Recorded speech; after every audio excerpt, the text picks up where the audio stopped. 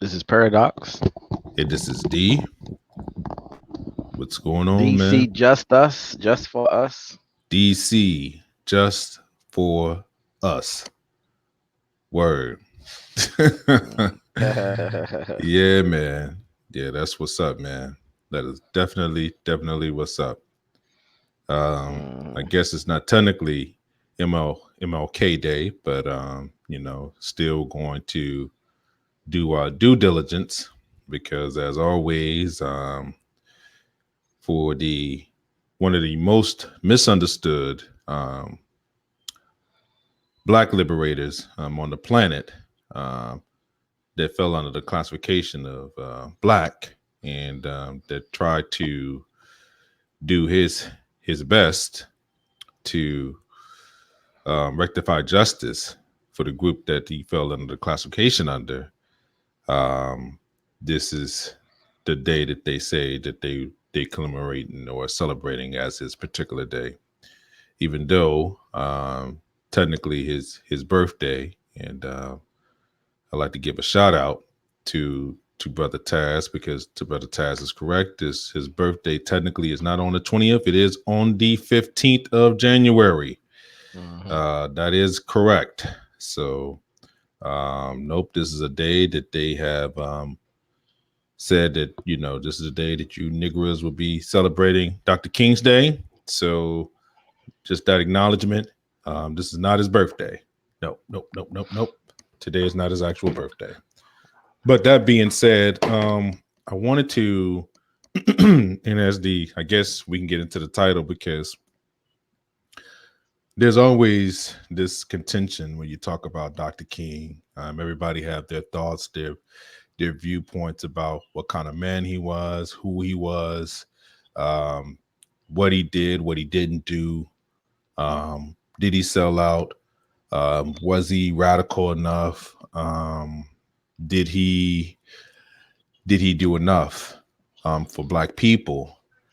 And I think that it's very interesting that as a so-called community, however you view it, Blackness has so many different machinations now. People have a different viewpoint. It's so scattered now than when he was speaking that at this point, um, whatever it is at this point, the vision, the continuation of his work, we have as a collective. I'm not talking about individuals. I'm not talking about people making money. I'm not talking about people being football players, entertainers, one-offs at Silicon Valley, people graduating from Ivy Leagues, people being integrated into different societies, sleeping with white people, sleeping with people that are mixed, whatever the case may be.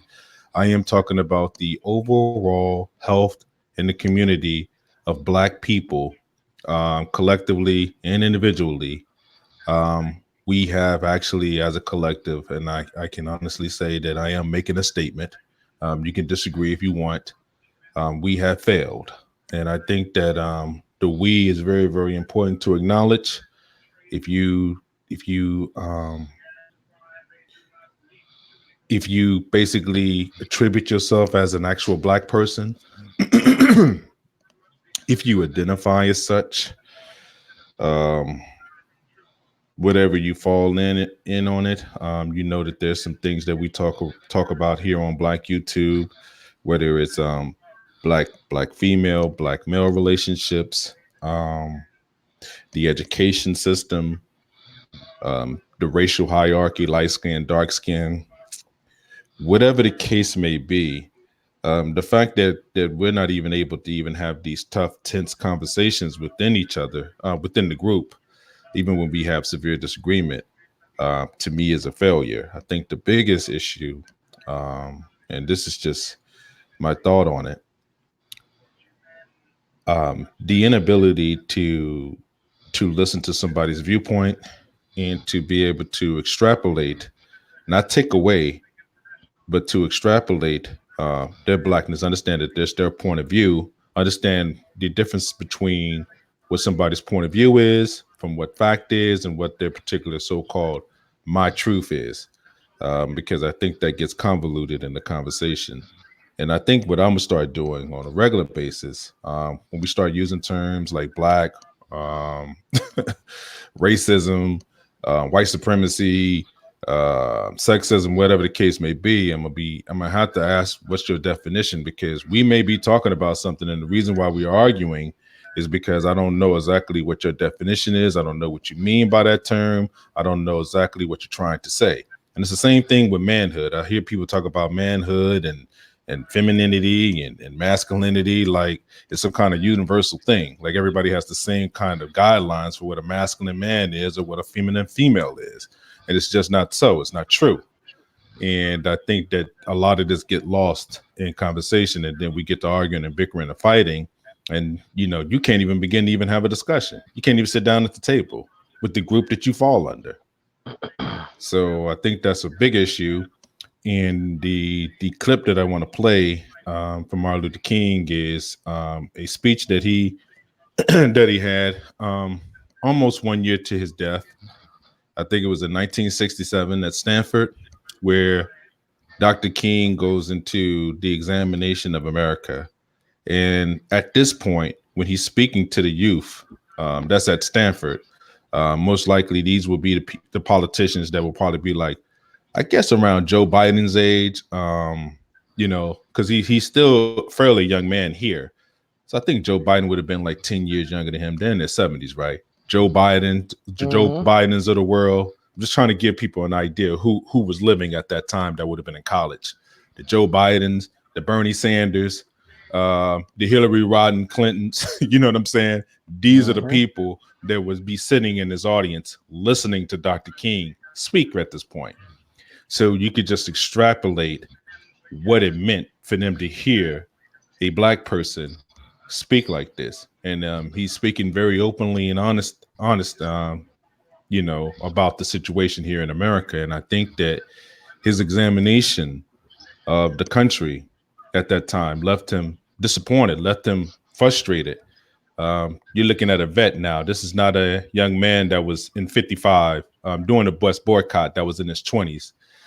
This is a man that's damn near 40, got 4 kids, married, you know what I'm saying, has a church, been on the grind, has spoken to two presidents, has seen Kennedy killed, has spoken to Lyndon Johnson. You see what I'm saying? He is a vet. He knows about the sickness of America. At this particular point, he's speaking as a person that has seen the lay of the land.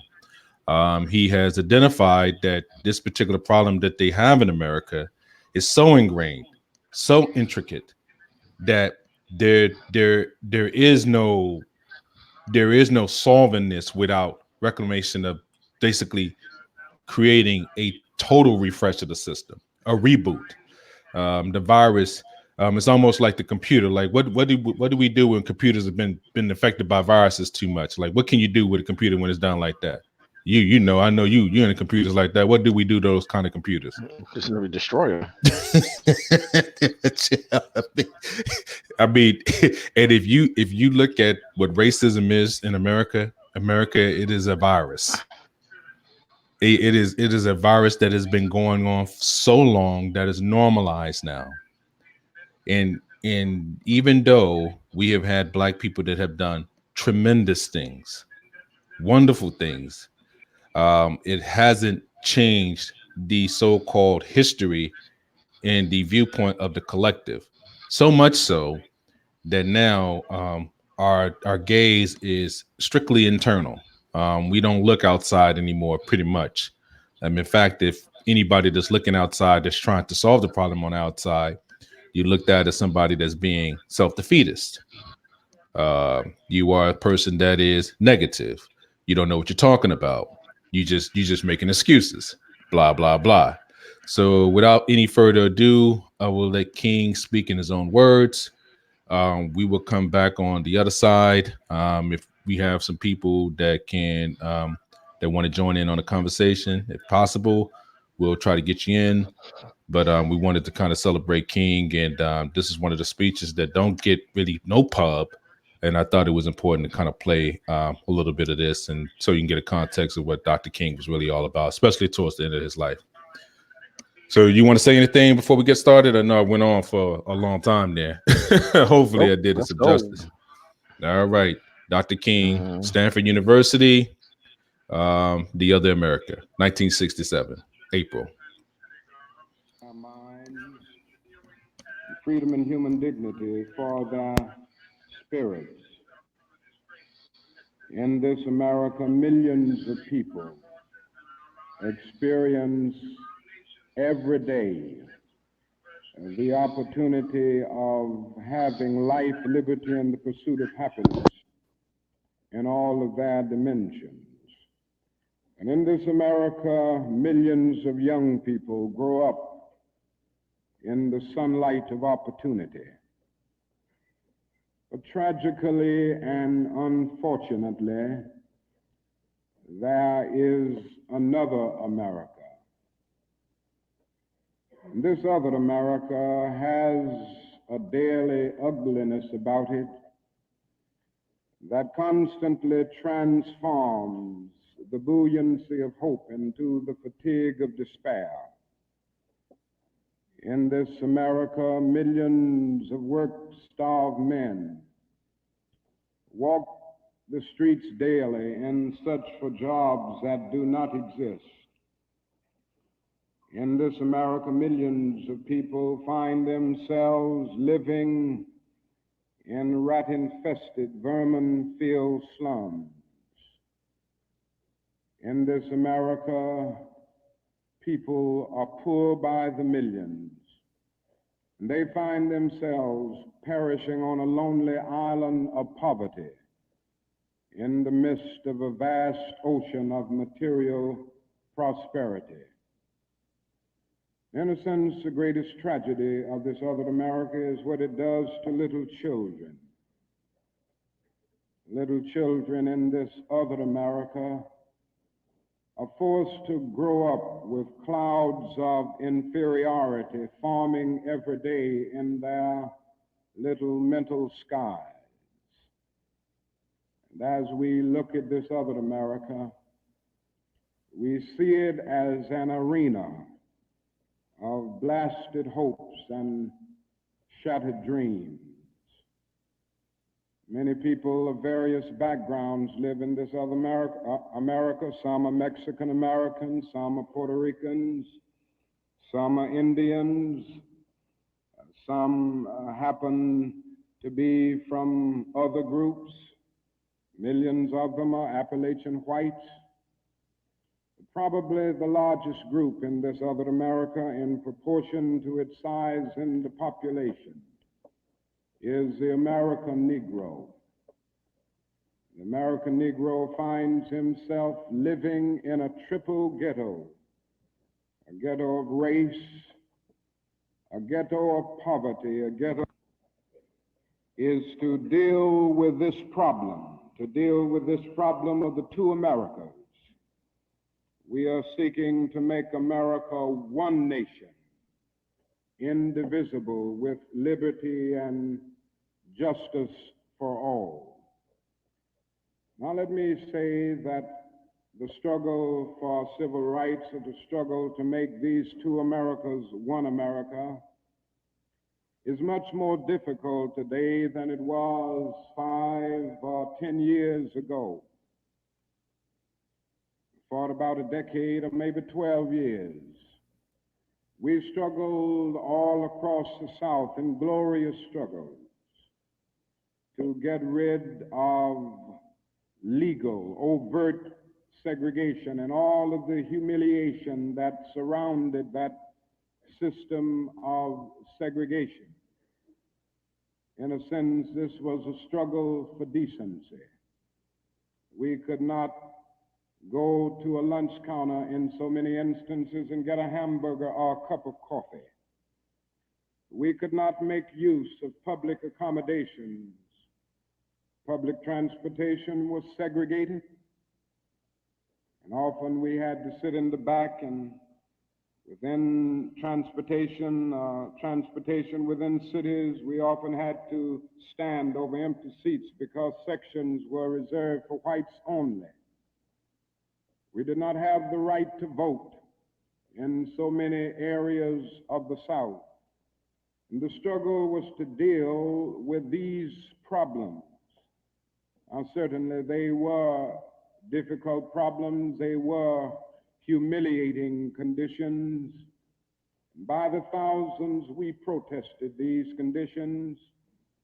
We made it clear that it was ultimately more honorable to accept jail cell experiences than to accept segregation and humiliation. By the thousands, students and adults decided to sit in at segregated lunch counters to protest conditions there. When they were sitting at those lunch counters, they were in reality standing up for the best in the American dream and seeking to take the whole nation back to those great wells of democracy which were dug deep by the founding fathers in the formulation of the Constitution and the Declaration of Independence. Many things were gained as a result of these years of struggle. In 1964, the Civil Rights Bill came into being after the Birmingham movement, which did a great deal to subpoena the conscience of a large segment of the nation to appear before the judgment seat of morality on the whole question of civil rights. After the Selma movement in 1965, we were able to get a voting rights bill. Now, all of these things represented strides, but we must see that the struggle today is much more difficult. It's more difficult today because we are struggling now for genuine equality. It's much easier to integrate a lunch counter than it is to guarantee a livable income and a good, solid job. It's much easier to guarantee the right to vote than it is to guarantee the right to live in sanitary, decent housing conditions.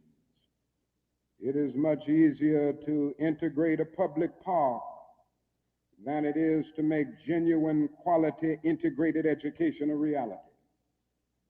And so today we are struggling for something which says we demand genuine equality. It's not merely a struggle against extremist behavior toward Negroes. And I'm convinced that many of the very people who supported us in the struggle in the South are not willing to go all the way now. I came to see this in a very difficult and painful way in Chicago over the last year where I've lived and worked. Some of the people who came quickly to march with us in Selma and Birmingham were active around Chicago. And I came to see that so many people who supported morally and even financially what we were doing in Birmingham and Selma were really outraged against the extremist behavior of Bull Connor and Jim Clark toward Negroes, rather than believing in genuine equality for Negroes. And I think this is what we've got to see now, and this is what makes the struggle much more difficult. And so as a result of all of this, we see many problems existing today that are growing more difficult. It's something that is often overlooked, but Negroes generally live in worse slums today than 20 or 25 years ago. In the North, schools are more segregated today than they were in 1954 when the Supreme Court's decision on desegregation was rendered. Economically, the Negro is worse off today than he was 15 and 20 years ago. And so the unemployment rate among whites at one time was about the same as the unemployment rate among Negroes. But today the unemployment rate among Negroes is twice that of whites. And the average income of the Negro is today 50% less than whites. And as we look at these problems, we see them growing and developing every day. We see the fact that the Negro economically is facing a depression in his everyday life that is more staggering than the depression of the 30s. The unemployment rate of the nation as a whole is about 4%. Statistics would say from the Labor Department that among Negroes it's about 8.4%. But these are the persons who are in the labor market, who still go to employment agencies to seek jobs, and so they can be calculated. The statistics can be gotten because they are still somehow in the labor market. But there are hundreds of thousands of Negroes who have given up. They've lost hope. They've come to feel that life is a long and desolate corridor for them with no exit sign. And so they no longer go to look for a job.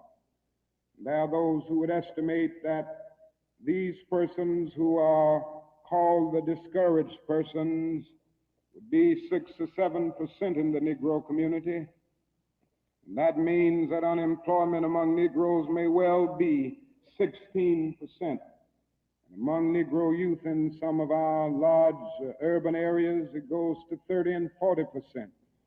And so you can see what I mean when I say that in the Negro community, that is a major, tragic, and staggering depression that we face in our everyday lives. Now, the other thing that we've got to come to see now that many of us didn't see too well during the last 10 years, that is that racism is still alive in American society and much more widespread than we realize. And we must see racism for what it is. It is a myth of the superior and the inferior race. It is the false and tragic notion that one particular group, one particular race is responsible for all of the progress, all of the insights, and the total flow of history. And the theory that another group or another race is totally depraved, innately impure, and innately inferior. In the final analysis, racism is evil because its ultimate logic is genocide. Hitler was a sick and tragic man who carried racism to its logical conclusion. And he ended up leading a nation to the point of killing about 6 million Jews. And this is the tragedy of racism because its ultimate logic is genocide. If one says that I am not good enough to live next door to him, if one says that I am not good enough to eat at a lunch counter, or to have a good, decent job, or to go to school with him merely because of my race, he is saying consciously or unconsciously that I do not deserve to exist. To use a philosophical analogy here, racism is not based on some empirical generalization. It is based rather on an ontological affirmation. It is not the assertion that certain people are behind culturally or otherwise because of environmental conditions.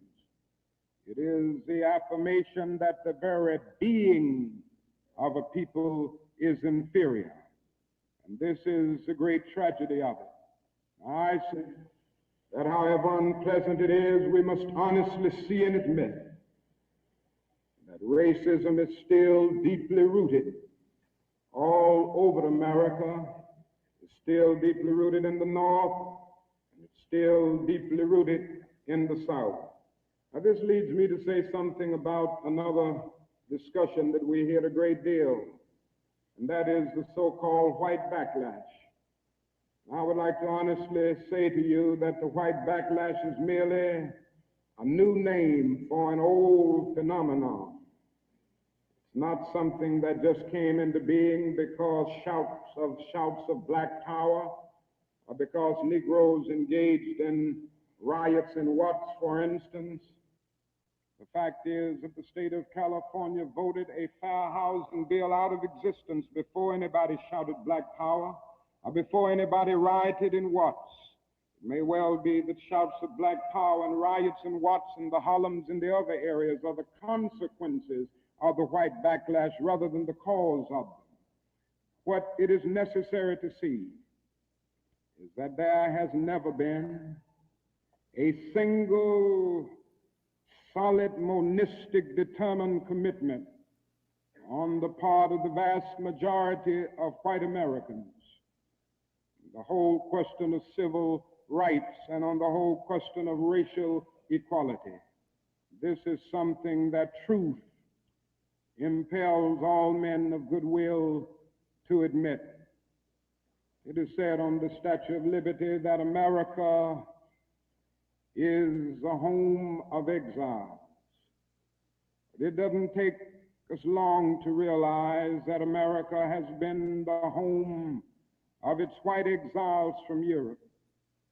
But it has not evinced the same kind of maternal care and concern for its black exiles from Africa.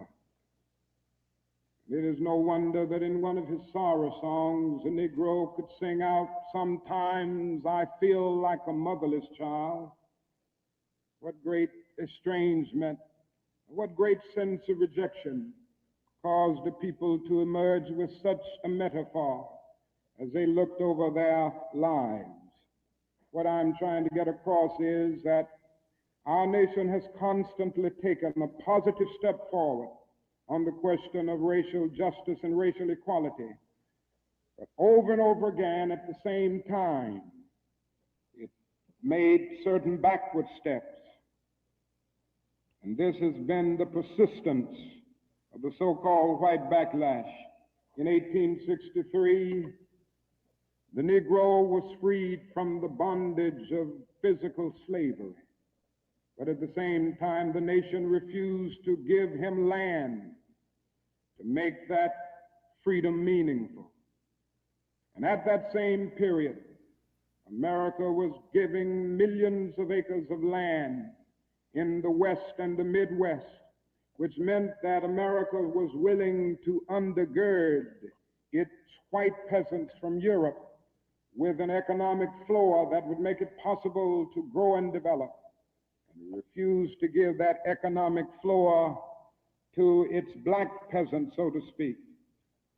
And this is why Frederick Douglass could say that emancipation for the Negro was freedom to hunger, freedom to the winds and rains of heaven, freedom without roofs to cover their heads.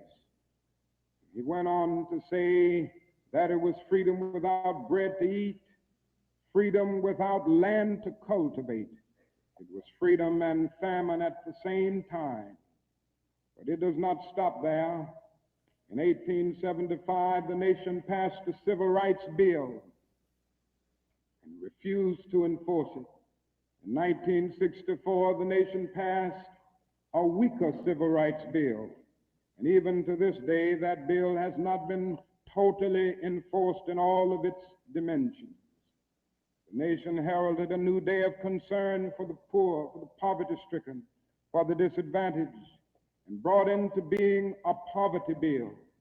But at the same time, it put such little money into the program that it was hardly and still remains hardly a good skirmish against poverty. White politicians in suburbs talk eloquently against open housing, and in the same breath contend that they are not racist. Now, all of this and all of these things tell us that America has been backlashing on the whole question of basic constitutional and God-given rights for Negroes and other disadvantaged groups for more than 300 years. So these conditions, persistence of widespread poverty, of slums, and of tragic conditions in schools and other areas of life, all of these things have brought about a great deal of despair and a great deal of desperation, a great deal of disappointment and even bitterness in the Negro communities. Today, all of our cities confront huge problems. All of our cities are potentially powder kegs as a result of the continued existence of these conditions. Many in moments of anger, many in moments of deep bitterness, engage in riots.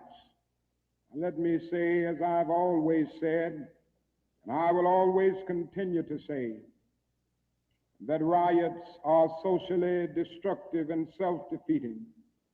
I'm still convinced that nonviolence is the most potent weapon available to oppress people in their struggle for freedom and justice. I feel that violence will only create more social problems than they will solve. That in a real sense it is impractical for the Negro to even think of mounting a violent revolution in the United States. So I will continue to condemn riots and continue to say to my brothers and sisters that this is not the way. Continue to affirm that there is another way. But at the same time, it is as necessary for me to be as vigorous in condemning the conditions which cause persons to feel that they must engage in riotous activities as it is for me to condemn riots. I think America must see that riots do not develop out of thin air. Certain conditions continue to exist in our society, which must be condemned as vigorously as we condemn riots. But in the final analysis, a riot is the language of the unheard. What is it that America has failed to hear? It has failed to hear that the plight of the Negro poor has worsened over the last few years. It has failed to hear that the promises of freedom and justice have not been met. And it has failed to hear that large segments of white society are more concerned about tranquility and the status quo than about justice, equality, and humanity. And so in a real sense, our nation's summers of riots are caused by our nation's winters of delay. And as long as America postpones justice, we stand in the position of having these recurrences of violence and riots over and over again. Social justice and progress are the absolute guarantors of riot prevention. Now let me go on to say that if we are to deal with all of the problems that I've talked about, if we are to bring America to the point that we have one nation, indivisible, with liberty and justice for all, there are certain things that we must do. The job ahead must be massive and positive. We must develop massive action programs all over the United States of America in order to deal with the problems that I have mentioned. Now, in order to develop these massive action programs, we've got to get rid of one or two false notions that continue to exist in our society. One is the notion that only time can solve the problem of racial injustice. I'm sure you've heard this idea. It is the notion almost that there is something in the very the very flow of time that will miraculously cure all evils. And I've heard this over and over again. There are those, and they're often sincere people, who say to Negroes and their allies in the white community that we should slow up and just be nice and patient and continue to pray, and in 100 or 200 years the problem will work itself out, because only time can solve the problem. I think that is an answer to that myth, and it is that time is neutral. It can be used either constructively or destructively. And I'm absolutely convinced that the forces of ill will in our nation, the extreme rightists in our nation, have often used time much more effectively than the forces of goodwill. And it may well be that we will have to repent in this generation, not merely for the vitriolic words of the bad people and the violent actions of the bad people, but for the appalling silence and indifference of the good people who sit around and say, wait on time. Somewhere we must come to see that social progress never rolls in on the wheels of inevitability.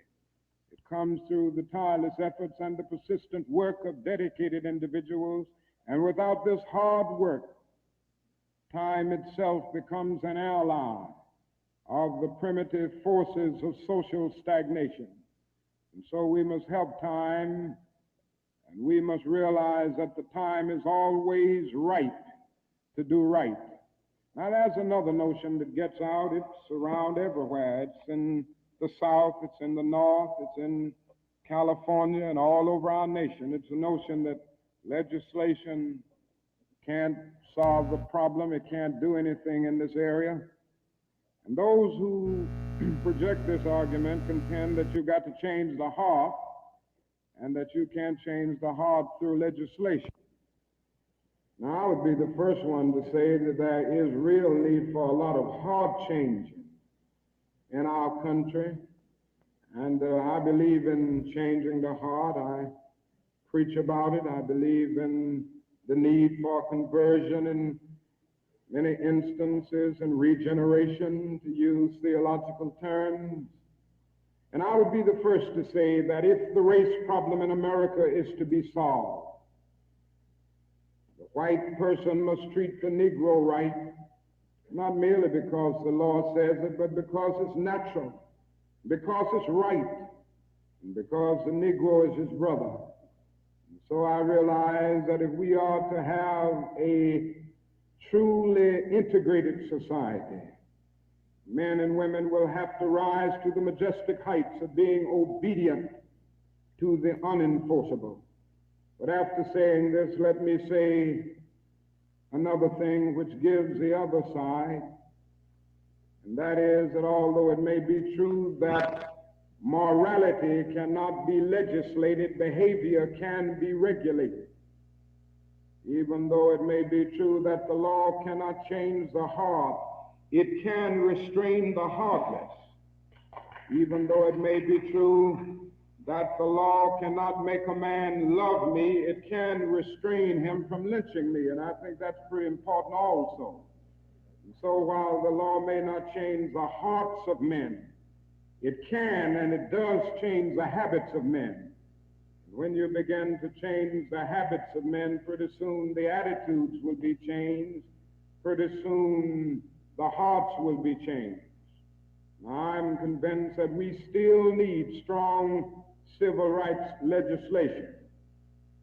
There's a bill before Congress right now to have a national federal open housing bill.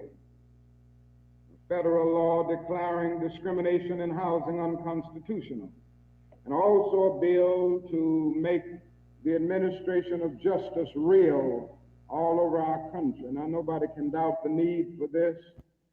Nobody can doubt the need if he thinks about the fact that since 1963, some 58 Negroes and white civil rights workers have been brutally murdered in the state of Mississippi alone. Not a single person has been convicted for these dastardly crimes. There have been some indictments, but no one has been convicted. So there is a need for the whole question of the administration of justice. There is a need for fair housing laws all over our country. And it is tragic indeed that Congress last year allowed this bill to die. And that bill died in Congress. A bit of democracy died, a bit of our commitment to justice died. And if it happens again in this session of Congress, a greater degree of our commitment to democratic principles will die. And I can see no more dangerous trend in our country than the constant developing of predominantly Negro central cities ringed by white suburbs. This is only inviting social disaster.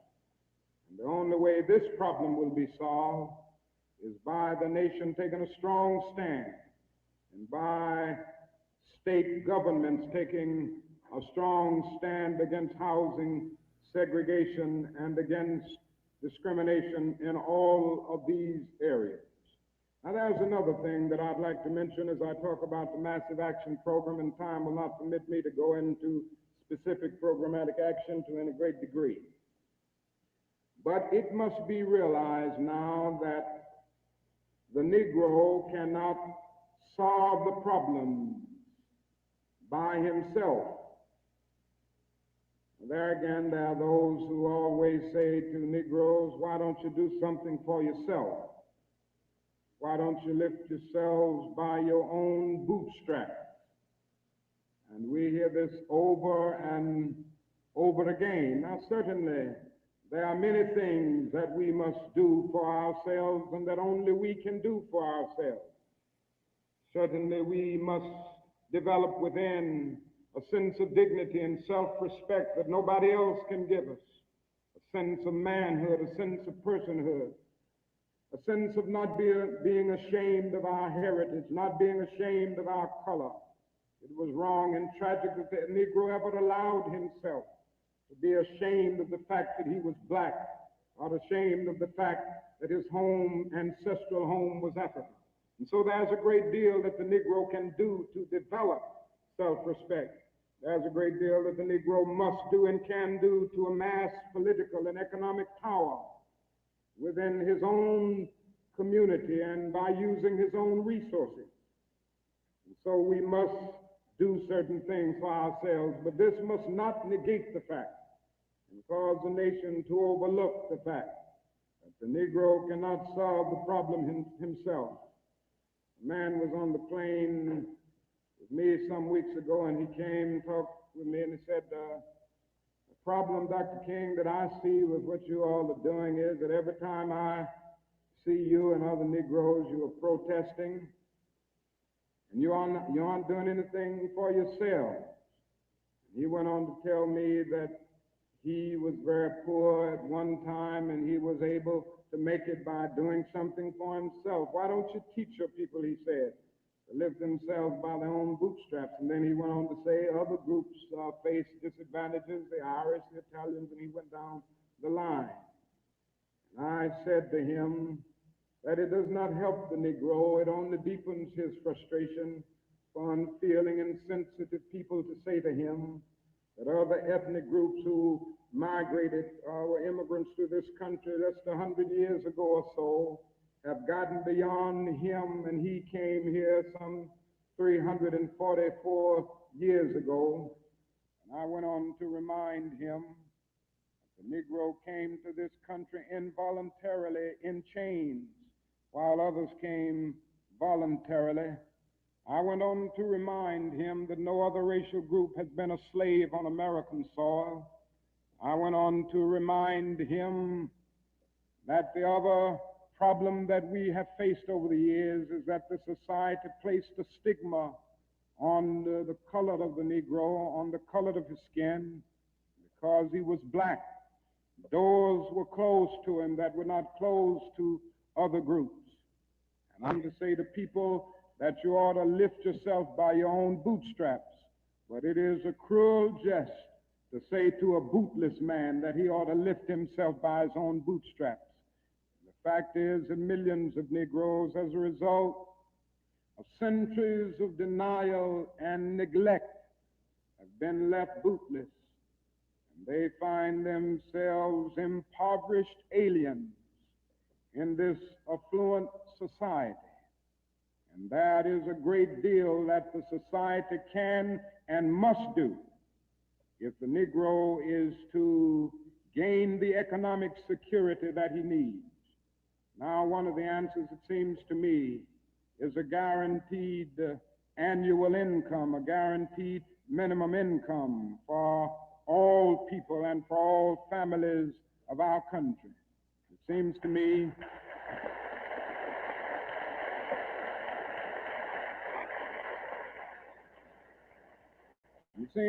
that the civil rights movement must now begin to organize for the guaranteed annual income, begin to organize people all over our country and mobilize forces so that we can bring to the attention of our nation this need and this something which I believe will go a long, long way toward dealing with the Negro's economic problem and the economic problem with many other poor people confronting our nation.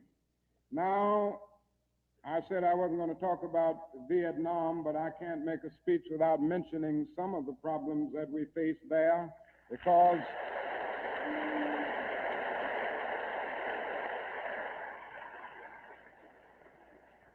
I think this war has diverted attention from civil rights. It has strengthened the forces of reaction in our country and has brought to the forefront the military-industrial complex that even President Eisenhower warned us against at one time.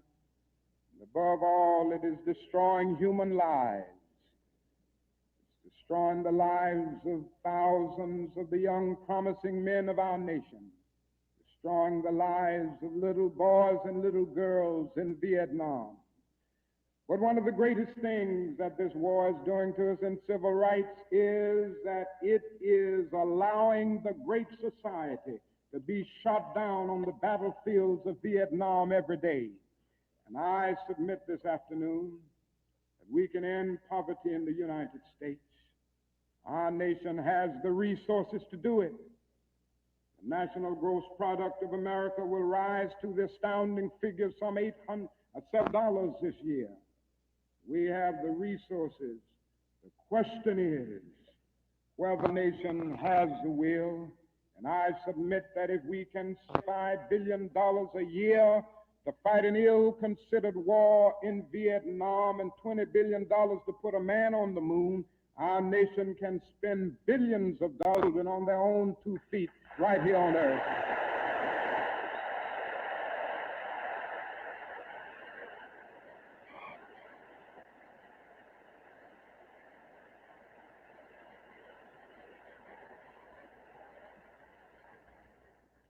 Let me say another thing that's more in the realm of the spirit, I guess. That is, if we are to go on in the days ahead and make true brotherhood a reality, it is necessary for us to realize more than ever before that the destinies of the Negro and the white man are tied together. Now, there's still a lot of people who don't realize this. The races still don't realize this. But it is a fact now that Negroes and whites are tied together. And we need each other. The Negro needs the white man to save him from his fear. The white man needs the Negro to save him from his guilt.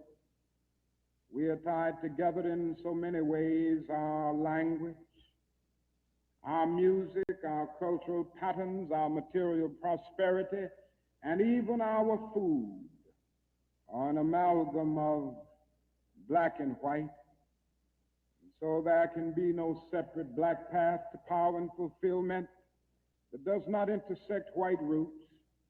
And there can be no separate white path to power and fulfillment short of social disaster does not recognize the need of sharing that power with black aspirations for freedom and justice. We must come to see now that integration is not merely a romantic or aesthetic something where you merely add color to a still predominantly white power structure. Integration must be seen also in political terms where there is shared power and where black men and white men share power together to build a new and a great nation. In a real sense, we're all caught in an inescapable network of mutuality, tied in a single garment of destiny. John Donne placed it years ago in graphic terms: no man is an island entire itself. Every man is a piece of the continent, a part of the main. He goes on toward the end to say, any man's death diminishes me because I'm involved in mankind.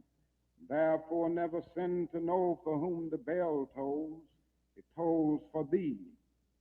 And so we all in the same situation. The salvation of the Negro will mean the salvation of the white man, and the destruction, the life, and of the ongoing progress of the Negro will be the destruction of the ongoing progress of the nation. Now let me say finally that we have difficult days ahead, but I haven't despaired. Somehow I maintain hope in spite of hope, and I've talked about the difficulties and how hard the problems will be as we tackle them. But I want to close by saying this afternoon that I still have faith in the future, and I still believe that these problems can be solved. And so I will not join anyone who will say that we still can't develop a coalition of conscience. I realize and understand the discontent and the agony and the disappointment and even the bitterness of those who feel that whites in America cannot be trusted.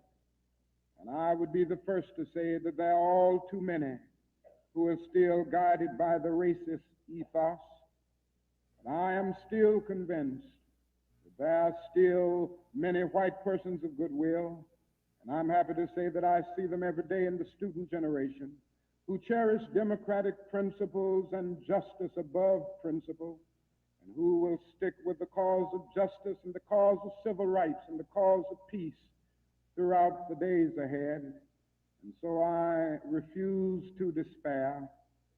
I think we're going to achieve our freedom, because however much America strays away from the ideals of justice, the goal of America is freedom.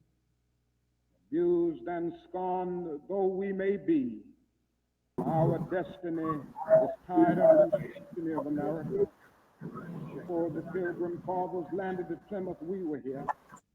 Before Jefferson etched across the pages of history the majestic words of the Declaration of Independence, we were here. For the beautiful words of the Star-Spangled Banner were written, we were here. For more than 2 centuries, our forebears labored here without work. They made cotton king. They built the homes of their masters in the midst of the most humiliating and oppressive conditions. Yet out of a bottomless vitality, they continue to grow and develop. I say that if the inexpressible cruelties of slavery couldn't stop us, the opposition that we now face, including all white supremacists, will surely fail. We're going to win our freedom, because both the sacred head of our nation and the eternal will of the Almighty God embodied in our echo and demand. So I can still say we shall overcome. We shall overcome because the arc of the moral universe is long, but it bends toward justice. We shall overcome because Carlyle is right. No lie can live forever. We shall overcome because William Cullen Bryant is right. Truth crushed earth will rise again. We shall overcome because James Russell Lowell is right. Truth forever on the scaffold, wrong forever on the throne. Yet that scaffold sways the future with faith, we will be able to hew out of the mounting of despair a stone of hope.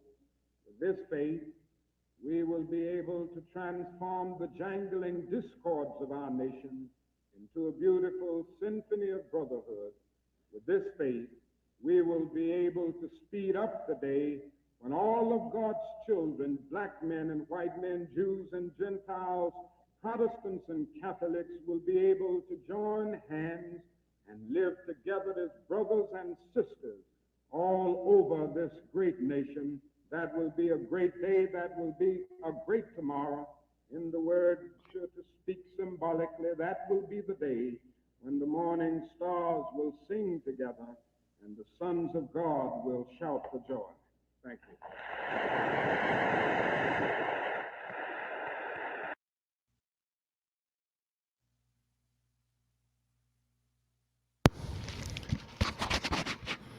Hello, hello. Can I be heard? Are you there?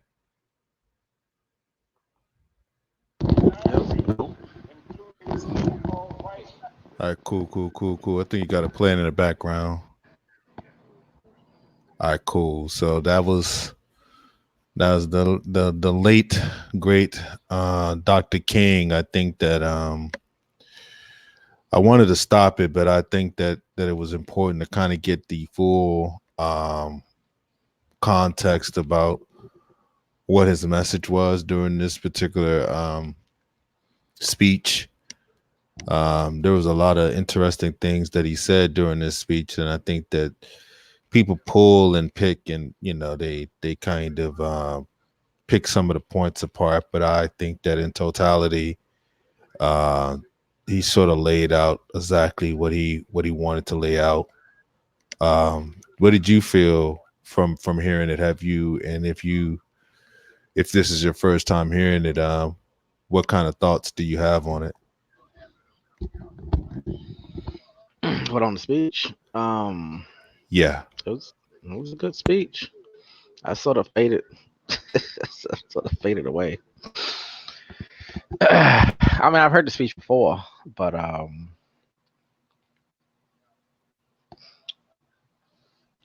don't even know where to start. To be honest with you, I mean, it's so much, um, it's so much in there, but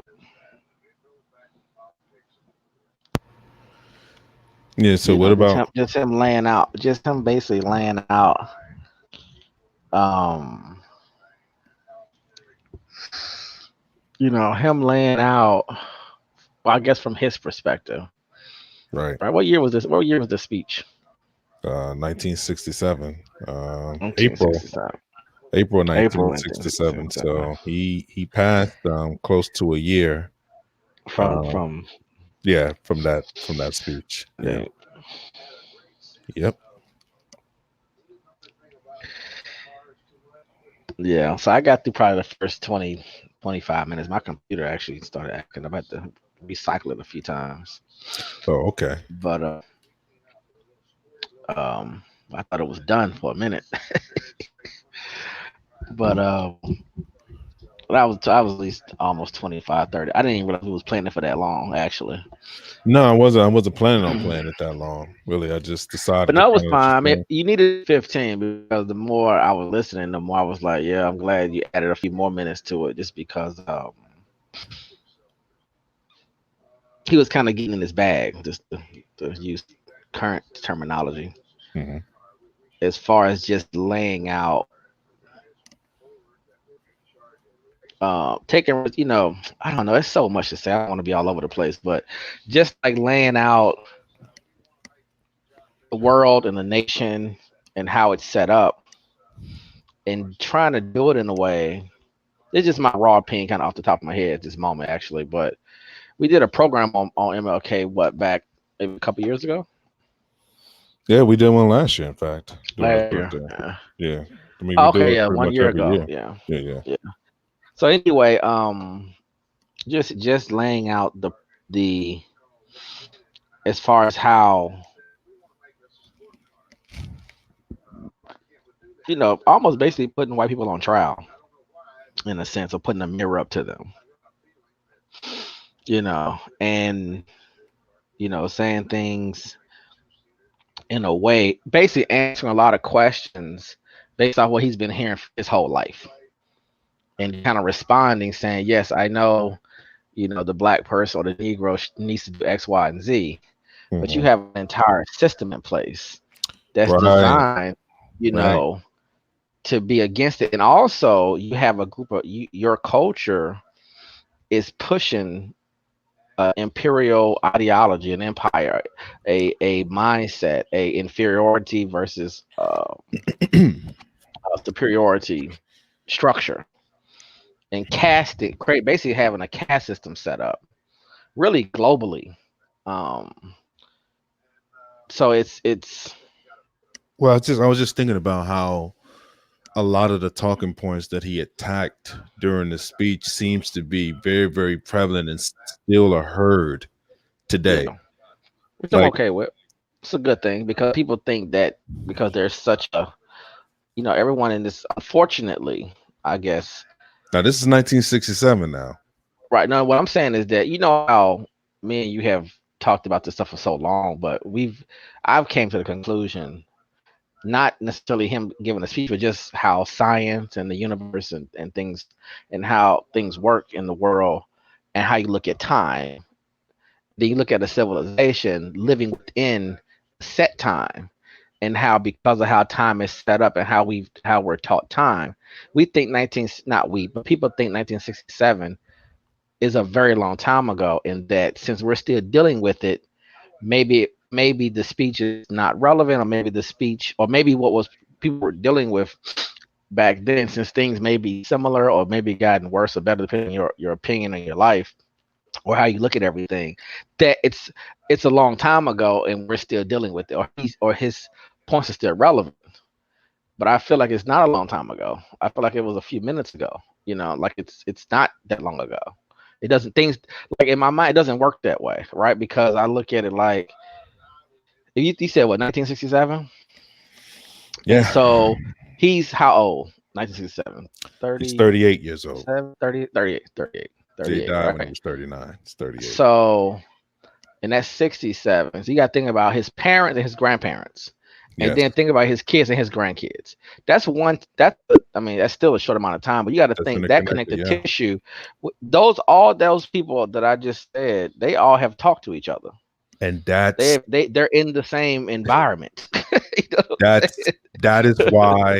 that is why this particular case in the people that are living today, especially people that's in Gen X, older millennials, the reason why you see the connective tissue, even when we get to saying, should we say the N word, um, who is black, who is not black, when you think about all the interconnected family dynamics, being raised a certain way, we're talking about our parents. So this is like our grandfather talking for people that are like in our age group. You see, he would be part of Exactly. he would be part of Exactly. that generation Yeah. that connects us to them.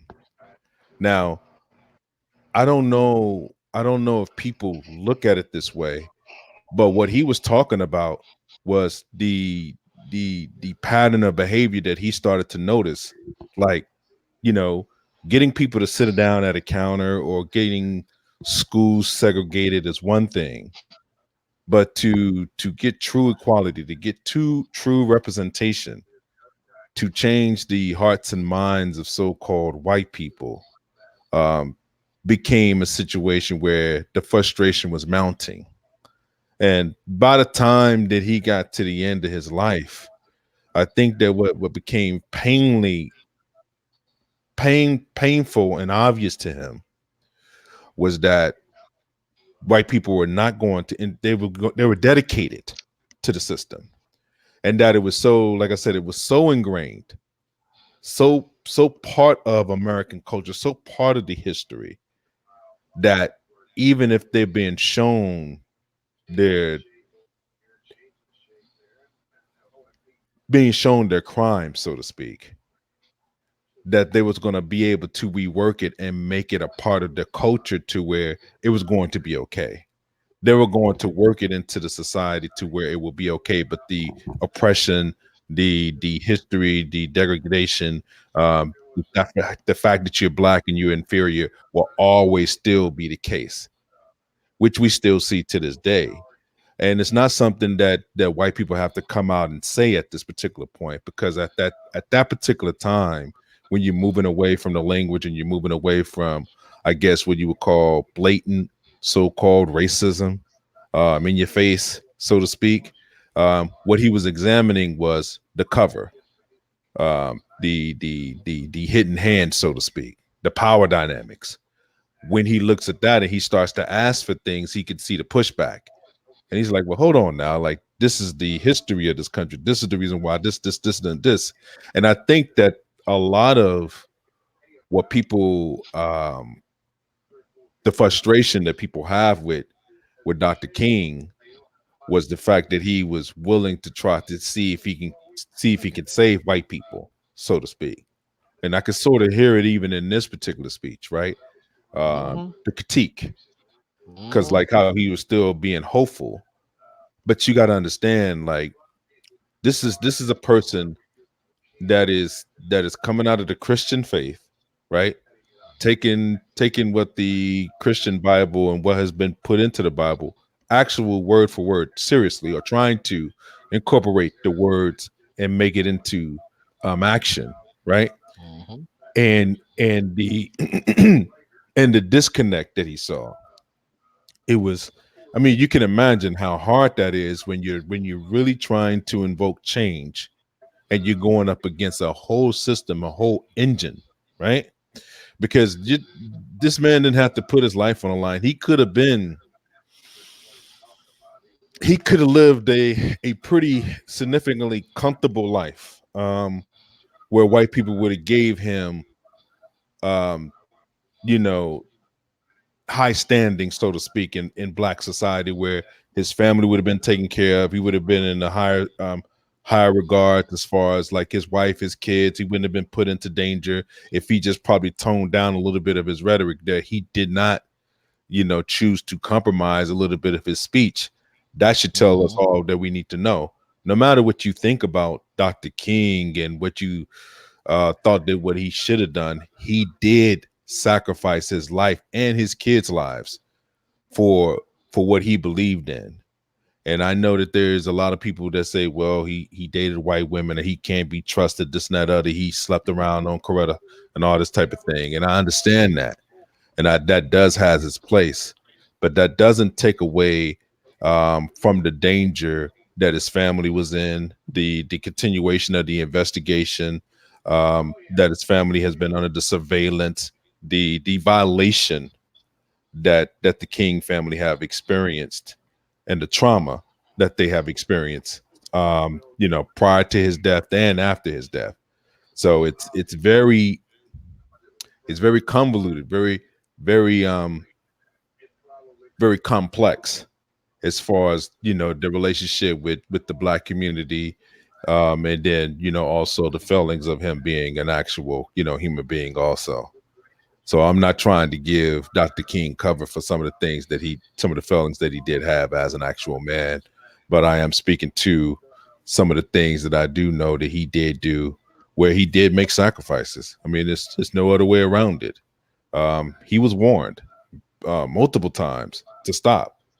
Stop speaking about Vietnam. Don't talk about wages. Don't try to bring. I mean, you're talking about a man that's talking about guaranteed income for everybody. In '67. I mean, that's damn near socialism. That's opposite of what America wanted to do, as far as capitalism is concerned, where everybody has a livable wage. That's what he said, right? Hmm. Yeah, Yep. everybody Yep. has a livable wage. Nobody Hmm. has to be poor here. If they're telling you that, they're lying, which is true. Um, Hmm. you know, I mean, he was saying things that was just too radical.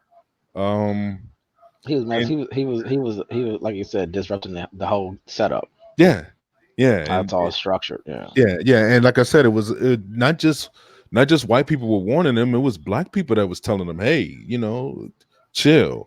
You know what I'm saying? You're gonna ruin it for even all of us. You don't have to push, so hard on this, or feel like you gotta uh stand on some kind of moral ground and speak to, America this way. That's why, like, when we played, I think the last time that we did the program, I think last year we played the Vietnam speech, and you could Mm-hmm. tell it was a lot of people that just hardly no clapping, wasn't no hooping and hollering, wasn't nobody.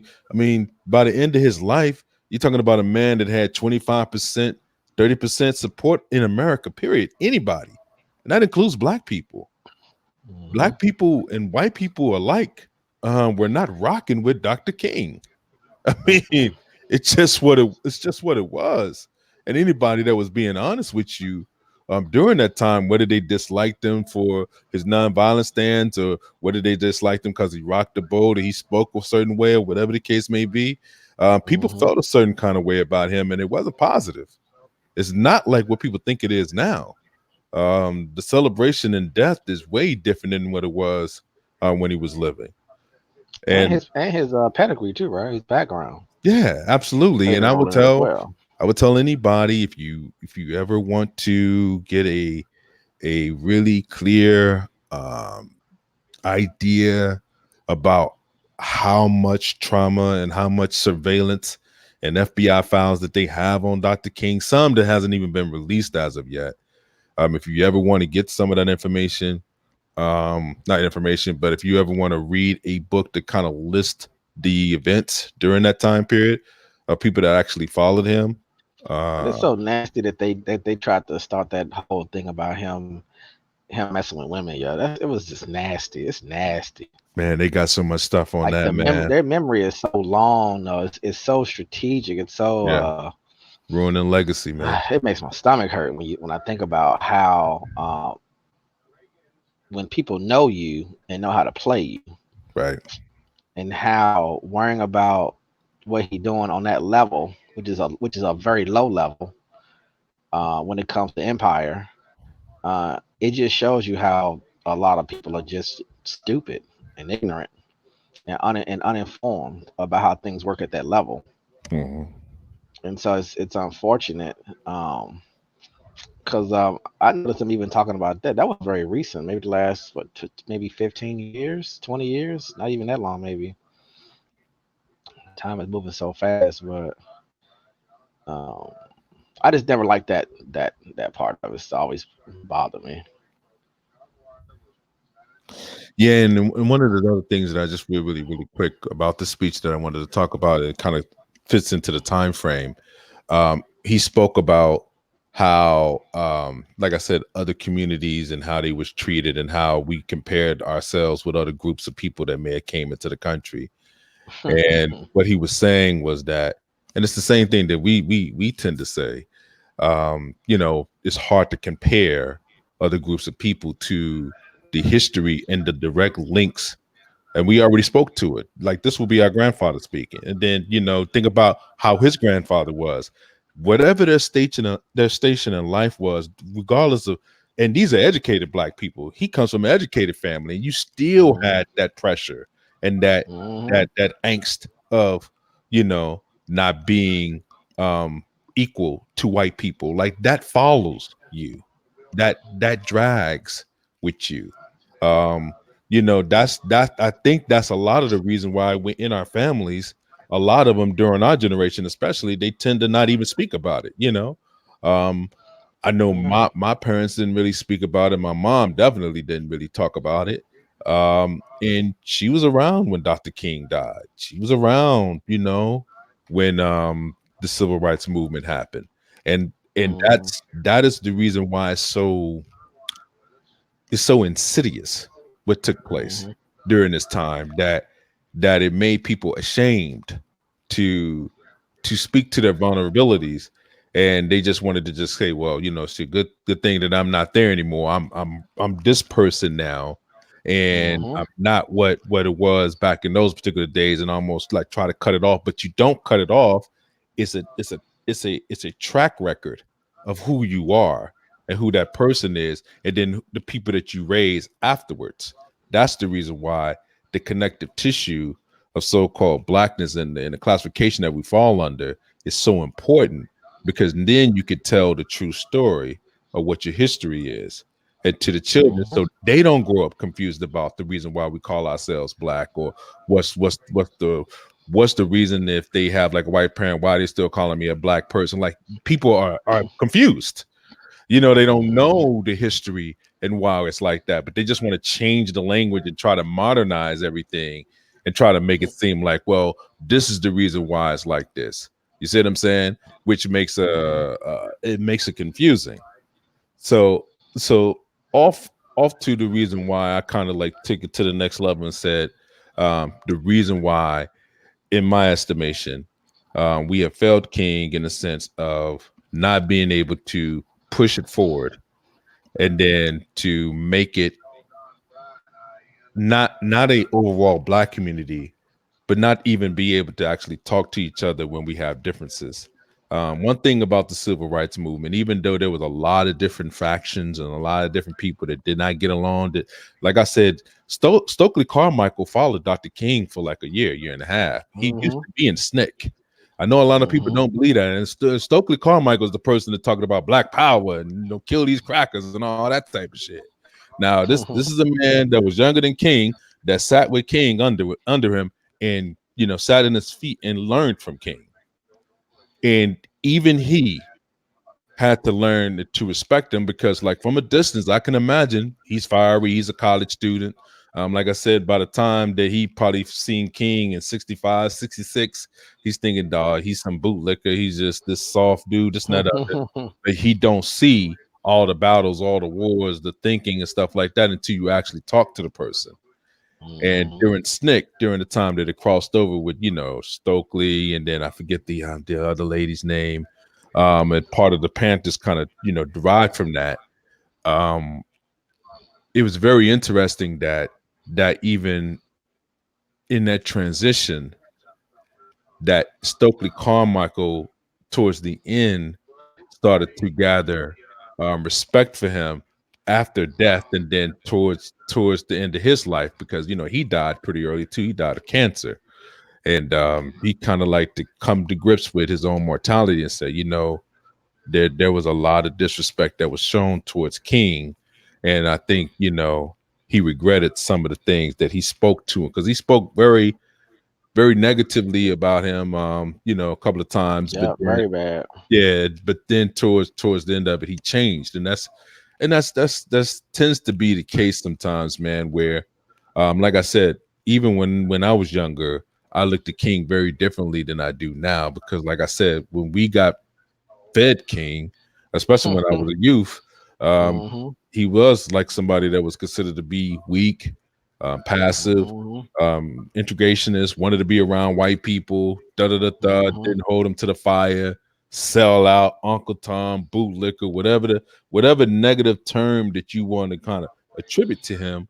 And then, like Malcolm X was, the righteous one, the revolutionary, the one that held it down. And the truth is that by the end of it, they were probably closer in thinking than they were in in in as living. When they was living, they probably pulled closer towards each other. Malcolm X softened, and then Martin became to the realization of what the situation was here in America and abroad. So I think that yeah, I think that does it justice, man. I think that if there was any confusion about um what Dr. King's message was, hopefully anybody that listened to that message that we just played, hopefully they can take away from it some positive tenets of it. Still have your disagreements, you can still, feel the way you want to feel, but just understand that, you're talking about somebody that made sacrifices, was aware of all the critiques, heard all the You, talking points and let, everything. So let me just add this one part though. What's kind of funny though is that just think of his age. Think of his age. Think of your age. Think about the right, things that you were doing, and then think about how you're getting the information. There is no information out here like that. You know what I'm saying? Like unless someone is really indoctrinating you in something, you're learning. Everybody's learning, in my opinion. right, When you look at their stories and what was written about them and what they said about themselves, you can just you can follow it. 20, 25, 30, 35, 40, just that age range, and then your upbringing. So you're growing up in the 30s and Hmm. the 40s in America. You know what I mean? Coming off of World War I and World War II, this country is going through so many transformations, and the massive import of immigrants, and they're probably what, second generation by then. Yeah, So as far as all the labor jobs, all the union stuff is all developing. It's a lot of things happening at one time, and at the that's same correct. time, you have so-called black people on some level grasping consciousness, right, and grabbing it in different formats. But when you think we are, well, at the time we're spread out, right? Yeah, we are. 1960s, right? So we're spread out. We're all over. We're in segregated cities and segregated, and there's certain um, systems that we're running through that's already in place that he's had that King specifically has to deal with, especially in the religious world. So I feel like if I don't want to say if you're mature, but you have to give space to really anybody, even now, people, even young people now. You have to give some space because it just unless someone says, "Oh, you went to that school, so you should know better." That don't exist. Maybe it does, No, but it I didn't go exists. to it. I didn't go to that school. Yeah, I know. On a small scale, some lucky kids grew Right. up in coming out, especially coming out of the 60s. Actually, if you got lucky enough to be in one of those schools, but in general, you went to the same, ridiculous school systems. You went to the same ridiculous churches, feeding the same information, right? After Malcolm and King, you're literally getting the same information they were getting in the 20s and 30s, in my opinion. Right. Depending on where you were, obviously, depending on where you were, because consciousness was growing, obviously, but I feel like a lot of people were still disconnected from a lot of that stuff, and a lot of black people, I think, was I don't know if they were scared or unsure of how to introduce black information, still trying to function in this country, knowing not what's so crazy, not even necessarily knowing like from education level, but knowing physically that they could be murdered at any time legally. Hmm. So you're living in tyranny and simultaneously pretending that that's not happening all at the same time. You're like, oh, yeah, we know, but we don't know. We hear you, but we don't hear. It's like you live in multiple consciousness all the time. So it's like, so you never really know who you're dealing with. So for him on that level to be able um to be able to process it, understand, and then adapt. Like you said, speeches are changing. He's realizing what type of savages these people really are. Right. He's understanding global politics more, Right. and you're seeing it shift. The problem with it, the narrative, I think, was already going at that point. The narrative is already running, and that narrative continues to run, and it adds to. And again, I'm gonna stop preaching at this point because it don't matter, but it adds to just the Malcolm versus Martin. It continues today. Hmm. I'm still hearing that stuff now. So Yeah, absolutely. unfortunately, No, um, absolutely. I mean, that's something that is still prevalent, still something that's running yeah, right now. And yeah, I mean, I understand it. I get it. I get the frustration with dealing with this problem, dealing with the issue, dealing with so-called niggas, so to speak. Um, even yeah. the fact that Think even about the the year fact, that we're born in, and what we knew, and what systems yeah, that we went through. yeah, yeah, and the fact that there seems to be no way out of trying to integrate into the system to try to make it a livable wage, and you're trying to to control other groups of people. Yeah, not on that, not on the scale. No, not on the scale. Yeah, but you know, some Locally, people, small batches, yes. Not on that grand scale. No. right? But I'm saying You know even the what's so? fact. Go ahead. They just made me think about healthcare, and when President Obama was trying to push it through, if you follow politics heavy, it was funny how you're gonna help out 25 million, 23 million people, so they won't be sick, and that's a problem because it's a system that's set up in place, Hmm. and so it's disrupting that process, even though it's gonna help living creatures, humans, it's gonna help suffering people regardless of how it, the details of it, right? Regardless of all the details of it and the issues and what worked and what didn't work, not the minutia, but just the idea of it. We have technology, we have we have mechanisms and systems in place that can help people be. You remember when Hurricane Katrina happened? Yep, I do. And do you remember when the doctors went down to Houston and other places to help people, and they realized that there were folks that they were coming in contact that haven't seen doctors in years, but was living with the heart attacks that they've had, Mhm. like living with all these different like Yeah, illnesses and diseases. Remember diabetes that? and all that. Yeah, But was living with it, like was just somehow functioning.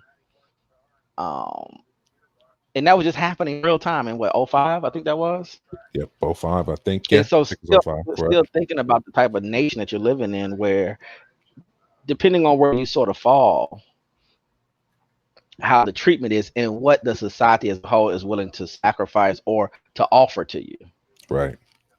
you know just tells you, because even when he was speaking about that, about the living wage stuff, and he talked about the whites in Appalachia, like he was just going through the whole Yeah, went through the whole gamut. oh, yeah. It's crazy.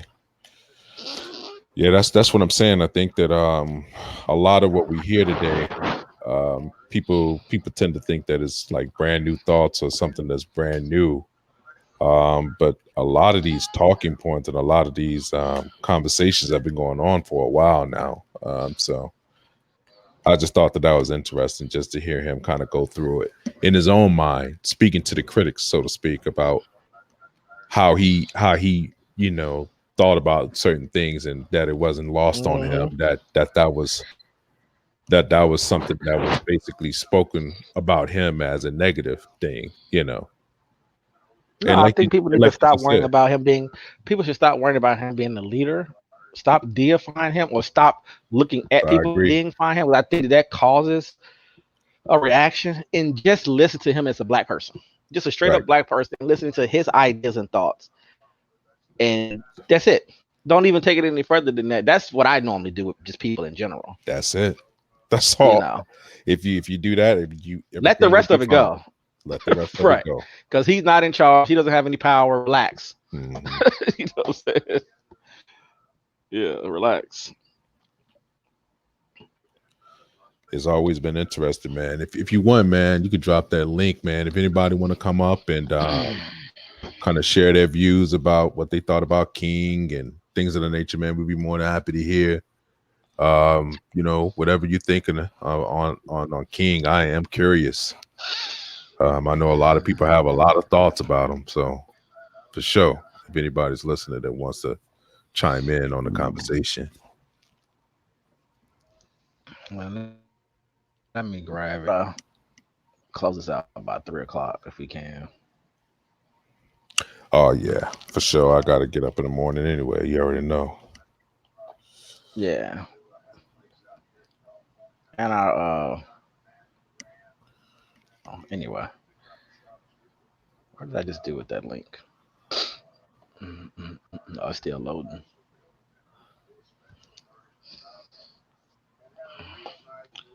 Yeah, my computer wants to run.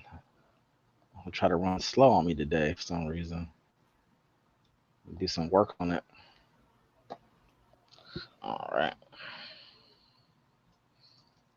Please join. Oops. Control.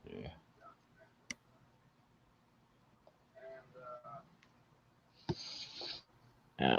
Yeah. I've added it in. Control. So it is dropped. Cool. Trying to see if I can. What is the? What are you looking for? I'm trying to look for. Do you want to play the other clip that we had, just in case, or no? Or Yeah, you go think ahead and it's play it real quick. Yeah, I wanted to package it up together because all right? it's only Cool. 2 minutes. It's only a 2 minute clip anyway, I think, or a 1 minute clip.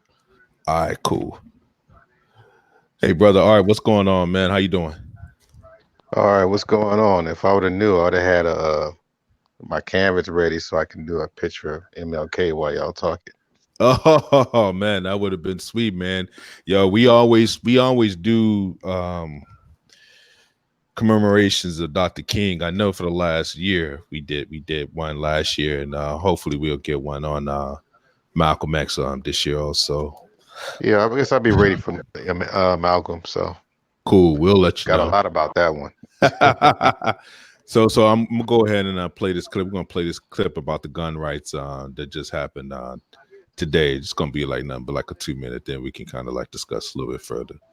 Just give Okay. me 1 second here.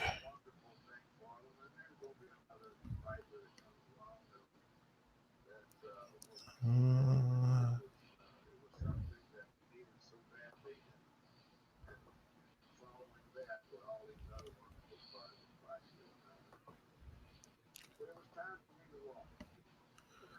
Hey, let me know when you see it, Paradox.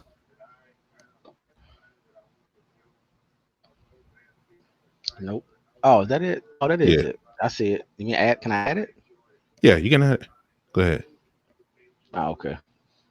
You ready? Yeah, I'm ready. All right, so it shouldn't be that long. It's just a 2 minute clip here. Rights supporters rallied outside of Virginia's capital. The tightened security came after more than a week of threats and violence after the governor declared a state of emergency. Jeff Gates reports tonight from Richmond. 22,000 gun rights supporters came out today, many armed to the teeth, some dressed in fatigues. Others had handguns on their hips. I carry it with me every day. And rifles draped across their chests. You see people that want to stand up and keep their guns because it's our right to do that, defend ourselves in a time of danger. Thomas Steele came here from West Virginia. I actually brought two guns, but I brought a smaller gun. I usually have an AK-47, but that's quite the scary rifle. But I decided to bring out the 22 because nobody's shooting nothing today. Governor Ralph Northam declared a state of emergency, which banned all weapons on Capitol building grounds and brought with it extremely tight security. On Capitol grounds, right in there beyond this fence, this is where the state of emergency is, where you can't bring any weapons. But just beyond the fence, a lot of guns. There are probably thousands of them out here, far outnumbering what law enforcement has. The extra security came following the arrest of 3 members of a white supremacist group threatening to come to the rally to cause a race war. But today's event ended peacefully. Gun control advocates had called for a counter protest out here today, but in the end, that was called off out of concerns that it could have led to confrontations. Maurice. Okay, Jeff Pegues in Richmond tonight. Thank you.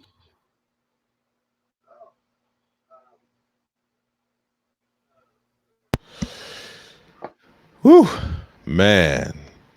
Talking about war ready. Yeah, they was deep. They was deep down in VA today. Yeah, down Guns in and Richmond. religion. Trying to hold on to what's left.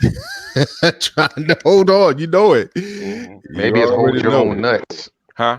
What? Maybe it's hold your own nuts.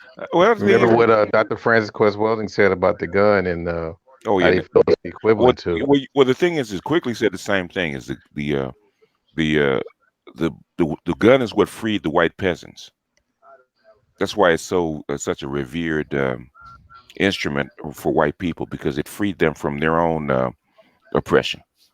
rites of passage almost. Then Well, that's yeah, why they took the kids what to go shooting. well, the thing is before if you read quickly, he actually says it before that. They had what they call expert weapons. You had to train. You got to train years and years and years to actually use it Right. properly. But the thing like the crossbow, um, and then the gun after that is what actually freed them because they become what they call anybody can actually pick it up and use it. So then you needed large groups of people to actually fight, large armies. So um, for them to actually rally such large armies, actually go fight invaders or whatnot, they had to cut the average peasant a deal. That's where real democracy came from. You need a large what they call citizen armies. Mm-hmm. Yeah, they was deep, man. Hmm. They was deep in Virginia. Oh yeah, I'm not surprised. They see what's happening. That's like a Make lot of sure y'all get y'all guns together. Go to the gun range this weekend. well, yeah. Well, in case it hits the fan, but what? Make sure you But get strapped up, cause I don't know where y'all live at. that's like I might get very few I'm about white. 2 hours from there. That's why I get very few white trolls on my channel because they know I know what time it is, so they leave me alone. Make sure They- you are gun ready. We Yes, got you. sir. Yes, sir. Yes, sir. What's up? What's up? What's up? Do y'all sleep, man? No, we do, man. You know, we are the night owls, man, of YouTube. You know, this is the outer rim. You know that. BGS. Okay. You know how I go. Okay. Hey, we're right next to the Vichy maze, huh? It's all a circle, man. It's all a circle over See, here. right next to the Caminos where the It's clones are the made. it's the Bermuda Triangle, man, of Black YouTube, man. you may find yourself in, and you don't know how you got in. You don't even know no way out. You know. You better look for George Clinton to point the way out, man. We have a bright Star light Child. above our table, Yeah, Star Child, and it's boy. dark around us.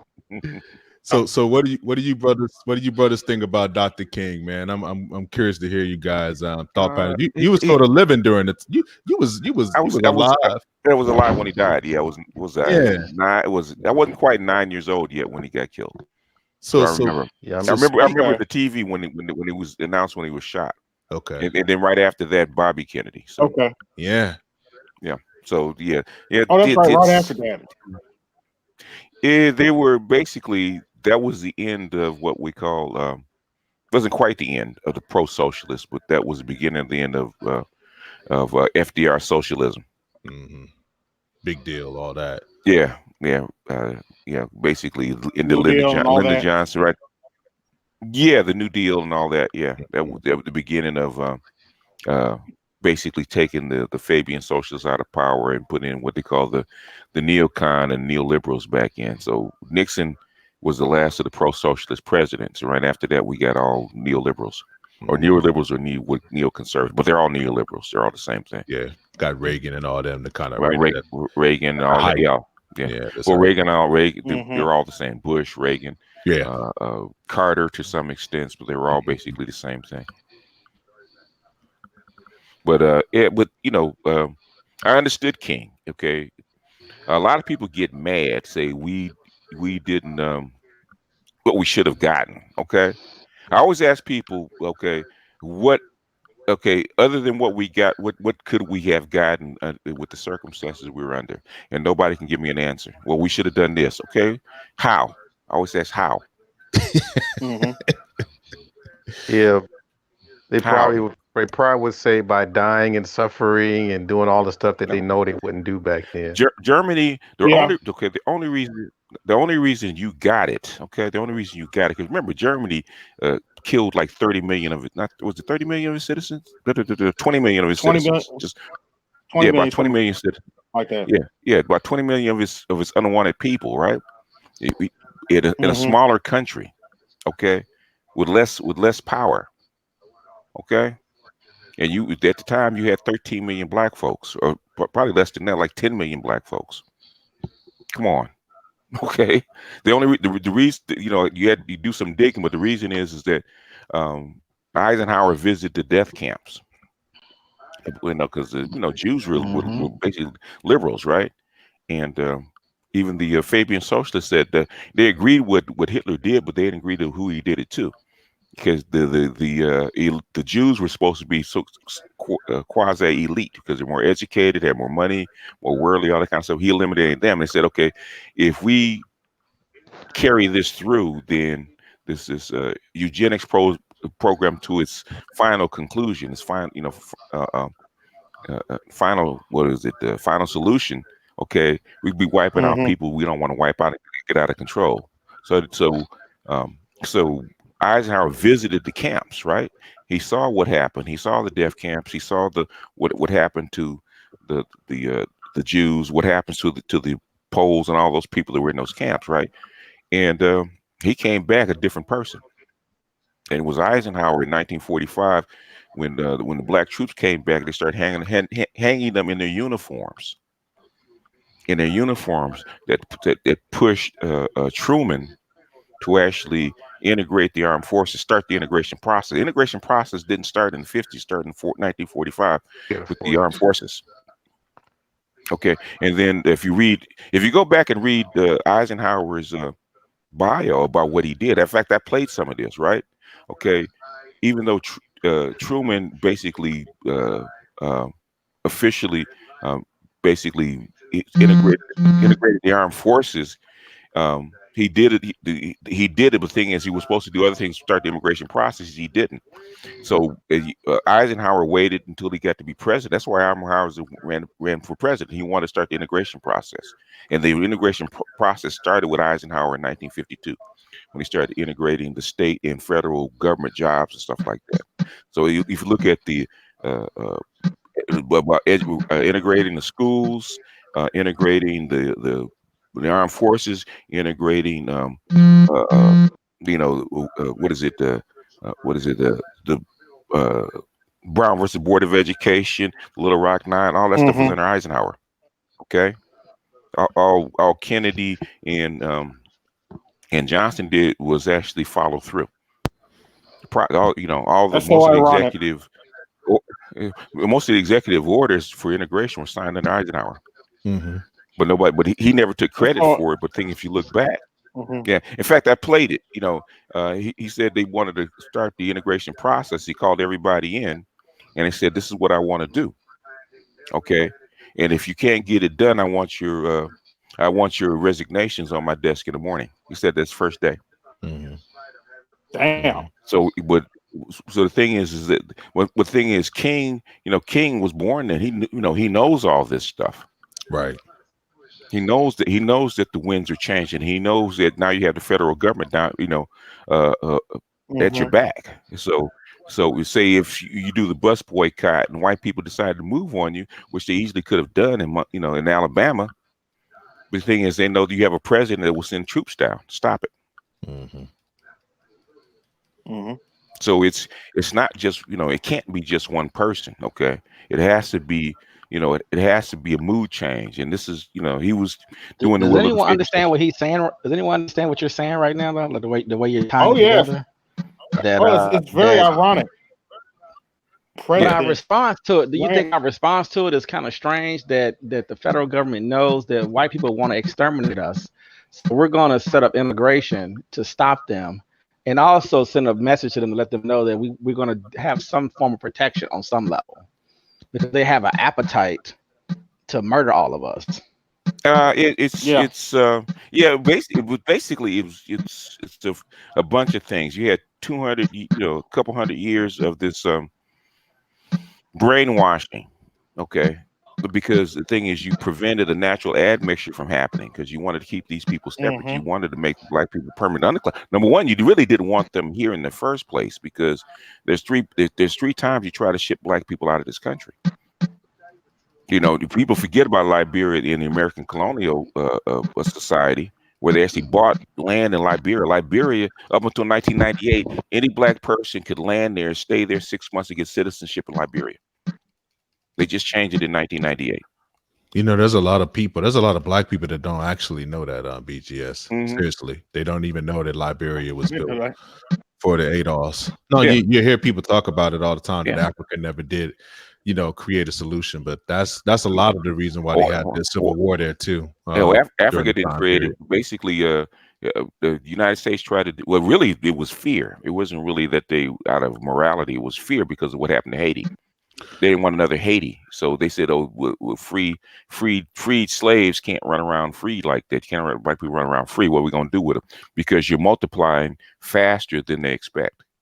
Well, we're talking about an American society that wanted to create a multicultural society because a lot of the white people that came here, they wasn't white at first. They was either French, German, Scottish, or whatever the case may be. But but once they got here, they turned into being white. So they integrated into being American more so than anything else. They had to earn their whiteness though. The Right, biggest, but I'm saying that's the difference. But to what BGS is saying, Is that by killing black people, lynching, hangings, no, all those good things? lynching and killing was okay. Lynching and Was killing. that the rite of passage? No, it wasn't a rite of passage. Lynching and killing was control. Okay, because I mean, you have to tie all this stuff together, and the thing is that they knew we could. or they knew that you bred fast, and that you had to be controlled. The thing is that they wanted to ship you out. Jefferson wanted to ship you out. A whole bunch of people want to ship you out. Even Lincoln, after he freed you, tried to ship black people out. There was two things that happened. Number one, black folks didn't want to go. They resisted going because they didn't want to, they didn't want to go someplace the number they weren't socialized to be in. And number two, there was no infrastructure there, so for them to survive. And the second thing is that if you have a growing industrial north that needs raw materials, where do you get it from? Right. You just freed your labor force. So how do you get them back doing the same jobs? In other words, well, you were fired, you were let go. Okay, so now, but the thing is, guess what we need? We need you back on the same job that you were doing.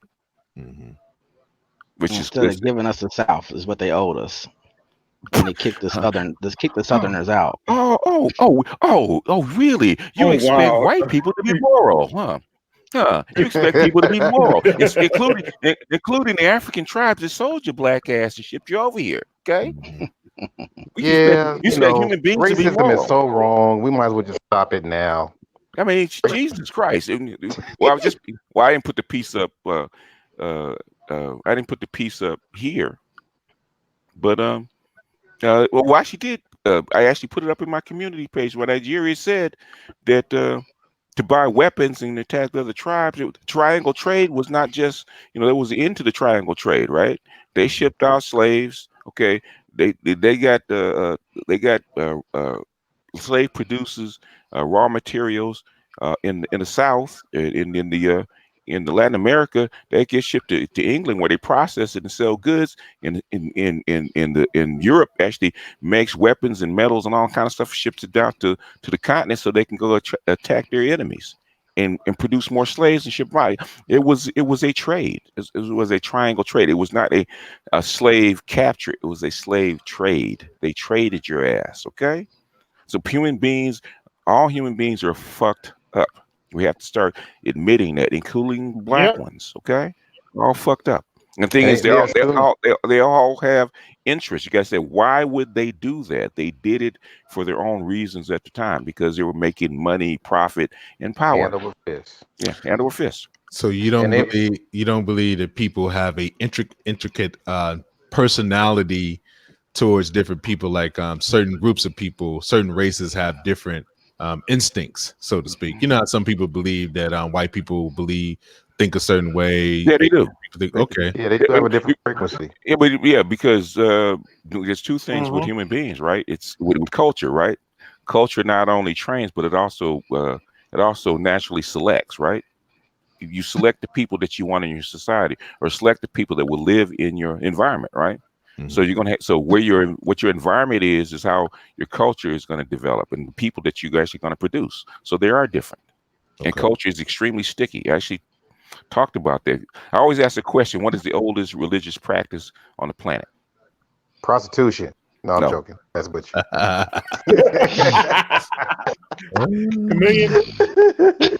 you. Y'all like, That's fine. What's the oldest religious practice on the planet? And it's still Communion. around. And we do it. Communion. Yeah, the Sun yeah, Eucharist. worship. that's true. The Eucharist is like 250,000 years old. We still do it. Hmm. That's culture is very sticky. So the thing is that I learned this from reading William Durant's books about Caesar and Christ. That straight history is no good unless you mix economics and culture right along with it, because there's reasons that people do stuff. It's not what they do; it's why they do it. Why they do it? Yeah, Mm-hmm. We're I still agree. doing it. We're still doing the same thing today. Um, it's not what they do; it's why they do it. Look at just the reparations move for Black people that just failed. Okay, You think it actually failed, BJS? Do you it's think that it was it's done in the it's wrong? it's freaking toast, man. I hope Black folks wouldn't do it. Black folks, the thing is, it's amazing that civil rights works, because I'm surprised Black folks didn't do the same thing they did with reparations. Right. Splinter off Mm-hmm. and weaken it, and if I think if white folks really wasn't behind assimilation or integration, this would have failed too. Hmm. Okay. You had so many splinter groups. I want to do this. I want to do that. I want to do this. I want to do that. Yeah, we Okay. talked about that. Yeah, so It, many different Actually, I ideals was. about how to solve a problem. mhm. And the thing is, you can't get behind one. You can't get behind one that's actually going to go someplace. Right. That's right. So I Actually, always ask people about that that was. hate. Go ahead. And what King actually told you Yeah. what he did and why he did it that way, because Gandhi Mm-hmm. had just done the same thing just before. He Right. copied him. Yeah. Hmm. Actually, going to talk about that. Dr. King's part of the Black Church, and considering the internet, he did pretty. I thought he did pretty well for what he Hmm. for what he was working with. Because I could tell you all the turncoats against Hmm. him. Even then, he did. Yeah. He did phenomenal. Well, Hmm. Dr. King, if you the only movie I liked by Ava DuVernay was Selma, because she had it right.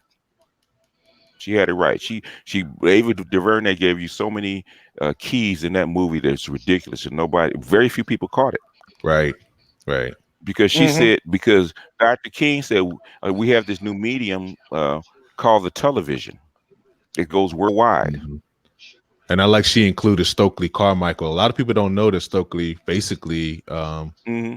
followed King for a whole year before he actually broke off from Hmm. him, during the Black Power movement. The But that's, snake, right? yeah, Besnick, yeah, that was something that doesn't really get talked about a lot. People don't really even know that. Yeah. But So you're right, she did get a lot of the history right. A yeah, lot of it did. Yeah, she did get a lot. That was very yeah, accurate. because I was listening to somebody earlier talking about there's gay people in civil rights, and there was guys that supported civil rights that had money, but they had white women. I said, so what? Yeah, they're talking about Rustin, So Raynard Rustin. Yeah, But so what? James Yeah, Baldwin. So James what? Baldwin too. Anybody that has parents that lived under Jim Crow, especially, and know the mm-hmm. violence and stuff that you had to go through. I mean, basically, that's what Black people really wanted. You wanted at least the ability not to get murdered in your own town at willy nilly. At least have some kind of legal Mm-hmm. pushback. Well, you know why BGS, cause Why? niggas, man. Cause niggas, man. Yeah, That's how we are. that's Well, That's how we are, man. yeah, Sorry, brother Art. I didn't You mean. you done I know how you feel. that's done drilled us down to just that, huh? the only person. I mean, most Yeah, people I push back on. jeez. The only person I will not push back on, even though sometimes I disagree with, is Claude Anderson, because he's my elder. He's my he's my master teacher. He says it. I might disagree, but Dr. Claude, you know what? I'm gonna let you I'm have that. gonna let you have it. I'm gonna be quiet, because you Right. know what? Because you're the elder and I, you're the master. I'm not gonna say nothing. Okay. So Claude can say anything he wants. He'd be 2 foot wrong. I'm not gonna say nothing because he's Claude, right? He's yeah, Dr. that's how Anderson. we feel. That's how we feel mm-hmm. about Mr. Fuller and Dr. Yeah. Wells. Oh yeah, man. On this Neely program. Yeah. Fully is funny as hell when you meet him in person, though. Oh, he's hilarious. He's hilarious. Cool, real cool, He's real laid cool. back, everything. Yeah, Yeah, he's real cool. Yeah, absolutely. he's hilarious.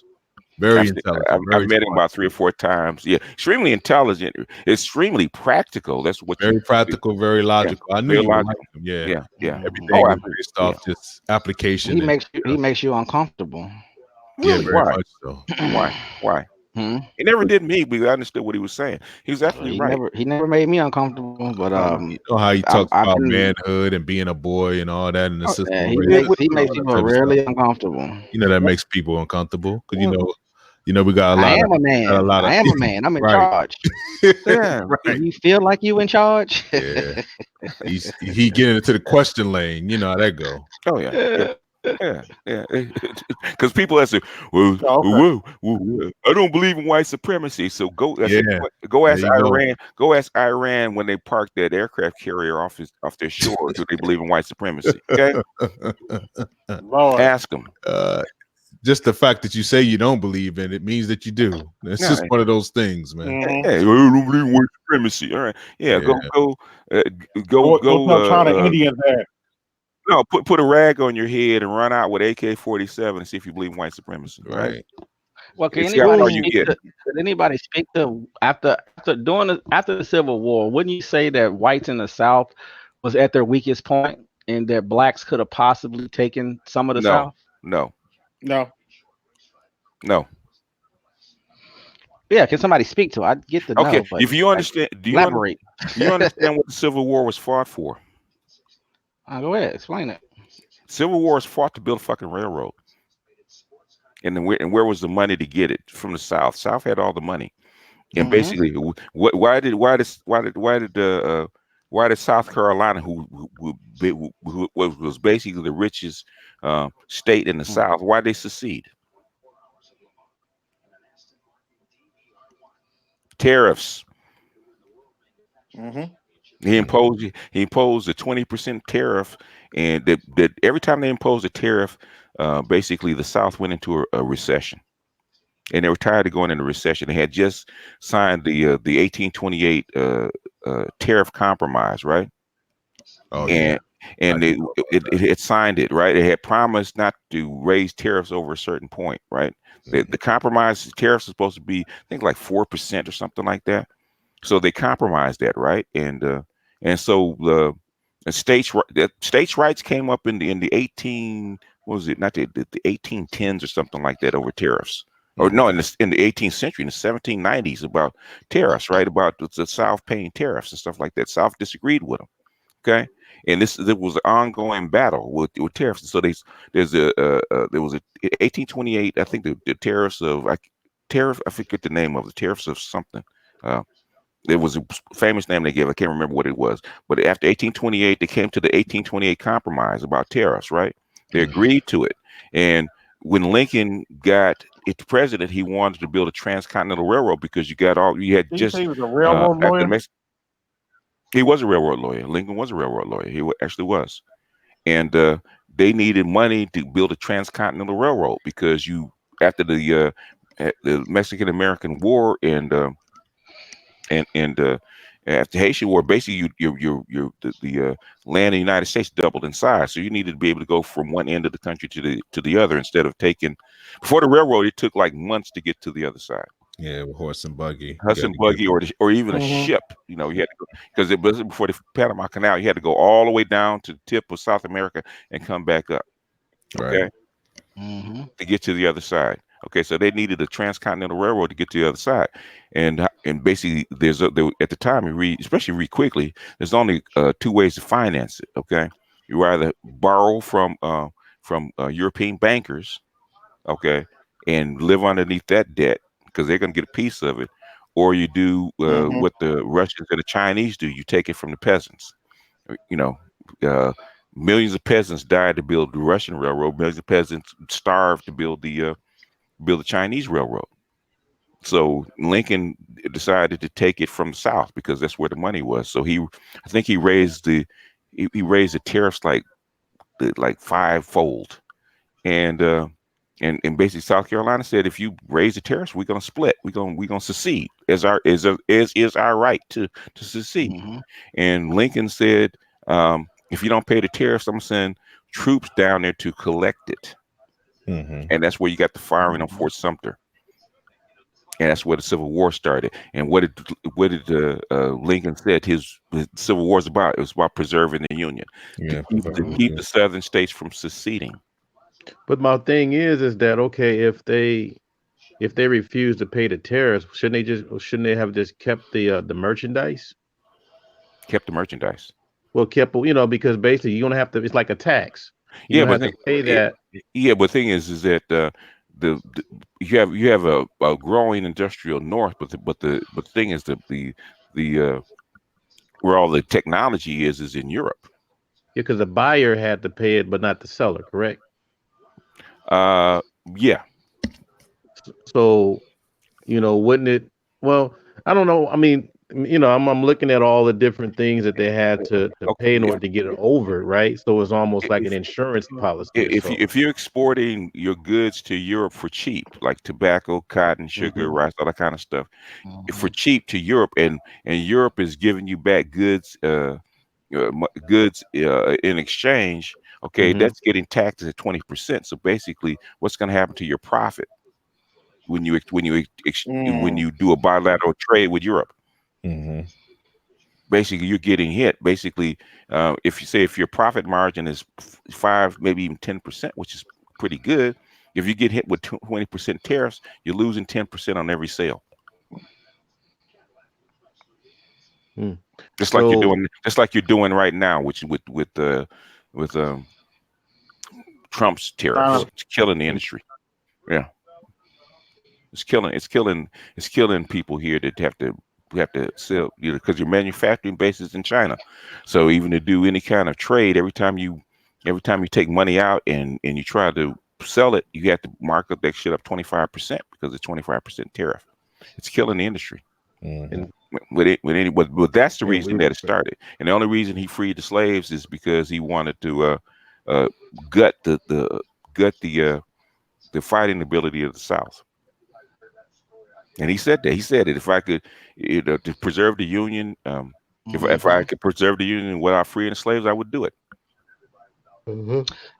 I just wonder what were we thinking once the war had ended and we're just sitting there, Do you know? you? It basically, you're not thinking anything. You've been freed. What do you But do? you've been trained to fight. You're a warrior. You have some people who fought in the war who was you got trained to to keep in fight. mind you were You had educators. You had. Mhm. you got to keep in mind you There's were not enough of you. Everybody wanted programmed. to go. Go ahead. Yeah, Yeah, you can, but there's not enough of you. you were hmm But a lot of people wanted to go north. They thought that all opportunities were up north, Hmm. and they got a little surprise there too. Yeah, because the black folks were the Mexicans of the time. Yeah, Yeah. they got treated like crap over there. And either right, you were reliable. That's why come most white states didn't want black people there, because they didn't want them the competing labor class. Chinese went through the same thing.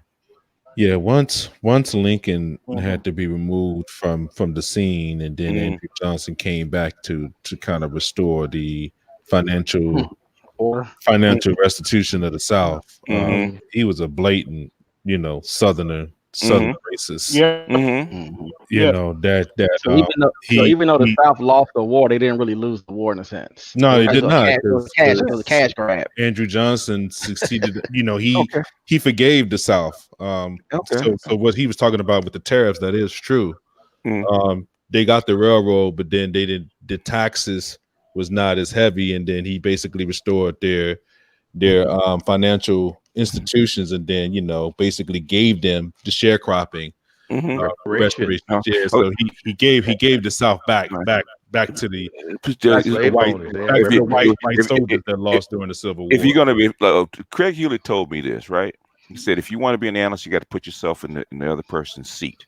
For sure, Yeah. I agree. So in hmm other words, if you're Lincoln or Andrew Johnson, okay, Lincoln couldn't export you. Okay, put yourself in Andrew Johnson's shoes. Okay, if you're president, you had to you have basically you have Yeah, the a country was nation. splintered. It, Yeah. it was splintered, and normal was splintered. Plus, um, the economy is going to go down the tank unless you put the economy back together. How do you do it? You hmm restore the soldiers of the South. You have to. You restore the South, basically. Yeah, that's where your raw materials are, right? Yeah. Yeah, raw materials are That's where there. the labor. That's where the labor force was. That's what the labor did. But Then and then you aren't get the Africans driving the South? Yes, yeah. we What's saying was. they That's why they sharecropping was allowed. That's why it's it was like slavery under it's another name. yeah. It It's was it serfdom. had to be done. Yeah, It's serfdom. That's all it made it is. legal. It's Yeah, European Mhm. serfdom. So it And seems like wouldn't they have known that, because he you know, removed the children of the we South. just had this war, we have the skill set, you know, we know how to run it, we know how to run yeah, everything, exactly. apparently. Yeah. The mindset isn't, you know, we need this. That's the reason why during Reconstruction, We're just gonna go to the north and just work, even though we just fought this war and we have the skills to run the South. Uh-huh. We're gonna just And not do that. Nobody was thinking like, man, we need to. This needs to be ours. we was running it up until the protection was gone. That's what Andrew Johnson had he a lot of removed the white, protection. Yeah. he had a lot of white people running around that was just sort of like, it was just like the Wild Wild West. Like there was no control over some of the unskilled laborers Yeah. that did not have anywhere to go. The soldiers didn't have anywhere to go. If you're a white immigrant that just No got jobs, no nothing. yeah, if you're a white You know what immigrant I'm that just got here and black folks move in and undercut your jobs, Yeah. you're gonna be happy about it. Think about Reconstruction for a second, from like 1865 to like 1875, when Johnson actually got in office to basically reverse everything that Abraham Lincoln was doing. Yeah. You know, we give you the railroad, but we're gonna have to. You see it even on the movies when they started the road, the Wild Wild West and all that. The railroads, how tedious it was. Yeah, how they But made why us work. why did the skin color matter? We're freed Americans now. The caste system was We already have the caste skill system was already set. set We're forth. giving them. As a matter of fact, we're even giving them a good deal. Yeah, the Our cash. labor is a good deal. What do white people say about the Hispanics that come over with skills, same and stuff thing. like that? Yeah. Which Hispanics? The They white took ones? our jobs. Any one of them would come over here. It doesn't matter what color they are. Basically, they come in. They're unskilled. They're semi-skilled labor. But the thing is, they're at half the price. What do they do to your job? Yeah, That's yours. They take it. They'll do it for cheap. They took my job. Yeah. Yeah, but weren't there white immigrants coming over here too? The white immigrants coming over here, but the thing is that What's the difference? the difference is the freed man versus a slave or a semi slave. That's Okay? the transition to whiteness, and that's the whole problem with the whole civil rights But movement. weren't we educated? Such an issue. No, we Still weren't not. educated. So we didn't have any universities back then. You had the universities were for whom? I'm just asking questions. The universities were for the sons and daughters of the slave masters that were black. That's what the university was created for. They weren't created for you. That's where the boule came from. Those were the offspring of the white folks. Now, BGS, I'm told that these are not actually black people. So a lot of these folks, like the Garrisons and all this, the People's Family, like these people are not black. BGS. How many people? How many black folks in it? How many ADOS? I just said that. Okay. All right. You teasing me? Okay. All right. I had to put my saying it for the audience. I'm gonna turn the lightsaber off. My lightsaber been out for a minute. Okay. I haven't said your power's a week old, man. I ain't said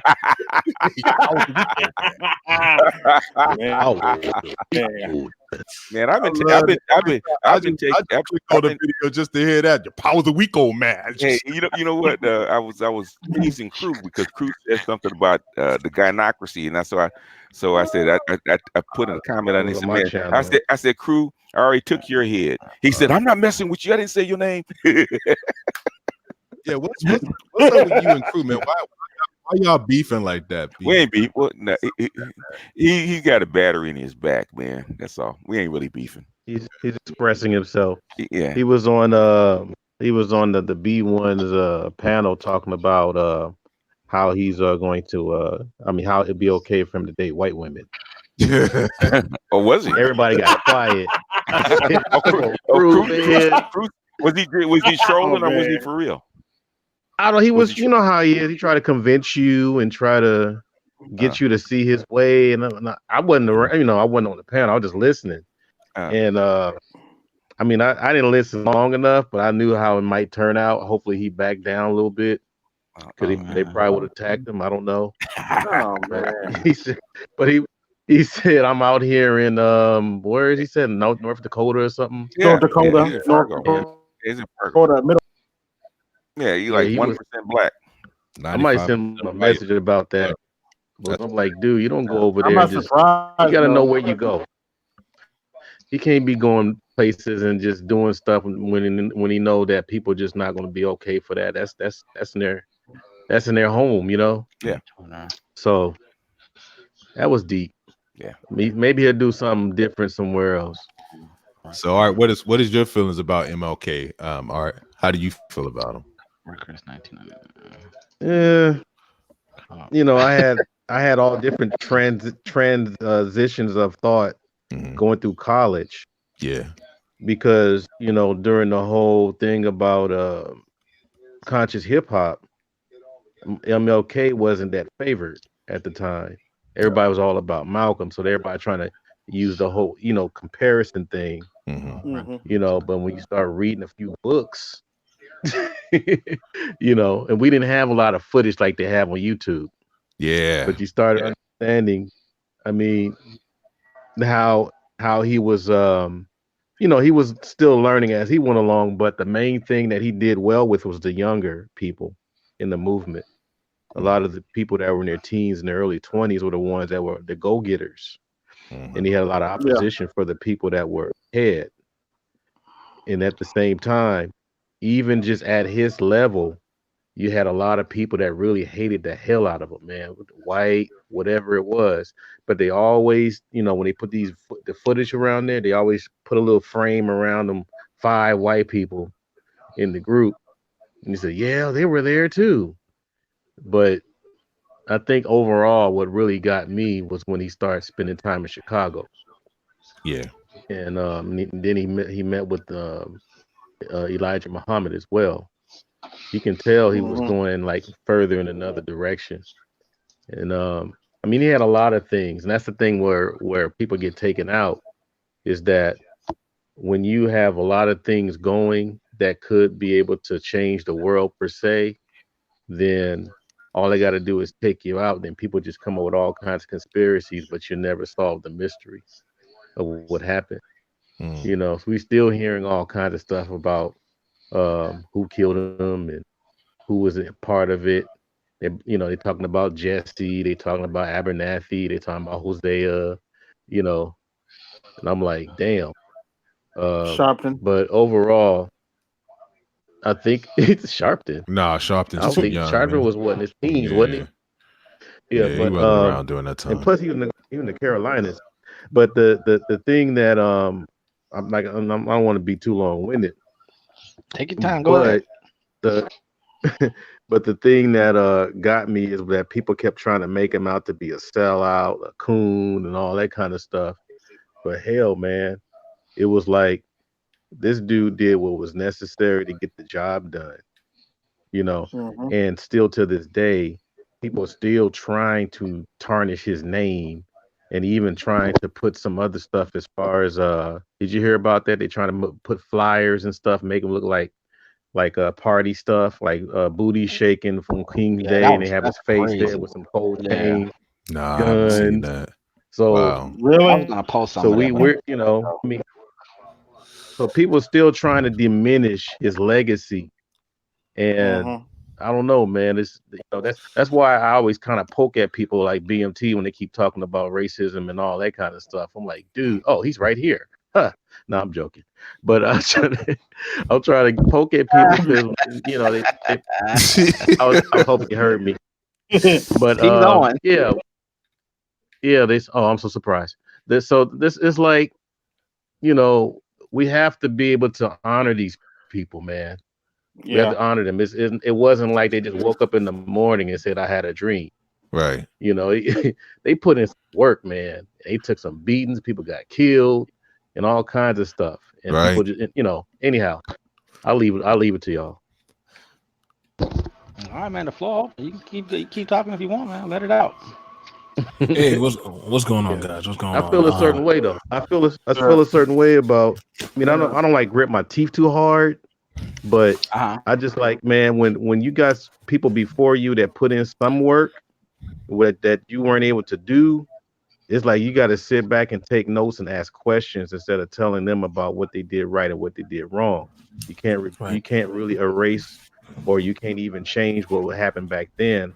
Only thing you can do is ask the people that did the right thing so you can do even better instead of sitting around there doing nothing. So that's What do my you what do you position. think?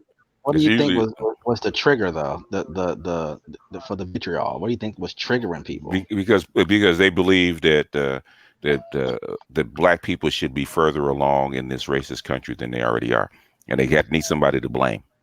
Right. Yeah. What's going on, everyone? How y'all doing? Oh, What's up? What's up? BMP is What's up? here. Yeah. First What's time good? having you over here, brother. Yeah. BMP. Yeah. What's going on? What's going on? Didn't think this was your cup of tea, but welcome anyway. We appreciate you, brother. No, All ears are That's a welcome over problem here, with man. pro-blacks. y'all already know. Pro-black. Y'all already know We how I were all feel. pro-black. They're just different versions of it. The thing is, the We old are school pro. we are diverse. We are all not the same. Yes, exactly. In The the thing, community. the new pro-blacks, a lot of us are scratching our heads I'm like, just who playing are with him. you He's You know guys? what? pro-black, y'all. Let me take a shot at that and jab at that. And because what BGS says is true. There are different factions of pro-black. That's why the way how I go about it is like, you say you represent me, but why aren't you holding yourself accountable for these kind of things? And like I said, this is why but I just came back from the VA, you know what I'm saying? And I was playing y'all message while I was there, in the bed, and the nurses, white, black, Indian, everybody was listening. You know what I'm saying? I wanted people. They were listening. Oh yeah, I had it. Oh yeah, me, and I've been bringing people on lately, not from YouTube, to listen to see how we think. And I think the thing about it that kind of blew their mind is some of them like, wow, not saying per se y'all, but when they got to look at some of the content creators, and they said y'all think about Dr. King like that, y'all talk on y'all own, one of y'all own like that. And see, and it blows people's mind, but they're like, damn. So y'all literally have a whole day for this man. Mind you, I just now put out a documentary. I haven't done it yet, but about how they killed his mom.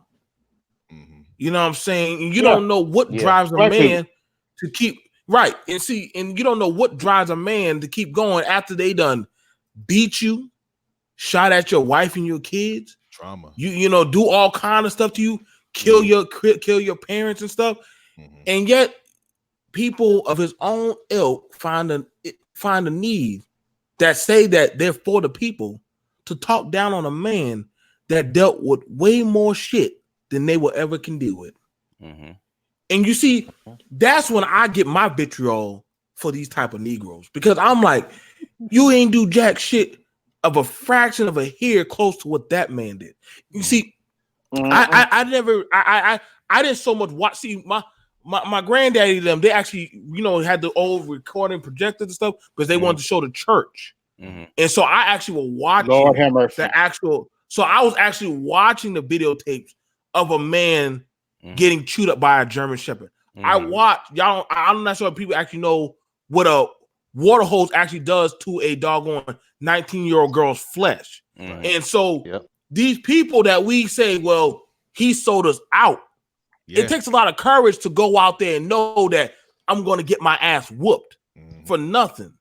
And so what I'm like, who are you sure you my brother? Are you sure you keeping what we fought for? Because I don't, it's never easy for any of us brothers to know we're going to work and we're not going to get paid a fair salary. But then we say, let's go out there and fight for what we believe in. Let's go out there with our women and boycott and say, yo, I'm not going to pick up that trash can again until you at least raise it up $2 to $3, man. I'm not trying to fuck with y'all. I just want to be able to take care of my family. But see, we'll hear other people talk down on them and then try to tell us, well, why y'all stupid, y'all foolish.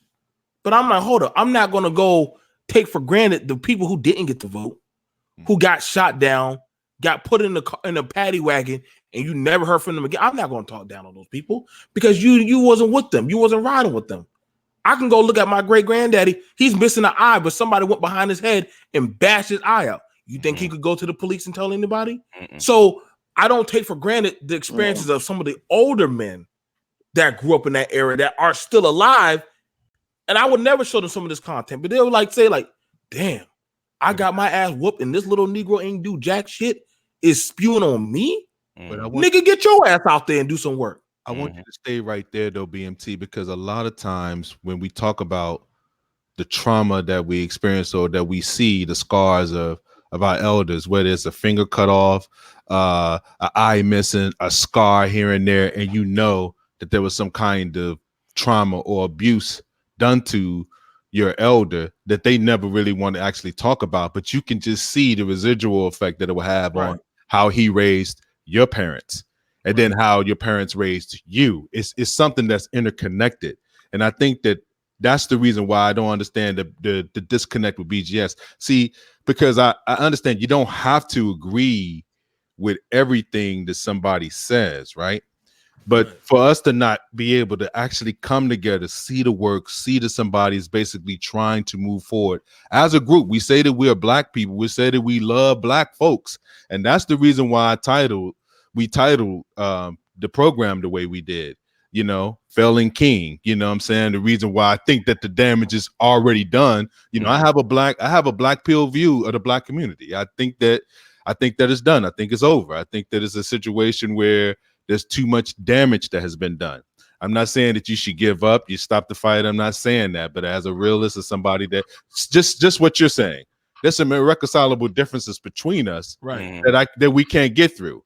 Like if you're gonna have this thought pattern about King, about somebody that died or that even put themselves on the line, and your ass would sit here on YouTube, on white man's YouTube at that, and have the nerve to say something out of your mouth like that's despicable, and you have the nerve to not, you know, to say yes sir, no sir to a police officer, stuff like that, and you ain't busting your guns or some kind of revolutionary act, like you ain't Michael Johnson or something, Michael Johnson X. If you got the nerve to do that and not say that you're not gonna go out here and do something about when you see some atrocity happen on television, then you're just as complicit as everybody else. So you can save the tough talk, you can save all the revolutionary fake action that you're going to have, and just say, hey man, respect is due, regardless of whether I agree or disagree, because this man put his family on the line. Right. This is family trauma. So this is his daughter's children. You see what I'm saying? Like there is no scars that they're not going to actually. They know who their father was. They know who their grandfather was. How their grandmother passed. So this is stuff that's been passed along. And you're talking about educated Black people during that time too. So it wasn't like King was from a poor background. No. Can you imagine people that are like invisible for Black folks? Like the sharecroppers that don't never get talked about. Oh yeah. People that was sharecropping up into the 50s and 60s. The 60s. You know what I'm saying? I played video where they were still sharecropping. That's what I'm saying. Think about how that affects people. You got people that moved to Chicago that's from Mississippi and Alabama that never would go back to the South. Never. Never. So they kids call them sell out? These kids grow up and they deal with the harsh racism in Chicago and New York and other places because because it was that racism was better than the one down south. But to what I'm saying though, BGS, it's a residual effect because in their kids, if they decide I'm not going to work like you did, I'm not going to bust my ass for these white folks like you did, and they're thinking that they're doing something better for their children and they're making it easier, and they're thinking all we want you to do is go to school, and they're like, nah, fuck that, I'm a join the vice lords, I'm gonna do this other thing because I'm not going to be like you, sitting up here falling up under. It's like that James syndrome. Like none of his kids wanted to work, you know, in construction or do what he did. Yeah, I'm saying to follow into the labor force. All of them wanted to do other things. And you know, when Michael started to get in trouble, how he looked at his mom and how he looked at his dad, like being backwaters, and he didn't understand, like they escaped Mississippi. Yeah, they were from Mississippi. His family was from the rural South, James and them. And the only reason he couldn't work because he was uneducated laborer. But he was an intelligent man. But he was a man from the South, probably never got a high school diploma or a high school education. You know, to the projects. You know, before the Kerner inner city kids. You know, before the Kerner Commission, which is the only reason the Kerner Commission actually passed all of those reforms, where you actually got the check or at least a little bit of it. before the Kerner Commission, only 23% of black men ever graduated from high school, ever got a high school diploma, and most of them dropped out between the 6th and 8th grade. And this don't have anything to do with us being stupid. I think the thing about it, because like I said, the VA I was in was called Ralph H. Johnson. That literally was dedicated to a young black man who died in the service, and literally, and I don't think people understand that a lot of black people up until the time of the integration had literally died with no songs sung to them. Had literally wrote songs, done things.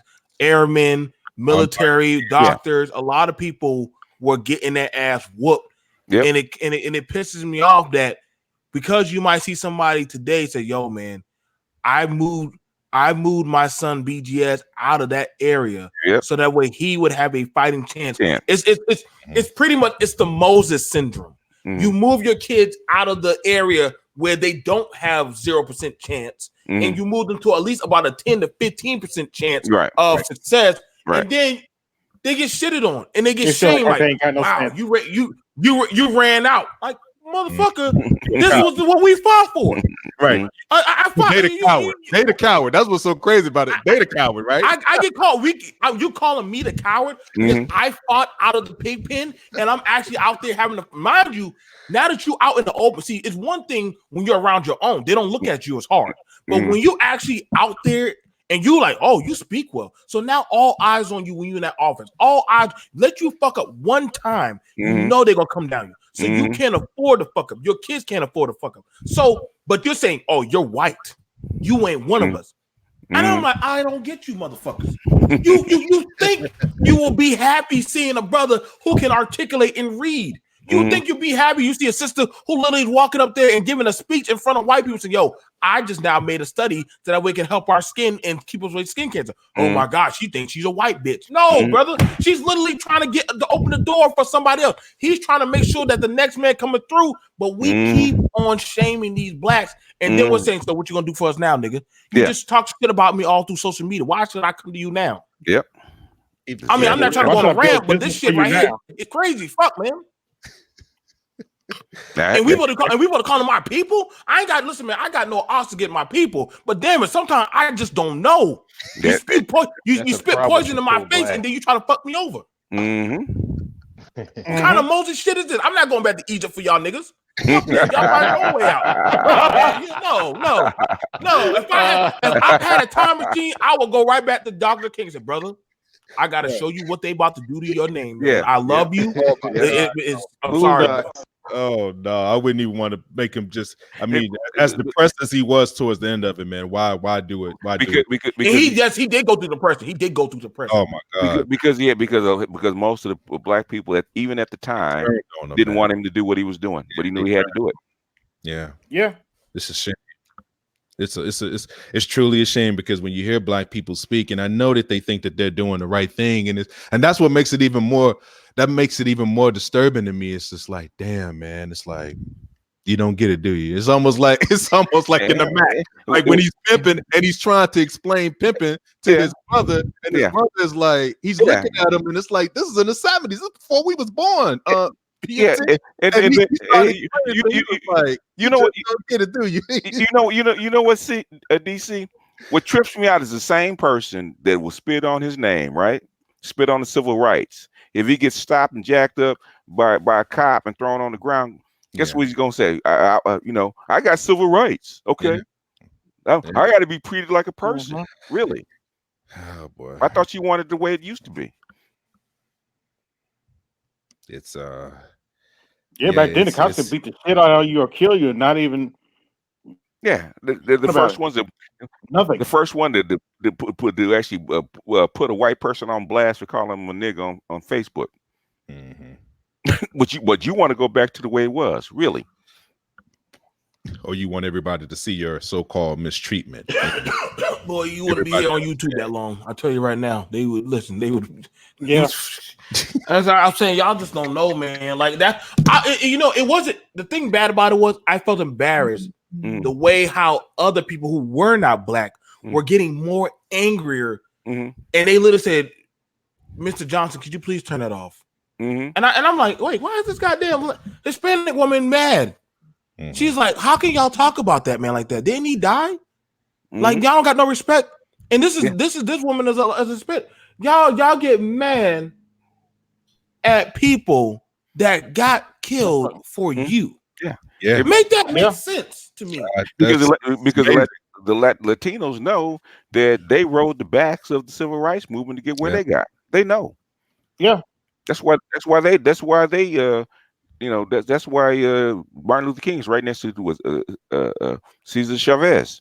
Yeah, they were hiding in the bushes though. You know, Yeah, they were. Well, yeah, but still, they it was know. only Caesar. Caesar was the only one that had a little heart. I don't know why not enough people follow him. He even went with the Muslims. Remember, he had a picture of him holding Muhammad Speaks. Yeah, he was around. There wasn't that many folks following King either. Don't get it twisted. Yep. Yeah, that's what don't say that out loud now. Don't say that out loud. I'm sorry. It's the truth, man. Don't say that out loud. According to everybody else. Everybody swear there was a billion black people out there running out there with King. And if they being honest, I mean, Reverend Ralph Abernathy and even Andrew Young would even admit it. He said, "Man, we told King, chill." And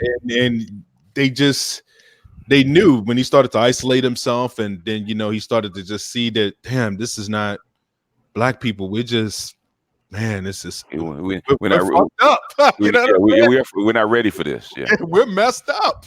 Yeah. Like think about it. If some of the talking points that he had in that speech, it's the exact same thing that you hear today. The exact same thing. Yeah. As he went point by point by point by point, the bootstrap conversation, it's just everything, and it's just like, damn, man, and then we shit on King though. That's what I never understood. And I was one of them. I mean, I'm talking about me too. I'm not excluding myself because, like I said, when Malcolm X came out, I was one of those dudes with the big X shirt. I mean, with the whole thing, we gonna ride and freedom of whatever, and by any means necessary. The whole spiel, I had the whole paragraph on my shirt. You remember the big X shirt with the whole thing? I had that joint on. Yeah, I mean, I was rocking Malcolm X all day. King, he was sit in the back somewhere until I got educated. I had to figure out, damn, man, once I got educated, I had to apologize. I had to just. That's why I ride so hard for him, because it's just like, no, you're wrong. Because I want to ask people, well, what is your deal with King? Well, he was an integrationist. Do you know what black people were going through at that time? Do you have any idea of the trauma? It wasn't just Tulsa. And I think that's what people thinks about. Yeah, it was just Tulsa that was happening. Like people leaving their grandparents, people not even going back home. And also too, a lot of people that were around back then that were active, they had to sit me down and tell me that their whole thing about integration wasn't just to do things with white folks, it's about access. Yeah. Yes. And safety, really. Shit. Yeah. Safety. About being with white people. It really wasn't resource. It was safety. Safety, man. Like my dad, like my daddy and my granddaddy told me, they told me for a Negro to get caught with a gun, they were just going to shoot you. They weren't going to try to figure that shit out. No, man. That was a no question. Yeah. And I get when people say, well, why didn't King was docile? King was like, you don't understand. They were trying to edge you to swing. You swing gave me a reason to kill you and all 500 of y'all without a question. So that means you got to have it's harder to have discipline not to swing and say, yo, I'm not doing nothing wrong. And when people, it's more easier to swing back. Why you think? And that's the thing that people don't understand. They had to go to classes to get trained mentally to do that. You don't just go out. Nobody just wakes up. I mean, I like I said, we look at a lot of these films and a lot of this stuff, and people look at it like, oh man, he was out there with white people. Like, listen, man, like a lot of people say, damn, man, I went out there and beat up a bunch of black college kids, and not one of them hit me back. And I get and see, even Malcolm said, you know what? I said a lot of shit. Even Malcolm even said, I said a lot of shit to King. But one thing about it was his way is gonna have to be the way. Because they already know. We already know, like, I understand this, man. It's how and this is nothing against black people, but I'm saying, how do you fight a nation that has more arm, that has everything? You literally are born within a nation that could possibly want you dead. So honestly, and mind you, just like BJ said, because there were articles and issues that, hey, y'all, leave those black people alone. Stop fucking with them. You're fucking with our money. If they don't come to work, we don't make money.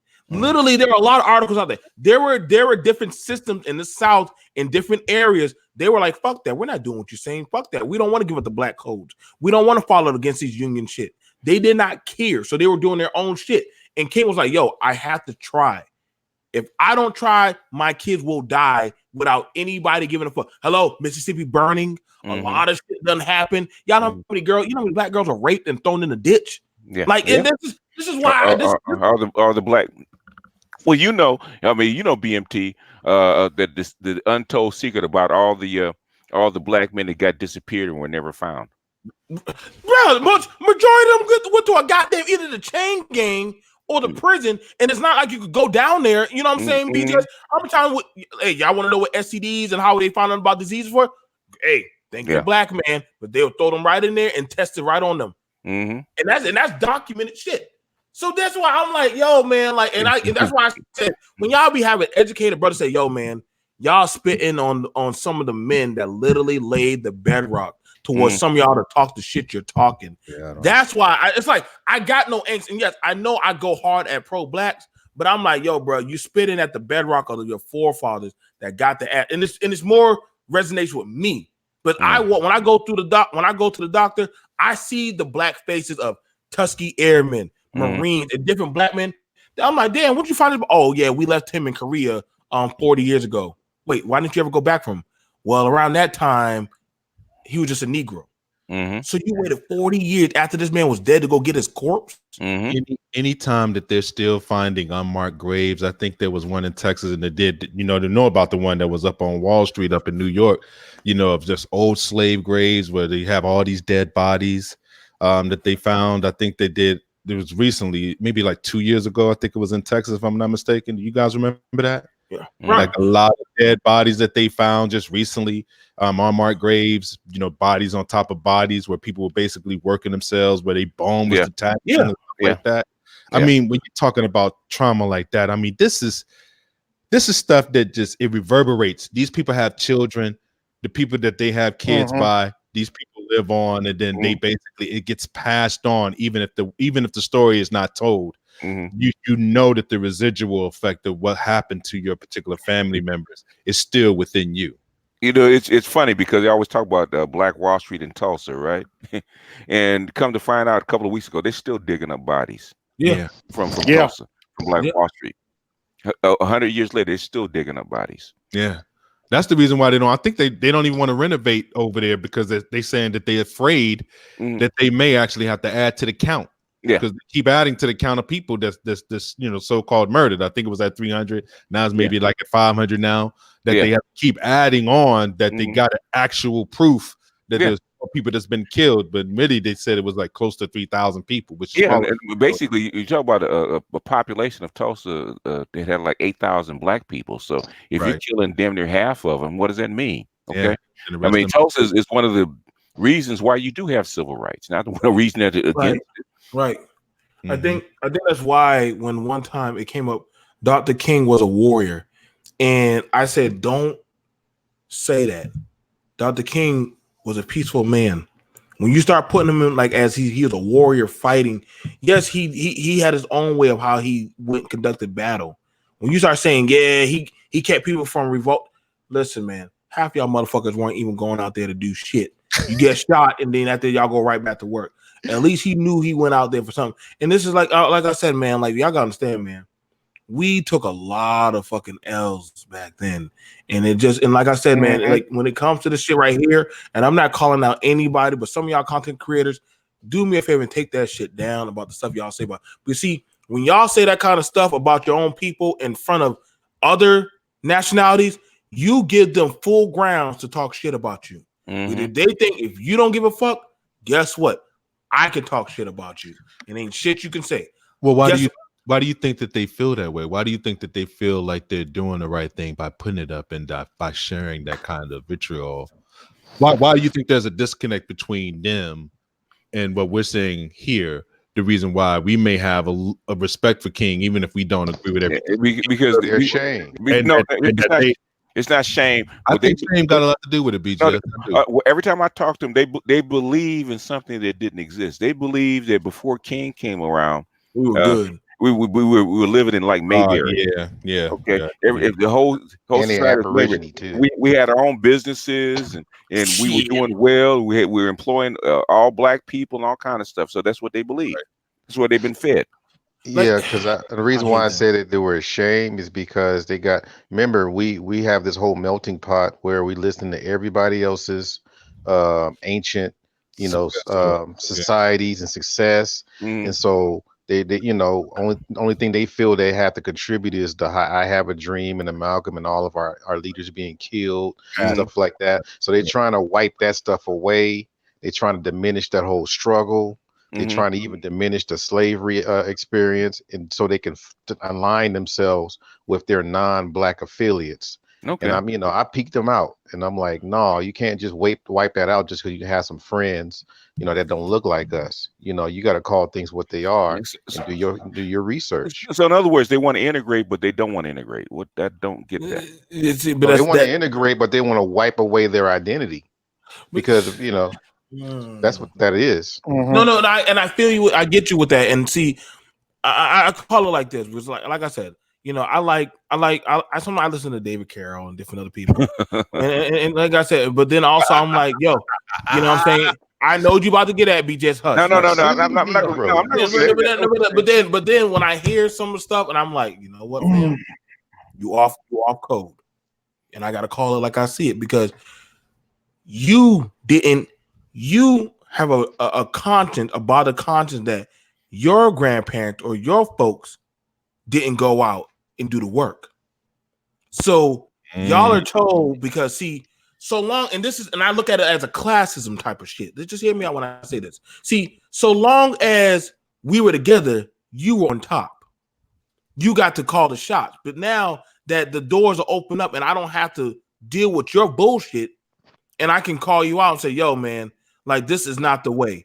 You can't tell me that, listen, the shit that we're doing right here is working. Y'all saying that we have businesses. No, the Chinaman had business. You wasn't even allowed to do business with the white man. The Chinaman had the business.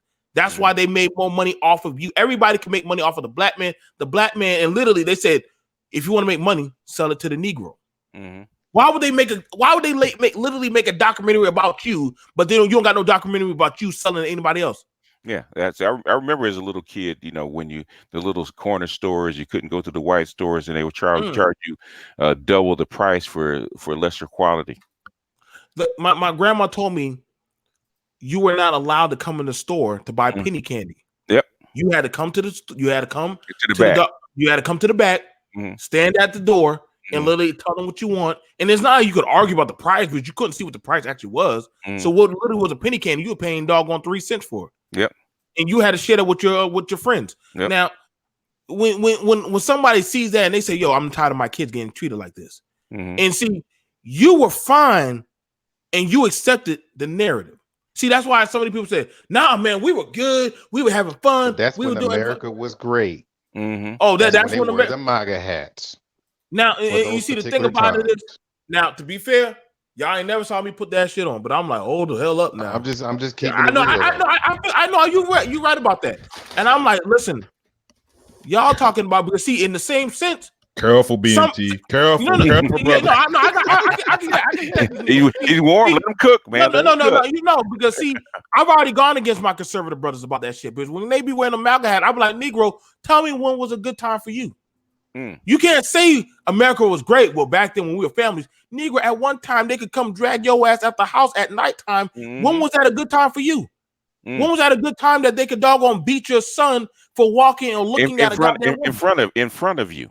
And you couldn't say a goddamn thing. Say a word. Yep, couldn't say a word. You knew that the cops raped your daughter, and a goddamn thing you could say, oh, we gonna go confess? They throw your ass in jail for smart. That's why Time to Kill was a very significant film. So Exactly. So when we have these things, and see, the thing about it was they say back then the black man was good when it was just a black man and he had a subservient woman and he was doing this and doing that. No, Negro. You was in a fairy tale of the Matrix where you accepted you were fine being the goddamn the docile one. But see, you didn't have the courage to pick up the sword. But see, the ones who did actually try between different factions who said, yo, we're gonna try. One of us is gonna, we ain't know how we're gonna end out, but we're gonna try this damn shit. And you see what they did try. And then now you got people coming back. Well, shit. It's just like Art just said. Now that they killed one of your messiahs, they killed not just one, they killed two. Because see, after a while, Malcolm said, yo, man, like what King has got going on, he's on to something, man. He's on to something. Because see, even when Malcolm left out of the States, he started saying, yo, this, what the fuck? King was right. Yeah. And he came back. It's global. Yeah, he said it was global. He said this shit ain't just one in the one little area. So he said we do need change. So when he came back and they had to talk, and then after that he said, "Yo, you got to watch out for these type of people." He was talking. They were talking on some. They were playing chess by the millennial type of years. They were like, "What the fuck y'all talking about, man? We got it good right here, y'all. As long as y'all fall in line, you know what I'm saying." But see. We are now at the point it's easier to blame everyone. He started to tell them about the people that was close to him. You know, hey, watch the people that's close to you. Whoa. When he started saying that, what started happening? What happened to him? You notice that when they say, hey, watch yourself. Hey, man, I'm watching myself. Hey, you got the FBI watching you too, brother. I know. Ain't nothing I can do about it, man. They be sending stuff to my wife. They be going to your people too. Ain't nothing you could do. You know, it's only sooner or later they're going to come. Why do you think they wrote those letters like they were writing their last letters? They knew their time was going to come up soon enough. I mean, after a while, they pretty much let you know, hey, do what you got to do. If you go up on that stage, you a dead man before the end of this month. So I mean, hey, shit, you might as well say before fuck it. I might as well go all out, baby. I might as well break every goddamn window in this church. And I mean, you're going to price. He said we coming for that check. Now, when he said we come for that check, let's just be real. Everybody was going to come for that check. They knew that. They knew some people going to fall back in line. Some people going to do that. So guess what you do? Take all the men that agreed and had the mindset to want to work, fight, or try to make a difference, ship all their black asses off to NAM. Send them all out there and get them fucked up. Yeah, most people that went to high school with my mom went to NAM and never came back. Whoa. She graduated in 1968. My daddy told me about that. My daddy told me that he told me that they were coming down there to Beaufort County, and my daddy and them lived in Beaufort. And he said they were coming there, and they told all the Negro boys, either you was at the church or you was at your house or you was at the farm. The sheriff came out and said, either you going, you getting on that damn truck and you going to war, or you going to jail. Honestly, I don't give a damn where you Negroes do. He ain't calling the Negro, he calling the other word. You going. So they already had a plan that once we got rid of your leader, we got to get rid of all the men that have hope to actually bust their ass and make change. And what do you got left? You got all the motherfuckers who didn't want to do jack shit staying behind and literally talking shit. Yeah, man. I told you.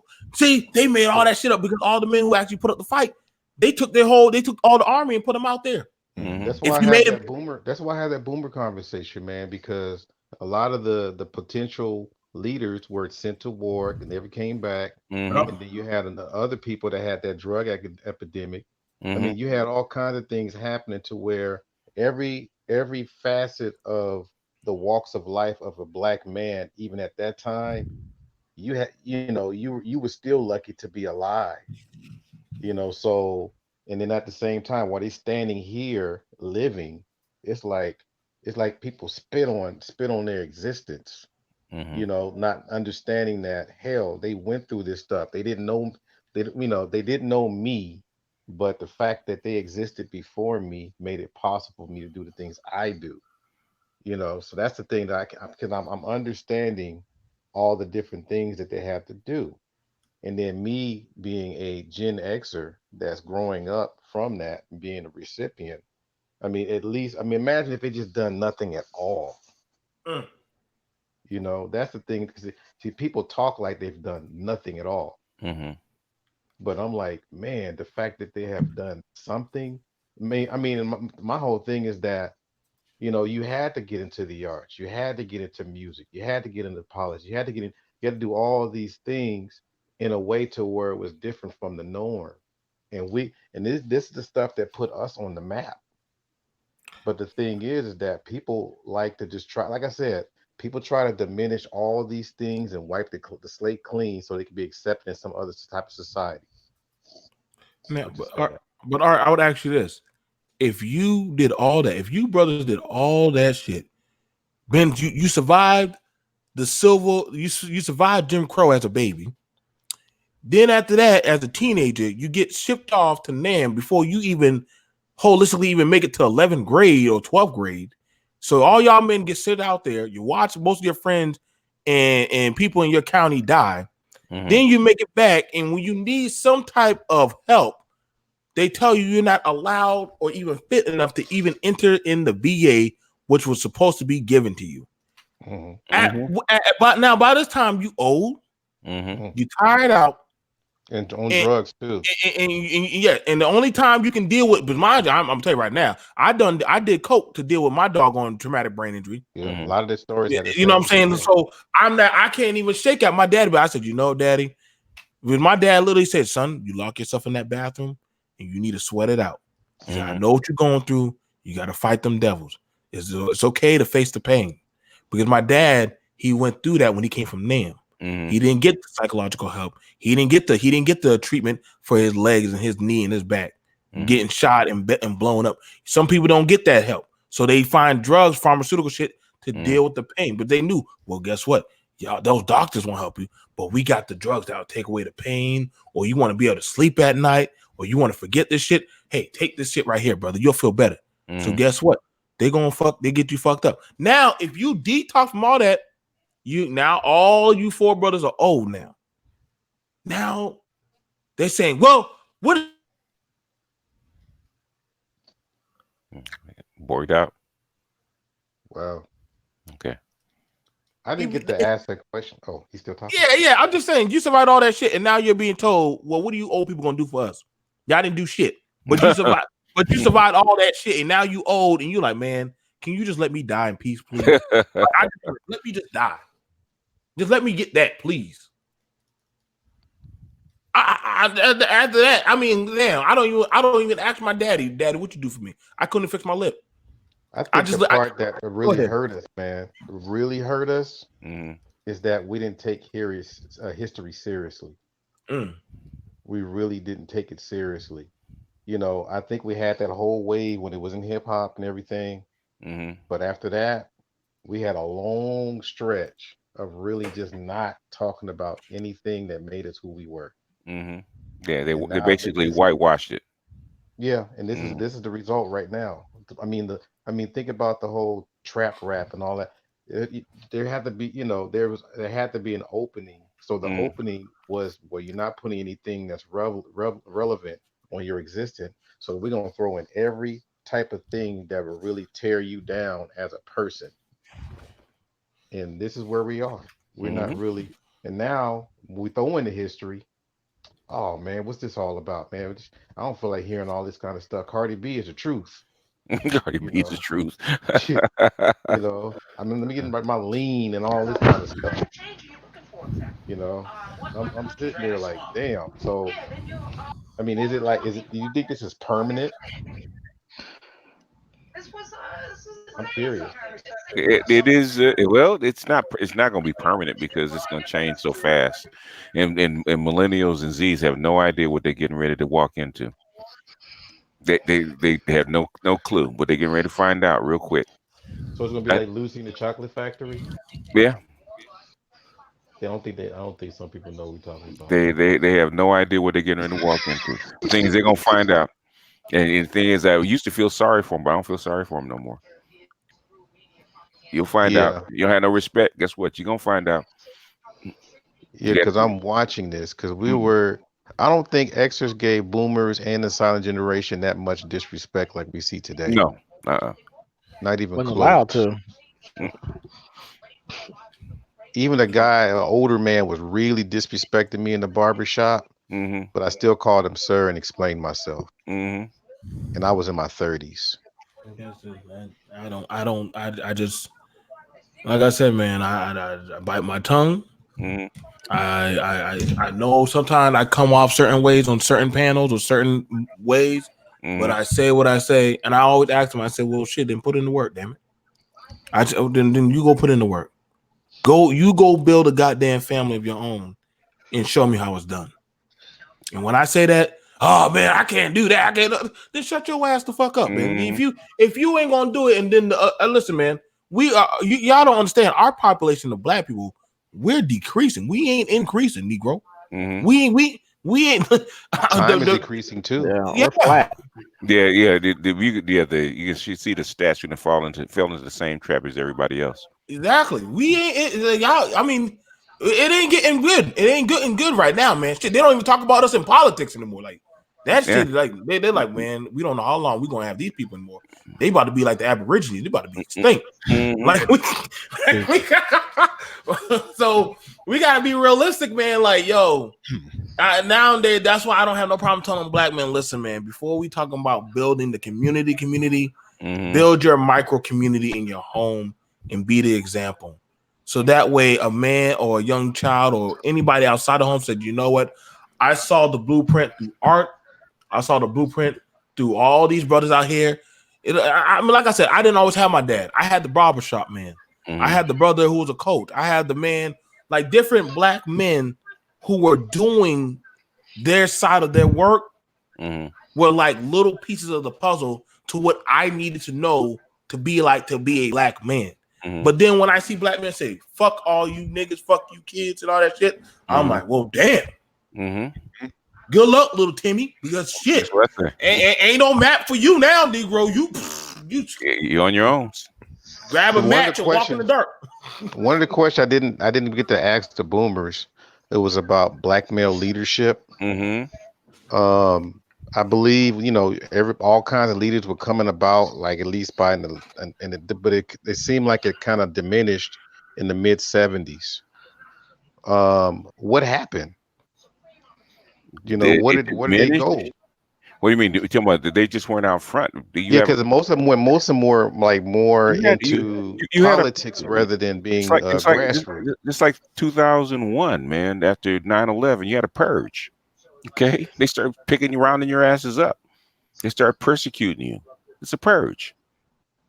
1972, Nixon said it. Nixon said they actually had his staff already came out and said in 1972, Nixon wanted to go after the what you call it, the civil rights folks and the anti-war folks. So he wanted to round them up, put them in jail, put drugs into the community, and start the war on drugs, start putting them in prison. That's what he did. It was a purge. So they were either going to prison, they were promoted to some kind of professor. All your Black Panthers had to flee, man. They fled into exile. Yeah. And then some of them got political office. Yep. Forgot all about the black community. Yep. Or they had to adjust their strategy. Okay, if you're gonna be here, they had to adjust your strategy. You guys, I mean, I'm speaking to the choir when I'm talking to DC and Paradox. You don't know how vicious this country is when you're on the opposite side of it. It's like, oh, well, you just fell off because they just because they gave you a few jobs and cakes and carnivals and you guys just disappeared. No, they go after your ass and they're still coming after your ass. And what's funny, and he had one of the Bird's disciples on his panel. BMT had what was her name, Queen Mayat. They still pushing this narrative. I mean, I'm not really like upset, but it's like, where are they getting this thing where civil rights male leaders only fought to be with white women? Yeah, where the hell is this coming from? Michelle Wallace, the Black Macho. You guys need to listen to what Dr. Johnson is saying. Okay, because Dr. Johnson has been saying that for years, where they got it from, but you guys don't listen to him. Michelle Wallace. the black macho, Black they macho. were the black macho, and your intersectional feminists started following that line and talking that shit. That's where they got it from. Please do a revisit of that shit, because I asked my great granddad. I said, were y'all going into the church with white women when y'all were giving these speeches? Also, BTS, huh? Crenshaw also, but intersectionality and all that. Intersectionality. What's her name? Gloria Steinem and Michelle Wallace and the black feminists all got together, and they all made up this they all made up this narrative. Dr. Curry covers it in the and man not Dr. Johnson has been saying it forever. Okay, yeah, forever. You guys, but you guys, the thing is, I understand what if you because your worldview is your filter. Okay, and the thing is, if you're not ready for something, you can hear it, but it won't go through. It won't penetrate. And a lot of stuff that he's been the question that you asked, Dr. Johnson's been saying that for the last 2 years. That's why I have him on. Okay, but the thing is, it doesn't penetrate through because your filter's not open. Next time you hear him, you actually listen for it. He's been saying it. What happened? This toxic. If you read if anybody has ever read The Man Not, in fact, you don't even have, Gus T. Renegade actually read the whole book. Yeah, he did completely. You don't even have to buy it. If you just read it or even listen to it, it goes detail by detail what happened. Yeah, we interviewed Dr. Curry right before he came out with the book on Black Talk Radio. Yeah, very familiar with Dr. Tommy Curry. Yeah, keep making him I mean, he basically went through detail by detail what happened. That's how come historical account too can't even be refuted. Can't be refuted. But you know, that's how come people get upset. Your black woman didn't sell you out. Yes, she did. Like y'all, like that's the thing about it. Like I always keep asking, why y'all man, y'all did that so y'all could be with a white woman and do that. I'm like, dude, listen, man. Like y'all turn. Oh man, y'all forget they literally took a boy and beat him like he didn't even look human. Dude, he's just one that was actually accounted for in history. Yeah. So she just said he whistled. She couldn't even prove it. Right. So I mean, God, and then she even came out and said she didn't even do it. So they still do it today. They film it like when a white woman can't get her way, she starts screaming rape, and I'm gonna bring the cops in on you. And the black dude's filming that he didn't do anything, right? Right. Listen, rape, blah blah. They still do it today.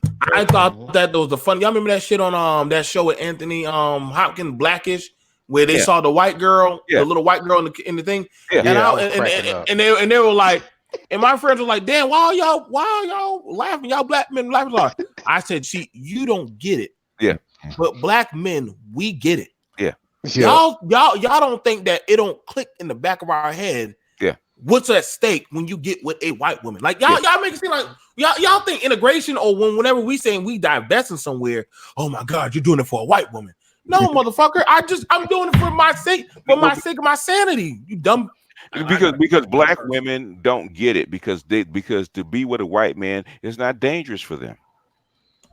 Like y'all, listen, man. Y'all gotta understand. Even though OJ beat the case, the nation still want this Negro dead. Yeah. Like y'all don't understand, man. He did it fair and square. He did it fair and square, and they still want him. They still OJ still ended up doing time though. He still ended up doing time. Well, because he was stupid. He said he let them set him up. He said, I said he even protest when he went to prison. He said, I deserve it because I was too dumb and too stupid to realize I was falling into this trap. So I'm gonna just do my time. But even after he did time, they still want him. They still want to go back and do more time. Like it doesn't matter. Like you don't listen. Y'all think that after you survive, you think you could just walk out and get an ice cream cone at Baskin Robbins? They still throw the fuck out of this man. This man can't live no normal life. Of course not. Zimmerman got a better chance than him right now. Yeah. Like so when we look at it right now, when people talk about, but I'm literally reading the thing where people saying civil rights was the worst thing for black people. I'm like, well, Negro, why the fuck you on social media run by a white man? Why are you doing? In other words, I be trying to tell these niggas when they talk about civil rights, go buy black, work for black, be under black, and die black, nigga. Don't do nothing around anybody else. White folks will not protest if black folks give up civil rights and just go back to the way they were. They will not shed a tear. They won't stop you. They'll let you go back to being plain old Negro again. They will not shed a tear. In fact, they will prefer it. We'll help you. Yep. But see, the thing about it, and this is why I'm saying, y'all, some of these people, they don't have that type of resolve to even work with their brothers. They don't have that resolve to actually. We can't even work together on this goddamn social media shit. There's more people that, oh my God, why the hell did he get 14 views and I only got 3? So I gotta find a way to destroy him. I'm like, well, damn, Negro. Like, I mean, shit. That is true. I'm like, goddamn, that is true. I said that in one of my videos. More subs, more problems. I'm like, damn, man. It's like it was better off when nobody knew who the hell I was. Yeah, it really. You know, it's a gene. Listen, it's a gene. It's Sally. It's I want the master to see me, not you. I want to be that dude that gets to hold the whip for Boss Hog. And that's sad, man. And it is sad. It is sad, but it's the truth. And that's not community, man. And that's not community. That's not us trying to do things together, even on something this small, something this minute, where we can actually grow each other's channels. We just trying to knock each other down and shut each other down. You know, doesn't make any sense, man. You know what? You know the thing about it, and I talked to a few brothers offline about this. I said, you know what, brothers? Would it be hard if we all took $100 each, bought our own server, our own radio server, and literally do online? Did I not talk about us doing like a little internet digest where we have like our own little radio broadcast thing? Where we all sit. 30 minutes. I have. BGS, you can have 30 minutes. We all pay for our time slot. It's our own thing. Oh hell no, Negro! I ain't sitting on that. Audio. Why? What do you have? So, Negro, we all gonna win. Why do you give a shit? Like video is expensive. Audio is cheap. But the thing about it, I said, you know what? I understand. I get it. You don't want no type of identity. You don't want your own independence. You don't want and this is why every other faction they don't like each other, but they understand I'm gonna work together to kick your ass. I don't like you, nigga, but I'm gonna take your people that you throw aside and I'm gonna put them out there for us to use them against you. And you see, they're gonna get a Down Limit, they're gonna get a Lizzo, they're gonna get all the shit that we don't like, and they're gonna keep putting them up. The Tyler Perrys and all the motherfuckers, they're gonna put them on the goddamn center stage, not your black ass. They're gonna put everybody else. Why do you think Colin Powell, when they asked Colin Powell, do you want to be the president? What did Colin Powell's wife say? Hell no. Stay away from that shit. No. You know damn well what they gonna do to you, Colin. Come on. Get away from that, on Reggie. On a funny note, remember when Herman Cain was running for president? You ever see how his wife had that SMH face every time he was doing speeches? That was funny as hell. What about when he sung that song to what was the lady's name? Was it Kookie Roberts? When he sung that song, I'm like, come on. Well, they knew he had no shot, man. He had no shot. That's why they didn't worry. That's what I'm saying. It's like they just set us up to put us in opposition of each other. And I have learned now that that's a form of programming. That's a form of basically hating self. So the self-hatred is almost like a self-fulfilling prophecy, because there's always going to be somebody put up that you're going to vehemently disagree with, and then you're going to hold strong views, and they allow them to give them a platform, somebody like a Stephen A. Smith or Al Sharpton, and they'll do something that you just totally dislike, and then you're talking bad about black people at the end of the day. But D, why did they hate Robert? Like, why did they hate Robert F. Smith? Mind you, ain't not that many black men. I mean, other than us, that's that many black other than us. That's what I was about to say. If he had a black, Obsidian is right. If he had a black woman, he'd be a hero. A Michelle Obama on his arm right now. Oh yeah, that stuff that he did at Morehouse would be applauded the right way. Yeah, it really would. Right. But the fact that he has that white woman with him, man. He's the richest. What if she what if she was Kenya Moore? Oh God. Yeah, dark woman. Or she had to be more like a Michelle Obama, not as voluptuous. If it was Rosario Dawson, she still would have looked sideways. Yeah, won't work. It won't work. I mean, he'll be happy after later on. because it will be colorism. That's part of the issue. So it's not beauty; it's gonna be more of skin color than beauty. Well, there's a And hierarchy body type. that's already attributed. I'll be happy. And for the arena that he deals in with his constituents, he needed a white wife. Now here's the thing about it. From the way how that sounds, well, you know a lot of people don't think that way. BGS, you already know. But see, but let's be for real. Now, now, if there was no civil rights or no integration, that man wouldn't have been able to do all that shit. Ain't no way he would got up in there. Like be no billionaire. Ain't they gonna let no Negro be no goddamn billionaire and be running no damn See, now hold on now. Hold on. So he had a black woman, mind you, his black woman, she's pretty well off. She's pretty well off. I had to go check up on her. See, some of us nerds, we actually like to look towards, oh man, this guy's amazing as fuck. Like, goddamn, like this is our goddamn secret Jesus. Yeah, it basically is. Yeah. Why ain't he do shit for black people, bro? You know the stuff this dude was doing behind the scenes. Yeah. This Negro is Batman for us, bro. Like, why are you bitching and complaining? Y'all don't even care about this dude. Y'all care about Pimp C. And they didn't really do any research on why that woman that he had before, didn't work out. Right? They didn't do enough research. Because that was a black woman. Yes, it was. Why can't they do that and take some notes to find out how can they do it right? Because they listen to the black females who run the society. They can't stand a black man, especially successful, with a white woman. It's kryptonite to them. So they follow him behind the skirts of the black woman. That's all it is. Your power's a weak old man. You have to bring out the lightsaber, man. Oh man, that was on time. That was on time. I'm following behind the skirts of your woman. Hold your nuts. I'm just saying, man. Your balls drop off. I'm just saying, man. Some of these, we have a lot of successful brothers that I learned. I'm gonna tell you, they gotta do stuff in secret. This is the thing though, BGS, and I think that even though your message is logical, is right and exact, the community, they just can't hear it, man. Especially when it gets into the point. They hear it. No. What I'm saying is they're not receiving it. So what they're hearing is blaming black women. You're blaming black women, talking down on black women, and it turns itself into a reflex. It does. But let me just finish. Okay. So they gather up a horde of guys that may even understand what your message is.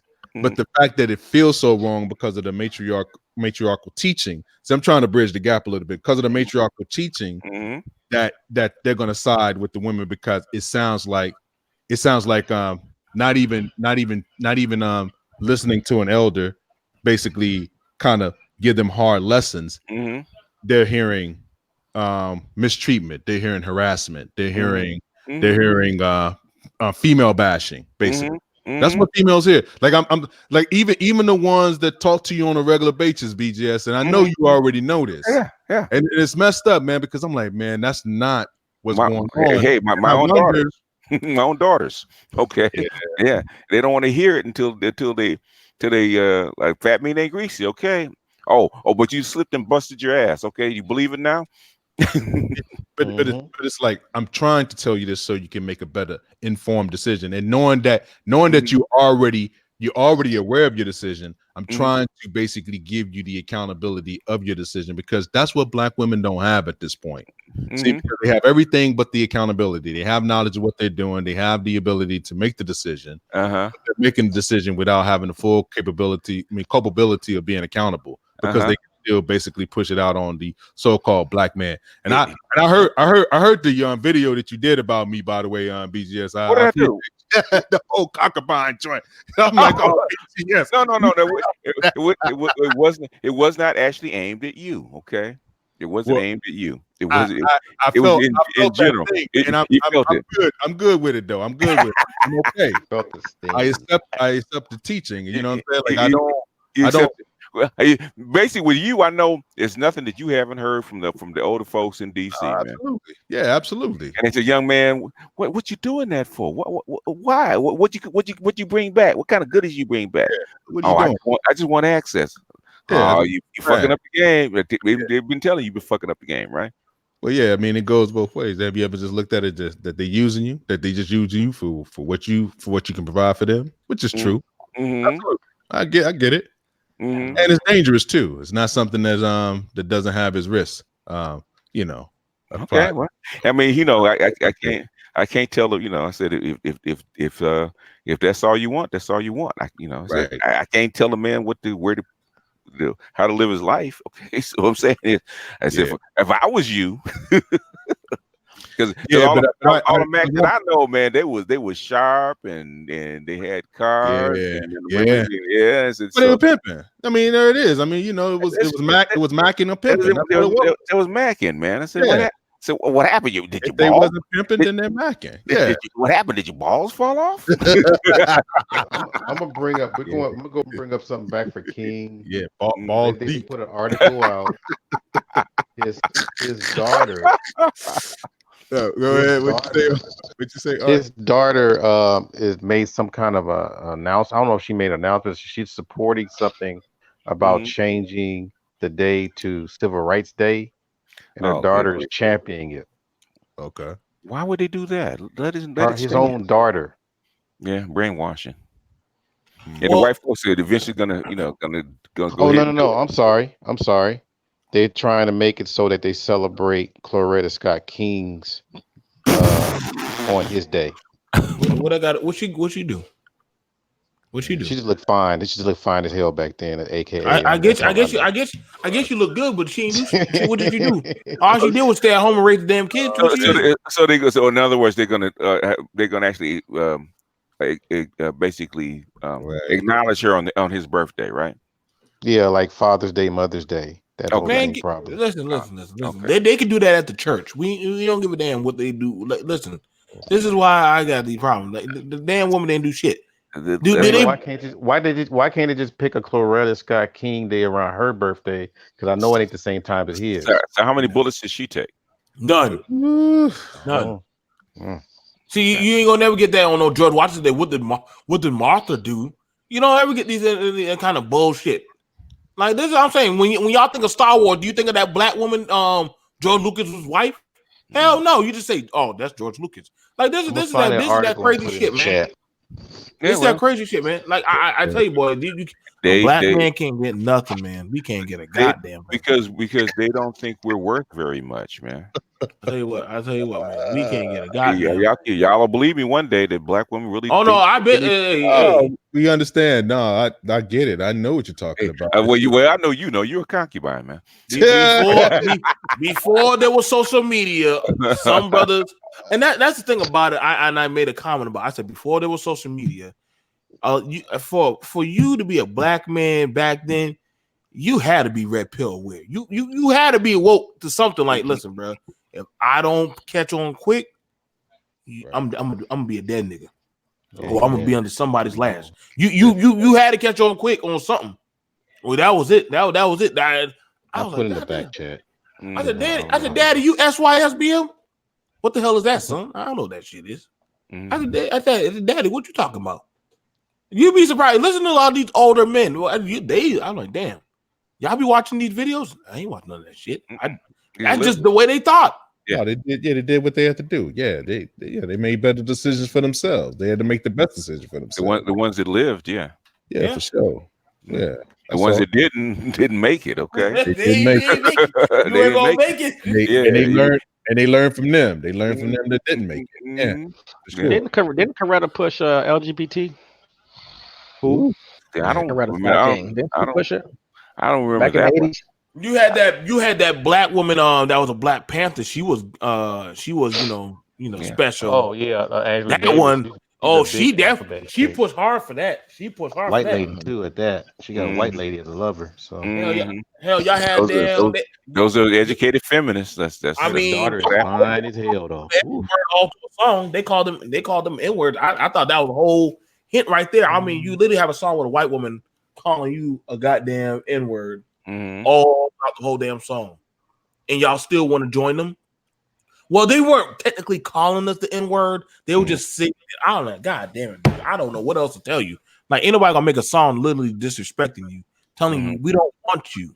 We don't need you. And I've talked to feminists, and they said, well, the black man oppressed us, and I'm like, what? Yeah, I mean, pivot to the black man. I'm like, what? We always got to ask this one question: what power did the black man have that he could check? Because when we watch Gone with the Wind, your black ass is right there with that white man. When we watch any goddamn Negro movie, it's always you with that white man. It's always you. The man take care of the white man. The bed wench take care of the white man. It's always you. Like where's this Negro that you talking about? It was every goddamn. I mean, they ain't like they lying. I mean, it's damn sure they ain't gonna trust no Negro in the house with his woman. You got that get you. They like cutting off your nuts. Well, let me ask you this though: who was the most powerful man, black man in the old days in the community? Who had the most gravitas, the most pastor? There you go. Now, what did pastors normally have access to? Women, yeah. Multiple, right? Not just their wife, multiple. Yeah, and all the women knew it. So a lot of that oppression is just based off their treatment. That's what I'm saying. It could be one guy doing the treatment. That's mistreatment. How is he mistreating them? Women. What I'm saying is, in their eyes, sleeping with them, multiples, giving them babies, not basically marrying them, setting a path of. So in other words, they lined up for this mistreatment. Yeah, of course. Yeah, that's facts. I can't deny that. Yeah, that is a fact. Lined up. I don't know too many people that line up for mistreatment. You know, absolutely. Well, they don't say that. Oh, okay. He's being manipulated. Yeah, he's manipulating me. Yeah, he's conniving. Yeah, he's a dog. Yeah. You know how you guys do. You know, no good Negroes. You know they still the programming is deep. That's on power. So there's words for it. On the power.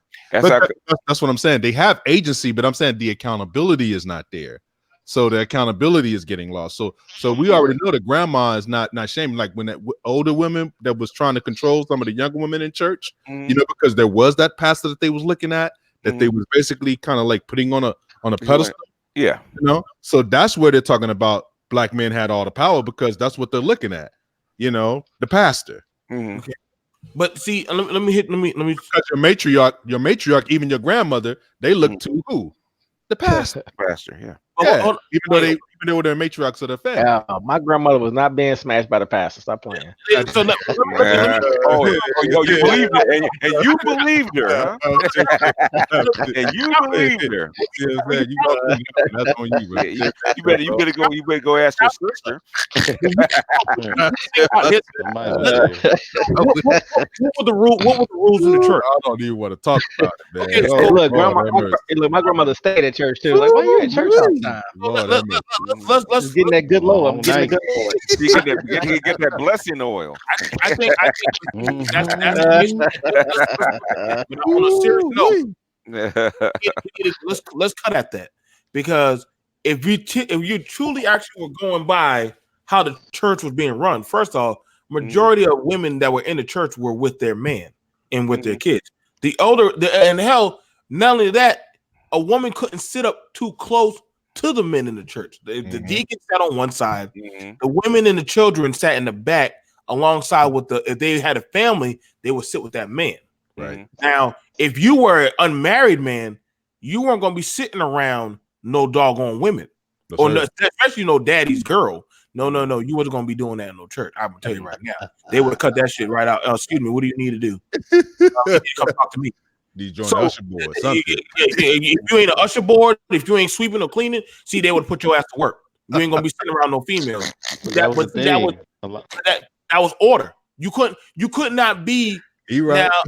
Now, I'm just saying, like, but when you start looking at it, when the men, that's why I said the first form of government that men started to understand was, hey, if we can learn how to run this church thing, you know what I'm saying? That's where you went to do your schooling. You did your town meetings. You did your organization for the women. You did your selling, but they sold stuff in the church with the marketing of quilt, fundraising, all that stuff. So everything was done to the church. It was more than just a place of worship. It was a place of it's a community. It was community. So, that's exactly what I'm saying. It was community. Right. So no. But I'm saying, but I think the thing about it was when the men started to leave out because they're like, "Yo, man, like, who's just one Jezebel sitting here, and they got to sit up in the front?" Or why are you see a pastor could not go to no man's house without that man being there. See, that's a big no. Because that man said, "Hold up, pastor. I'm at work. You know where I'm at. Why are you at my house?" You know I'm here. I'm within grounds to kill you. And it's plenty of them in the ground because of that too. Plenty of them in the ground because like trust me, back in the day, you go to another man's house, and if you get caught, you seen Eve's by you. Ain't no CSI for you, bro. That's the Lord's will. You seen Eve's by you. It was one doctor smashing all the women in that town. All the women in that town. He had clear access. He took care of the children. He had clear. He had free reign to do whatever he wanted to do at will, and everybody knew it. And then one dude was like, "Hey man, I see you with my wife one more time. That's your ass." So speaking to what you're just speaking to, that's true. There were rules. There were rules of engagement, and then sometimes people pay with their life. Yeah, so that's part of it. When the men left the church, that was it. Those men left the church. I don't know when that started happening. But I think after men saw that if you was outside of the pastor, deacon board, or any kind of leadership in the church, you saw that you was just basically like a unit almost. Because I knew even people in our neighborhood where they had fathers at home, but their fathers never went to church in my generation. Never. Like none of these guys went. None of them went. Right, like a person, like it was problem. Was an issue, yeah. Like they didn't want to be around it. They didn't care. I'm talking about with my mom's friends. They was in a choir, Bible study. You hear me? All of that, and they love pastor. Had a tape, how to pass the sermon, the tape, everything. The second service. You know how they have second service tape, all of that. I mean, and you just be like, wow, this is crazy because it's gonna make you feel some kind of way. You know what I'm saying? Like. Your woman is revering this man, you see? And I think that's what part of that whole, black men have power in the black community, because in the black community, who's the ones with the actual power that have access on a community level? It is that pastor. Yeah. And depending on how big his church is, especially his reach is more prevalent. Like TD Jakes is a thing. Like, that's a real thing. TD Jakes knows how to make women wet and make Negroes look like betas. And see, I'm gonna tell you right now, TD Jakes isn't gay. It don't even matter. It don't even matter at this point. You gotta see the thing about it. Because see, I'm the type of man. I never let the pastor lay hands on my woman. I'm the type of dude. Well, I'll tell you what. What if he do BMT? Listen to how he said that. Sister Johnson. Sister Johnson, come here, baby girl. You looking real good in this dress. I said, Pastor, real good in that. Let God let you lay hands on me, and then I'll lay hands on her. 5'11". Oh, I said that shit right there in the congregation. I said, tell you what, lay hands on me. The mother said, "Oh, do it, Pastor. You might want to do." I do not. My eyes do not blink. Hand on the pistol. I did not move. My wife right behind me, and I said, "You can lay your hands on me." Well, brother, I gotta pay for her. Then pray through me, Negro. You pray through me, and then that blessing go through me first. Then I can bless through her. That man put his hands right on my. I said, "You gonna put your hands on my waist? You gonna heal my thighs or some shit?" I don't know what prayer you plan on doing. Then ain't nothing we need to talk. Listen, man, I don't play with these Negroes anymore. Listen, y'all. Listen, I go to everything. I recorded my son's service. Man, that's hilarious, right? I recorded my son's service when he went to go get baptized and all that shit. I was standing right there. Man, that man, he said, "Hey, baby, you want me to give you?" I said, "Hold up, Pastor. Go back behind that pulpit." I can listen. I know they say no weapon formed against you, but they didn't say that weapon was going to hit you. I'm just trying to let you know I love you, but I can't promise what's going to happen to you if you cross that line. Don't play that game now. Come on now. You already had one pass get caught, licky. I promise you don't want to be. I'm not like that other man. I'm not going to wait. I'm not going to pray about it. I'm not going to go to God. I'm coming straight to you, Negro. All about that action, boss. I'm all about the action. Listen, I'm that real. I'm that one in the church that you need to pray about.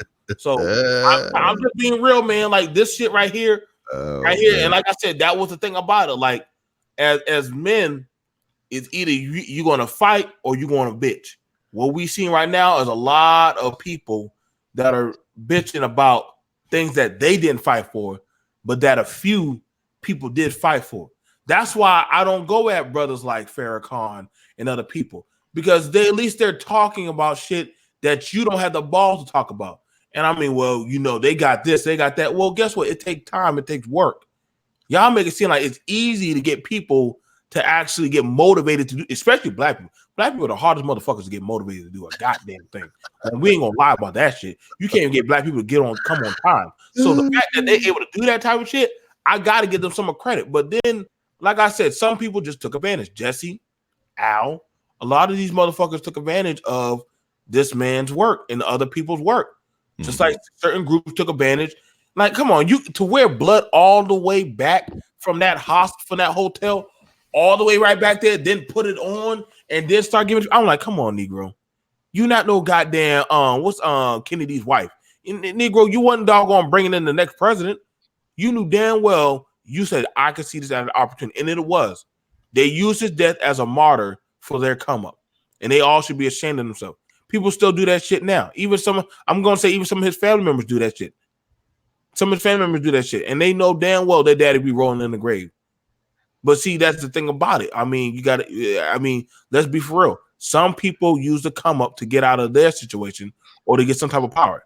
They're writing off of people's names. That's all there is to it. But they're not actually following by the blueprint. So when you do have men that saying, yo, man, like, I'm not going to submit to these women.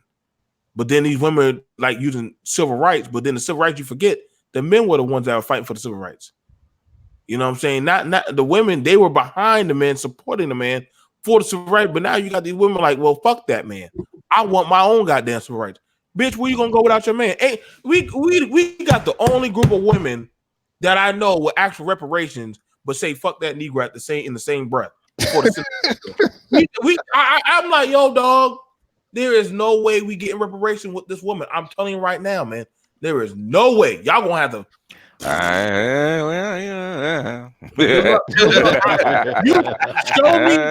show me one group. Y'all gonna, I can't argue against it.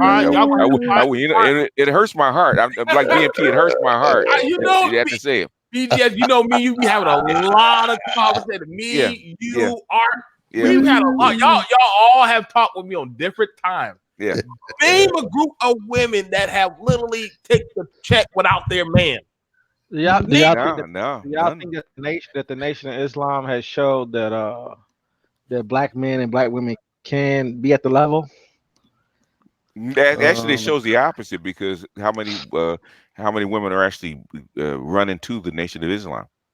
And they work because they know they have to be able to. And then we're talking about not just the nation, any part of the country, other cultures. You have to have some form of discipline and structure, in order for you to function. Yeah, and a lot of these ladies. That's what I mean. The ones that are actually in it, not the ones going to it. They know that they can. The thing is, it's not that they can't. The thing, are they willing to do it? And they're not. You got to drop the old. You got to drop the old. Well, they stay in the same old state. Christian church that does very little for them, and they praise the Nation of Islam. How many women actually run to it? They're not. It's funny how you say that, because the question would be, do women think that they need salvation? No. Salvation in the salvation in the form that they want it in. Right. But from what? But I would ask the question: what do they need salvation from? What they ain't with you. So what do they need to be salvation for? They are with you. That's the whole thing. They're with you. That ain't what Lonnie said. Lonnie didn't say that shit. Lonnie said, "What do you mean?" That ain't what they're with you. Because man, they're with you. Lonnie Love is still crying because she's not with you. Lonnie Love got the fat goddamn Dave Wilson sitting right by her eating a burger. Like they. And listen, man, y'all know me. She got the first white man that rolled up. That's all. That rolled up. Like, listen, like when you, I don't know how panels. I always look at them with the bullshit eyes. Like, nigga, like tell me your goddamn K Michelle story. Then I just start playing the music in the background because they about to say some shit. Well, if y'all black man, oh, there we go. Let it begin. Let it begin. But they're going to say some shit. Well, if you, angry man, had died on the cross for my sins when I fucked 20, lightsabers out. I don't even stop this. I don't even stop you Sith Lords anymore, man. Y'all go ahead. I'm taking heads. Issue 666 was already issued out. I just say, you know what, fuck it. I just put on my stone shit. DC's in the background laughing as I'm taking one head after the other. I just put on my stone shit. Trooper helmet. Say, go ahead. I was a weak old man. I don't even try to fight y'all no longer, man. Fuck it, man. So I come back. I said, I'm taking heads. You know, that's what I told Chaos Reign. Thought I was gonna be nice when we came up to. I'm taking heads, right? I was surprised. I was like, "What the hell is going on?" I was in the gym listening, like, "What the hell is this?" He was stuttering. Yeah. I said, "Oh God." Well, Angry Man actually saved him, okay, because he was embarrassing himself. But Angry Man actually saved him. So the fact that he, you know, from outside looking in, so the fact that he was on panels with certain sisters, what have you, they kind of softened him and gave him a little courage at the same time. We'll talk about that offline, man. Okay, because it's family business, and I got a question. Go ahead. There he is. What did y'all? Oh, that's Angry Man. What's going on, man? Angry Man. What the hell are you doing up, man? You got kids on. What's up, buddy? Man. What the hell are you doing Welcome. I'm a vampire. Yeah, I know. hey, you know, I would say that we say your name 3 times. Remember the old vampires wouldn't rise. They would just they would stay like flat and they just rise up and kind of level off and stand on their feet. Like that's you. They like the Undertaker, just kind of rise up. Wouldn't just bend no knees and then stiff-legged rise up right on his feet. That's Angry Man in the middle of the night. Oh, he heard something. Go ahead, man. So what was y'all saying about the lovely ladies of the community? The community. Oh, we said a whole bunch, man. Take your pick. Take your pick. Shit. Talking about how they're the pastor. Where you talk about? We can't get reparations. Like BMTC can't get reparations with the woman that we got. Basically the feminists actually she got her check. Yeah, actually the feminists actually. Let's have go ahead. Let's have Valdez go in on that thing where they keep saying that the civil rights leaders, only thing they kept doing was trying to fight for the rights to get with white women. Oh, yeah. I know you heard it before. The civil rights leaders, what they were trying to do is, I think what their thinking was that if they could get black people in the same space with white people, then black people would be able to benefit from what white people do or what white people have. I think that's all they were thinking. I think they were just like, okay, maybe if we're in proximity, these motherfuckers, we can benefit from some of the shit they benefit from, but they didn't really think it all the way through. The white people wanted you in proximity, but basically, okay. In other words, if you have a deal, right, both sides have to get something. Okay, okay. Black people wanted access to jobs. They want access to money. They want access to all the other stuff that white people got. Yeah, all the stuff that white people had, right? Okay, but the deal was cut that you have to integrate. You have to assimilate. That was the deal. Okay, we need you guys to assimilate. Even though you might not want to, we had to bring these two sides together. If you want this, you got to take this. So that's the deal that was cut. See, that's the part I never really understood. Mm-hmm. Why would they want black people to assimilate? What was the purpose of that? Oh, because a homogenous society works best. Yeah. So in other words, if you have this constant strife for 200 years between black and white, that's causing all these doggone problems, right? Constantly causing problems. You have riots. They burn your towns down. You got people being killed. You got all these You know, and plus, in the modern era after World War II, it looks bad. So why do they keep doing stupid shit then? Like what? Like the little fucking institutional things that they do in order to keep black people from being able to do certain shit. Why? Talking about in the 70s? Yeah, I mean, okay. In the 70s, okay, I think I've explained it before. In the 70s, Nixon, you had what he called the basically a socialist movement by the baby boomers, right? Not only black but also white. And Nixon actually said it. He had to kill the civil rights movement and the anti-war movement. So what he did was actually take away, use it, take away our power.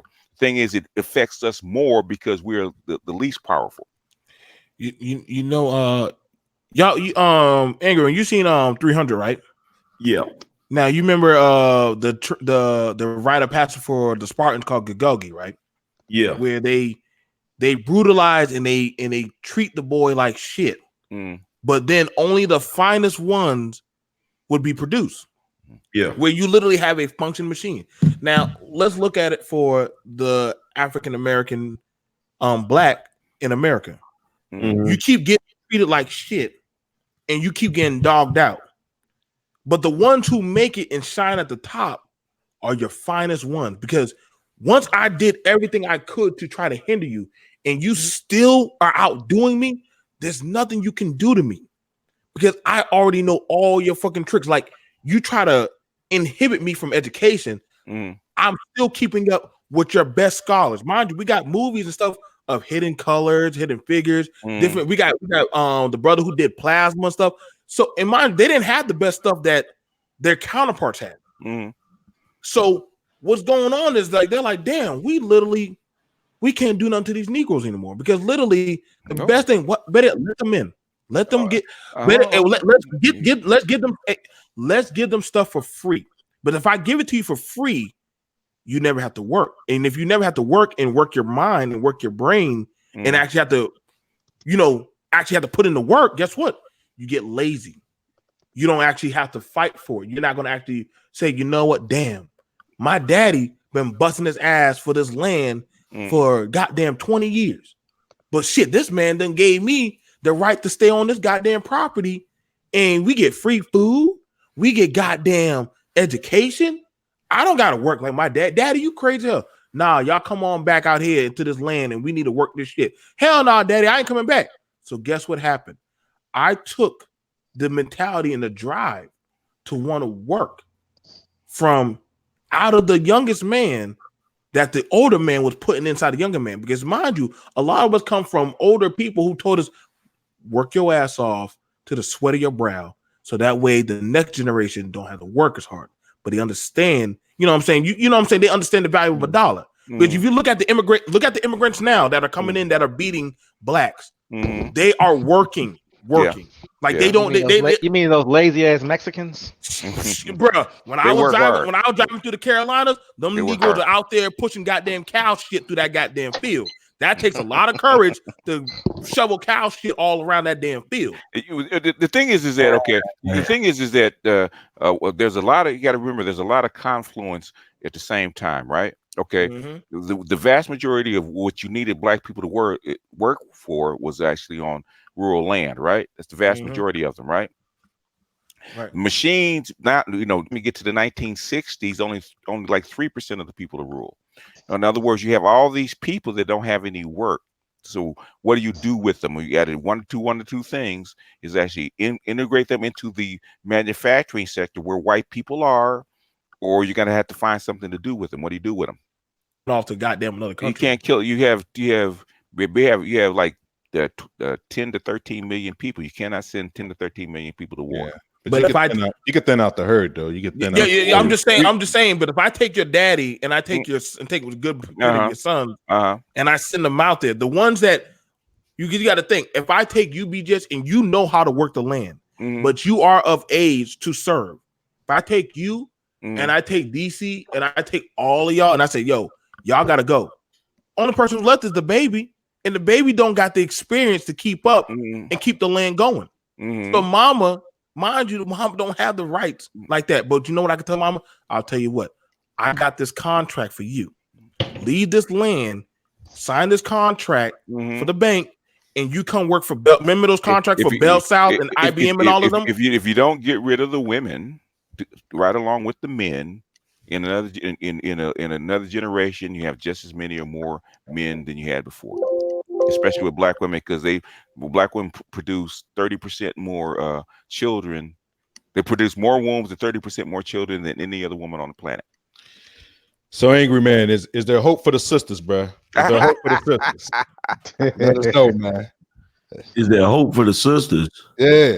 You got about as much hope for the sisters as you do turning a piece of lead into gold.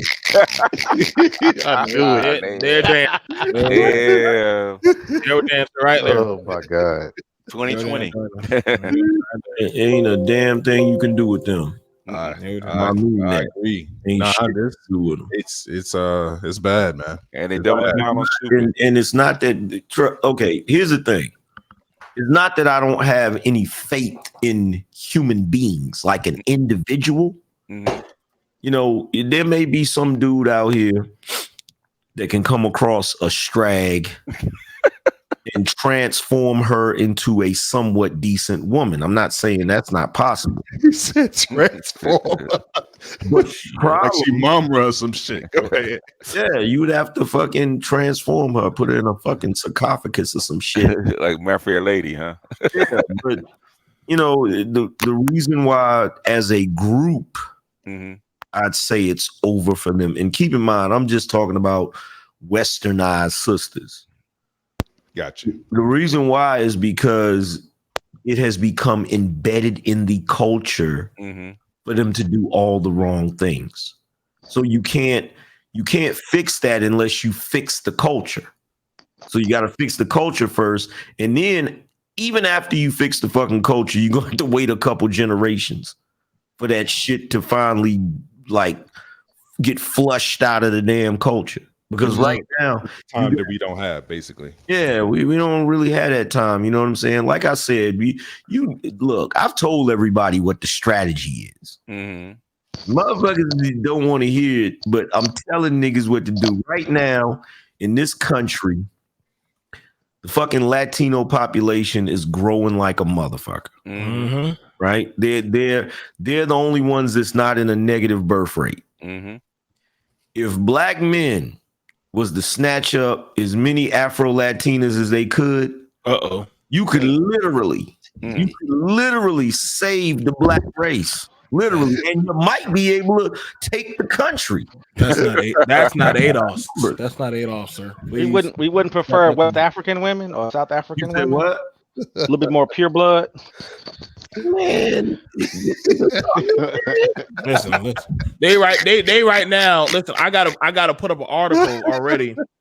They selling their own women and children to goddamn British people for money. Like, so I don't know if I mean, y'all can run to Africa if you want, but I hope you got some money to pay because they getting bought up real quick.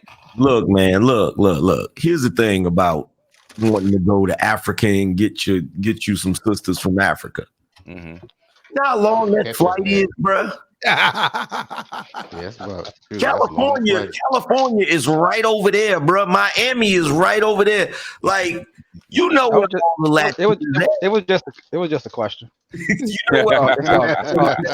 all good. It's all good. I just saying who's left. That's what I asked when I hear brother say he going to Africa. I said who's left over there for you? I mean, the China. I don't know about going to Africa. They're producing them like crazy. They over here. Yeah, I'm just talking about importing some genetics. That's all. Okay, and here's the other thing: some pure genetics. Well, here's the other thing too, and I don't even think there's a such thing as that anymore. But as what? Pure genetics. Yeah. Oh, okay. But here's the other thing too. You gotta think about.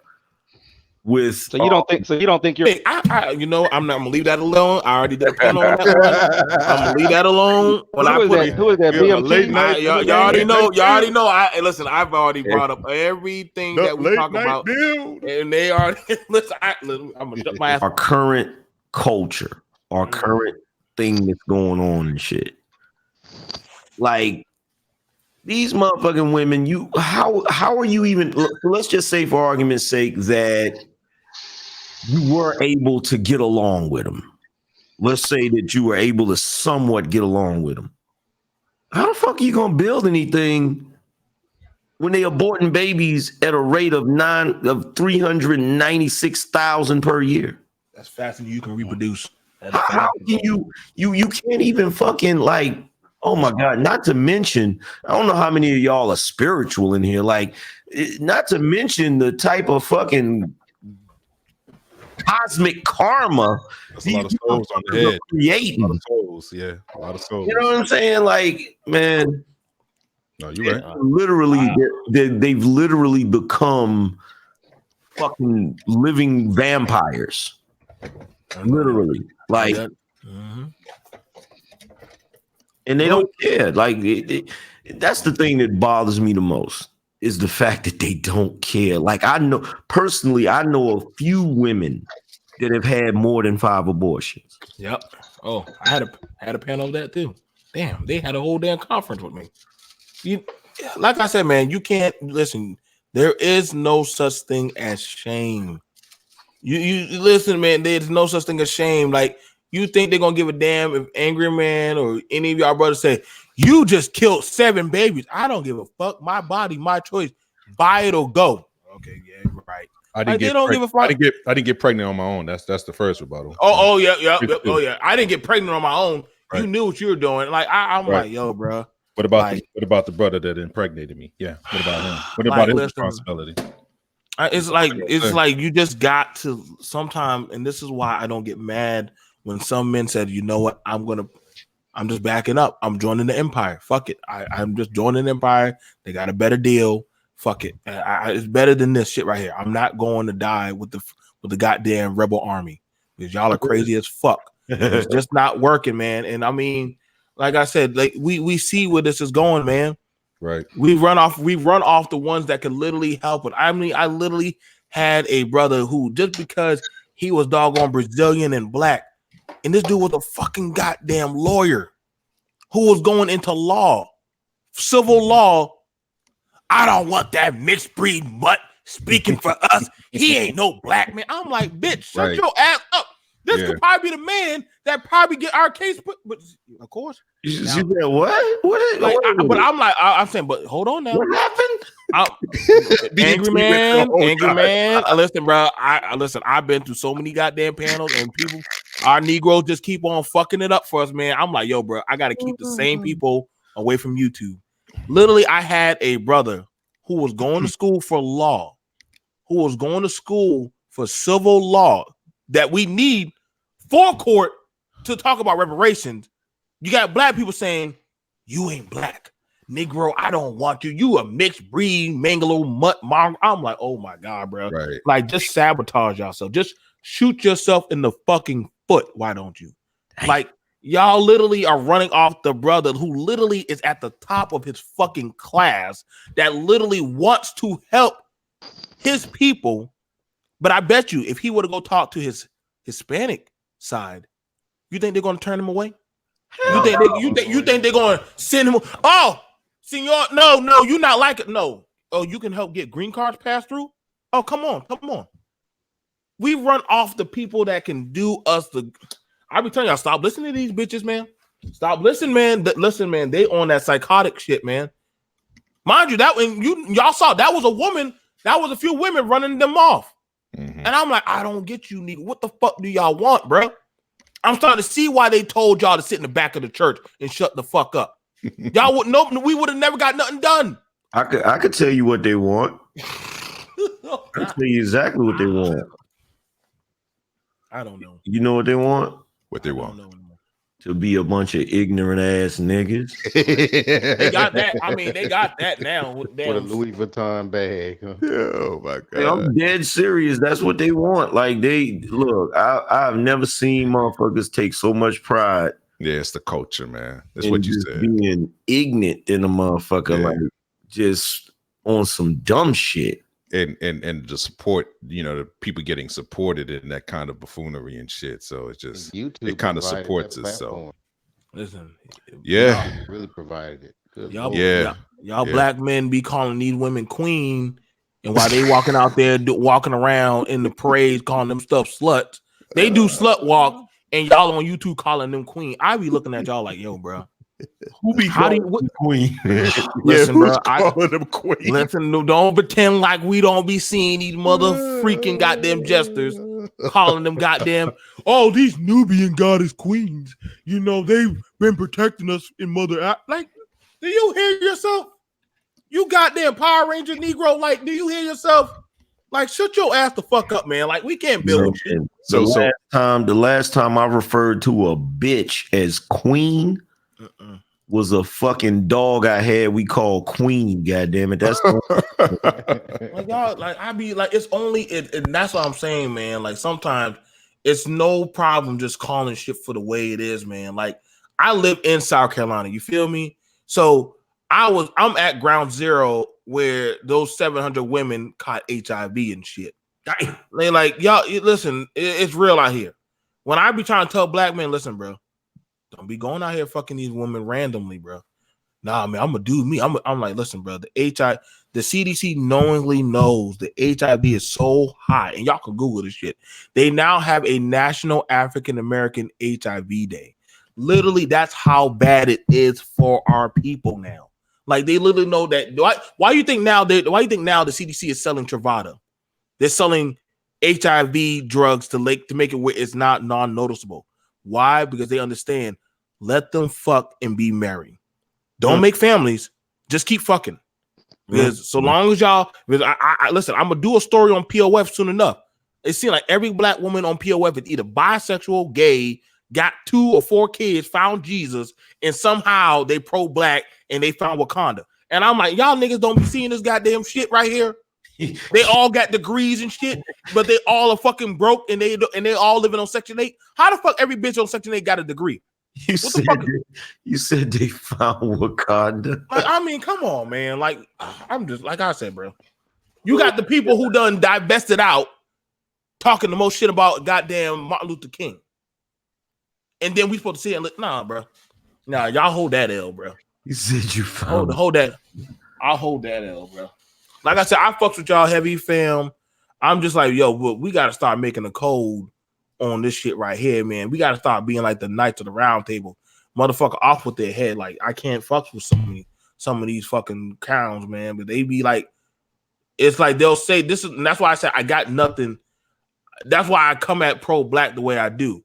Because there's some brothers and sisters who do put in the work, and then there's some people who take on, and me, Art, we had that talk. They take on the moniker, I'm like y'all, I'm sheep in wolf clothing, but then they shit over everything you do. But then when you say, well, who did it?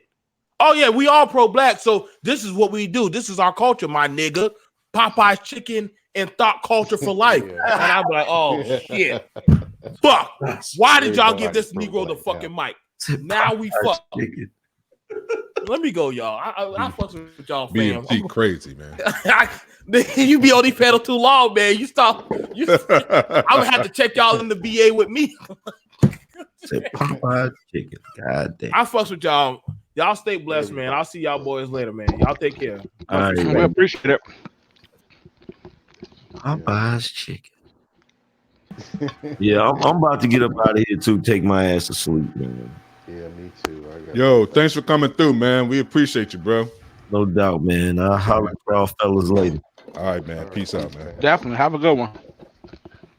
Peace, fam. So I have a dream that little black girls and little white boys and all this. Nah. But yeah, that was that narrative. As much honesty as we can stand, man. As much honesty as we can stand. That was that narrative back in, I was just putting out there, like, is it too late for the community, man? Is it too late? No, so all right, I don't think you answered the question. So what's your take on the title and the subject, how we actually titled the program? Can no longer be repaired. Be repaired. I think it always be repaired. You have to look at, like if there is some kind of, like, for example, a car, sometimes, you got, I think, the fact that we still functioning and doing different things, there's always some kind of way to what do you call it? Always kind of way to repair things. It's just the thing is that you have to start pulling, getting some history on how this stuff was made, what made it stronger, all these different things to give it that full plush. But the thing is, you got to get rid of all the gunk and all the parts you don't need. I don't know if that analogy even makes sense. Yeah, but if we said somebody said they need to get the 9 wrench, another said they need the three and a half. I mean, and there's no reconciling it. I mean, how we get the right people to put the parts where they need to be and use the right tools to get them screwed on right. See, Yeah, that's, to me, it's not the fact that we know that something is wrong. We all know that there's something actually wrong. Is, to me, is the discussion point where we meet up, and even if we do disagree, not knowing how to disagree but still move forward. That's one of the but biggest things. It's like one of my pet peeves that I see, and I try to meet people where they're at, because I think that at the end of the day, what I'm hearing is still a overall love for black people, even though it may be maybe not the way I love black people, but it's not about me. You know what I'm saying? It's about us. So what I was trying to that's the say was, point. what I was trying to say, I threw the analogy, but you got to get rid of all the bad stuff Right. that's causing the problem. Got you. I And got you. even the people that we may be able to blame, some of them guys could really turn a leaf, even some of the sisters. I think that we talk about sisters a lot on some of these panels.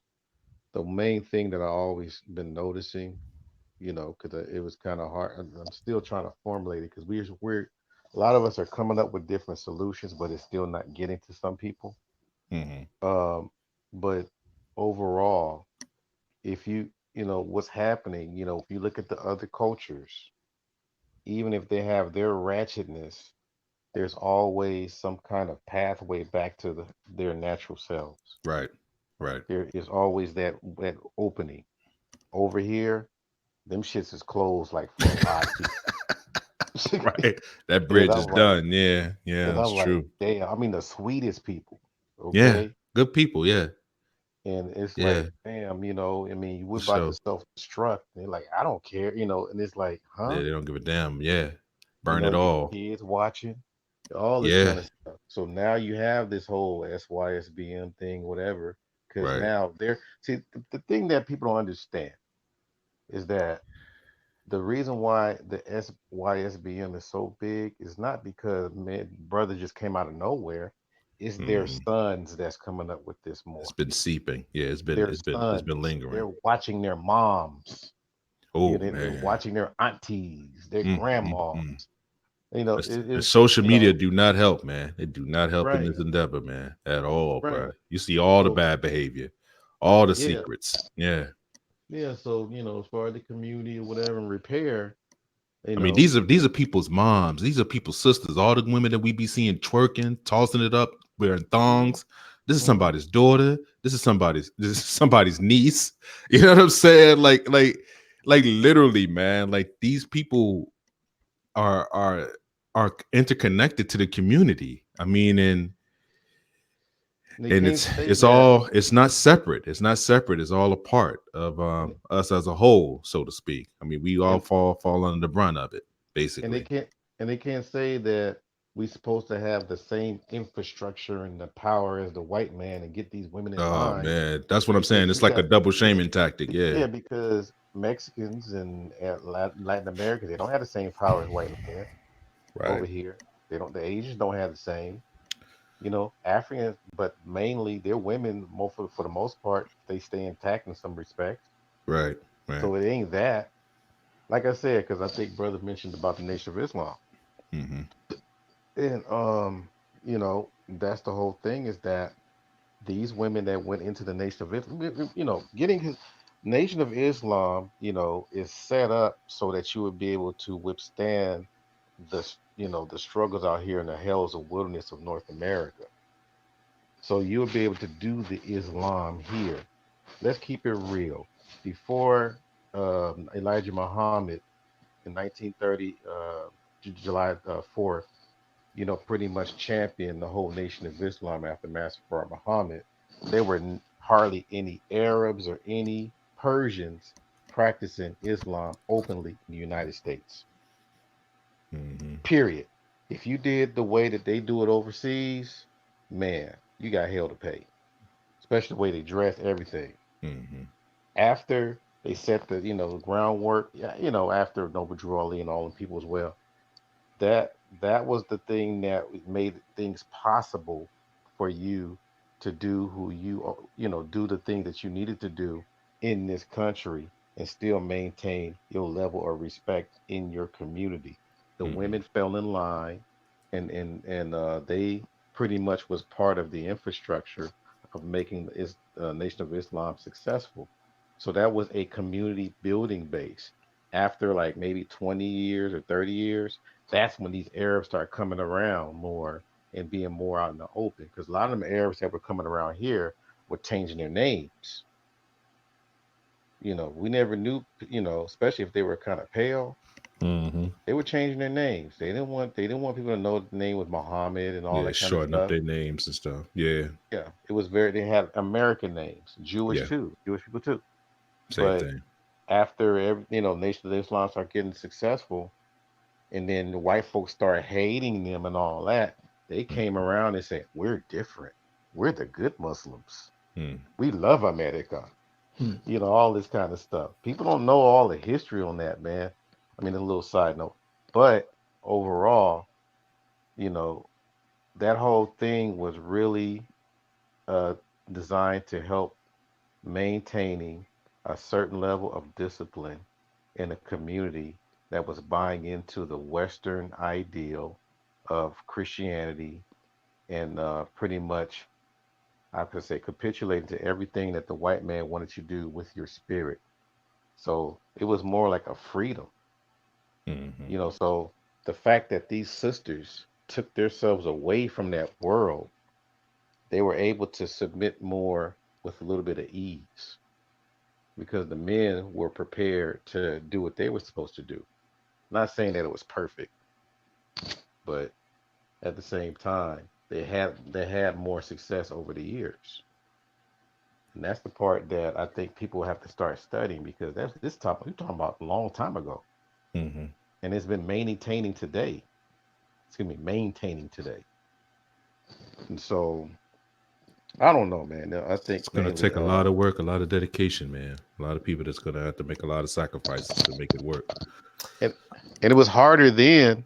It's a little easier now because we got other things to help you out, give you, we got more resources and stuff. But still, Cardi B is more appealing and doable, And check this out, man. What's She up? has a philosophy. How many rappers alone have a philosophy? Thing. She says this, she says that. It's like she has a school, dog. Yeah, she was heavy in the social media before she popped, so she already knew the game, so to speak, on how to, And who's on the panel now? Who's on the This panel? is the nameless protagonist. The nameless protagonist. I don't think you have graced us before, but welcome, brother. We appreciate you for stopping through, man. Absolutely. Always appreciate chopping it up with you guys. Met Art before. I don't think I've been on your channel. Okay. Go ahead. So yeah, it's funny this topic comes back up again.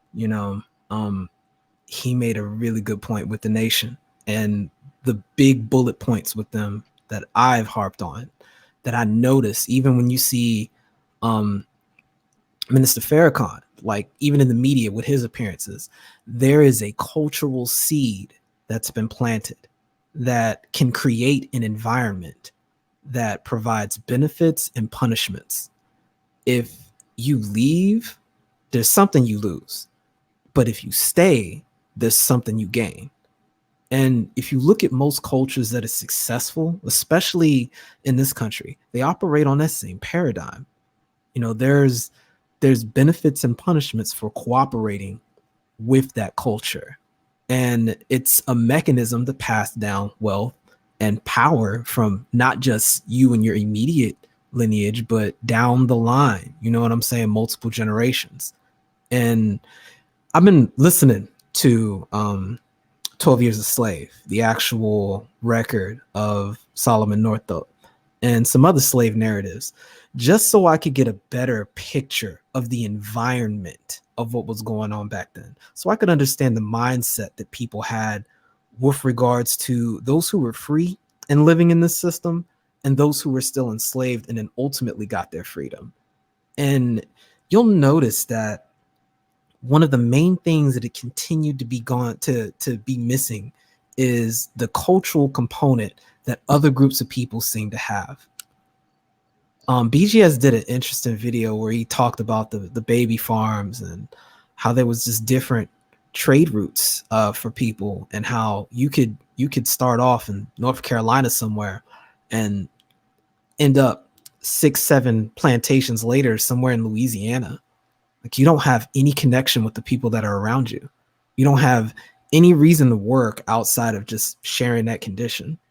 And that breeds a sense of scarcity that never goes away. Even when you get off the plantation, your values become that culture, which are whatever material things you can gain that you feel as though you have agency over. And a lot of that mindset that you see manifesting now, like what was mentioned earlier with Cardi B and all of that, comes from the desire to never want to be in a position to where you're compromised like that. And when you listen to Cardi B's narrative, it's coming from a stance of, I was not protected, and so I did what I had to do to get where I am now, and you can get the bag too. And I think all of us kind of cringe when we look at that, because, you know, no one asks the questions, okay, well, how did you end up in that unprotected position in the first place to start with, truthfully? And they then call you that see shaming. You see what I mean? Well, yeah, they'll flip the script on that and say that it's all about who gets the initiative on the shame blame, right? But, you know, they describe a symptom and not a cause. And you can't really get that through a lot of people who've bought this ideology hook, line, and sinker, because it matches the current environment so much that in order to present another view, you would have to pull them from where they're looking at. In a world where 2 years becomes ancient history, they're not going to connect those dots like that. That's very man, that's good. Are you one of our That's a young good brothers build. too? Are you That's in a your good 20s? build. No, I'm actually 37. So Oh, okay. So you're That's good millennial. stuff, man. That's good stuff. That's cool. That's good stuff. Yeah, Well, I'm about to get me some sleep, y'all. I'm about to roll yeah, out. in fact, I was going to say we could just end it on You that, done man. burnt Did them you? all out, DC. Huh? You done burnt I their know, plate. man.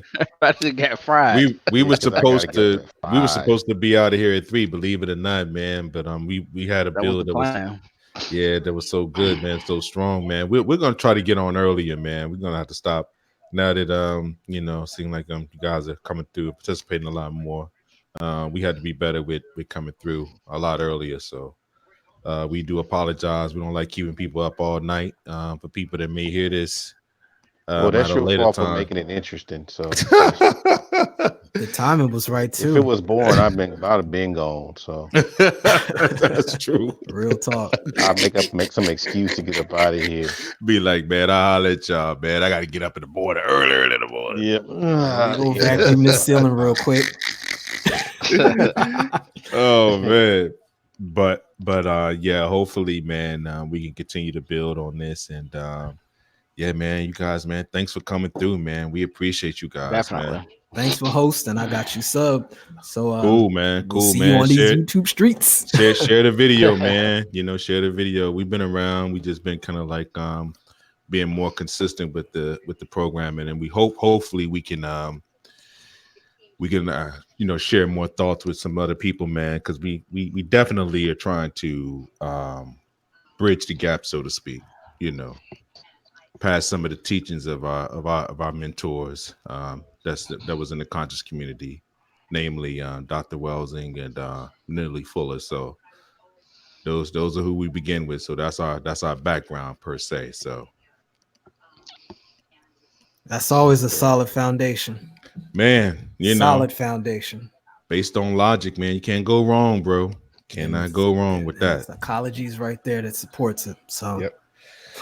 But family, have a good night. Thank you for having me on. For sure, and man. You guys have a good rest. Coming through, bro. Salute. Appreciate Yeah, man. you. Peace, bro. Peace, bro. Peace. All right, peace, everybody. All right, man. All right, have a good one. You got anything? Any last words, Paradox? You want to lay on some people? That was good stuff, man. Just hit us at codebreakers 1999 at gmail.com. You can also find us on Twitter at codebreakers191, and definitely like the video and subscribe. So appreciate everybody listening. Yeah, for sure, man. If there's any like I said, like we want to alleviate as much confusion as possible. So any gripes, any concerns, any suggestions, man, please feel free to share them, and we will take it under consideration. And don't be afraid. If you want to join in on the conversation, let us know. We definitely for sure appreciate all the people that participated. Nameless Protagonist, Art New Style, BGS, The Angry Man came through. I forgot the other brother that came through also, but we had a full slate today. Oh, BMT. How can I forget? BMT showing us love. So and Albert. Sure. And Albert was early. Albert must have went out. He didn't even get to share his thoughts, but he dropped that on us. Yeah, so for sure, man. Let us and all let the us know. commenters. We appreciate all the commenters as well. For sure. In the chat. Thanks for showing us some love, man. The channel was growing, and we appreciate y'all. But we got to get out of here, man. We on East Coast time too. Shit, it's damn near 5 o'clock, man, and we got to get up in the morning. Yeah, man. All right. Well, this is the Code Breaker. This is Paradox. And this is D. Until next time. Peace.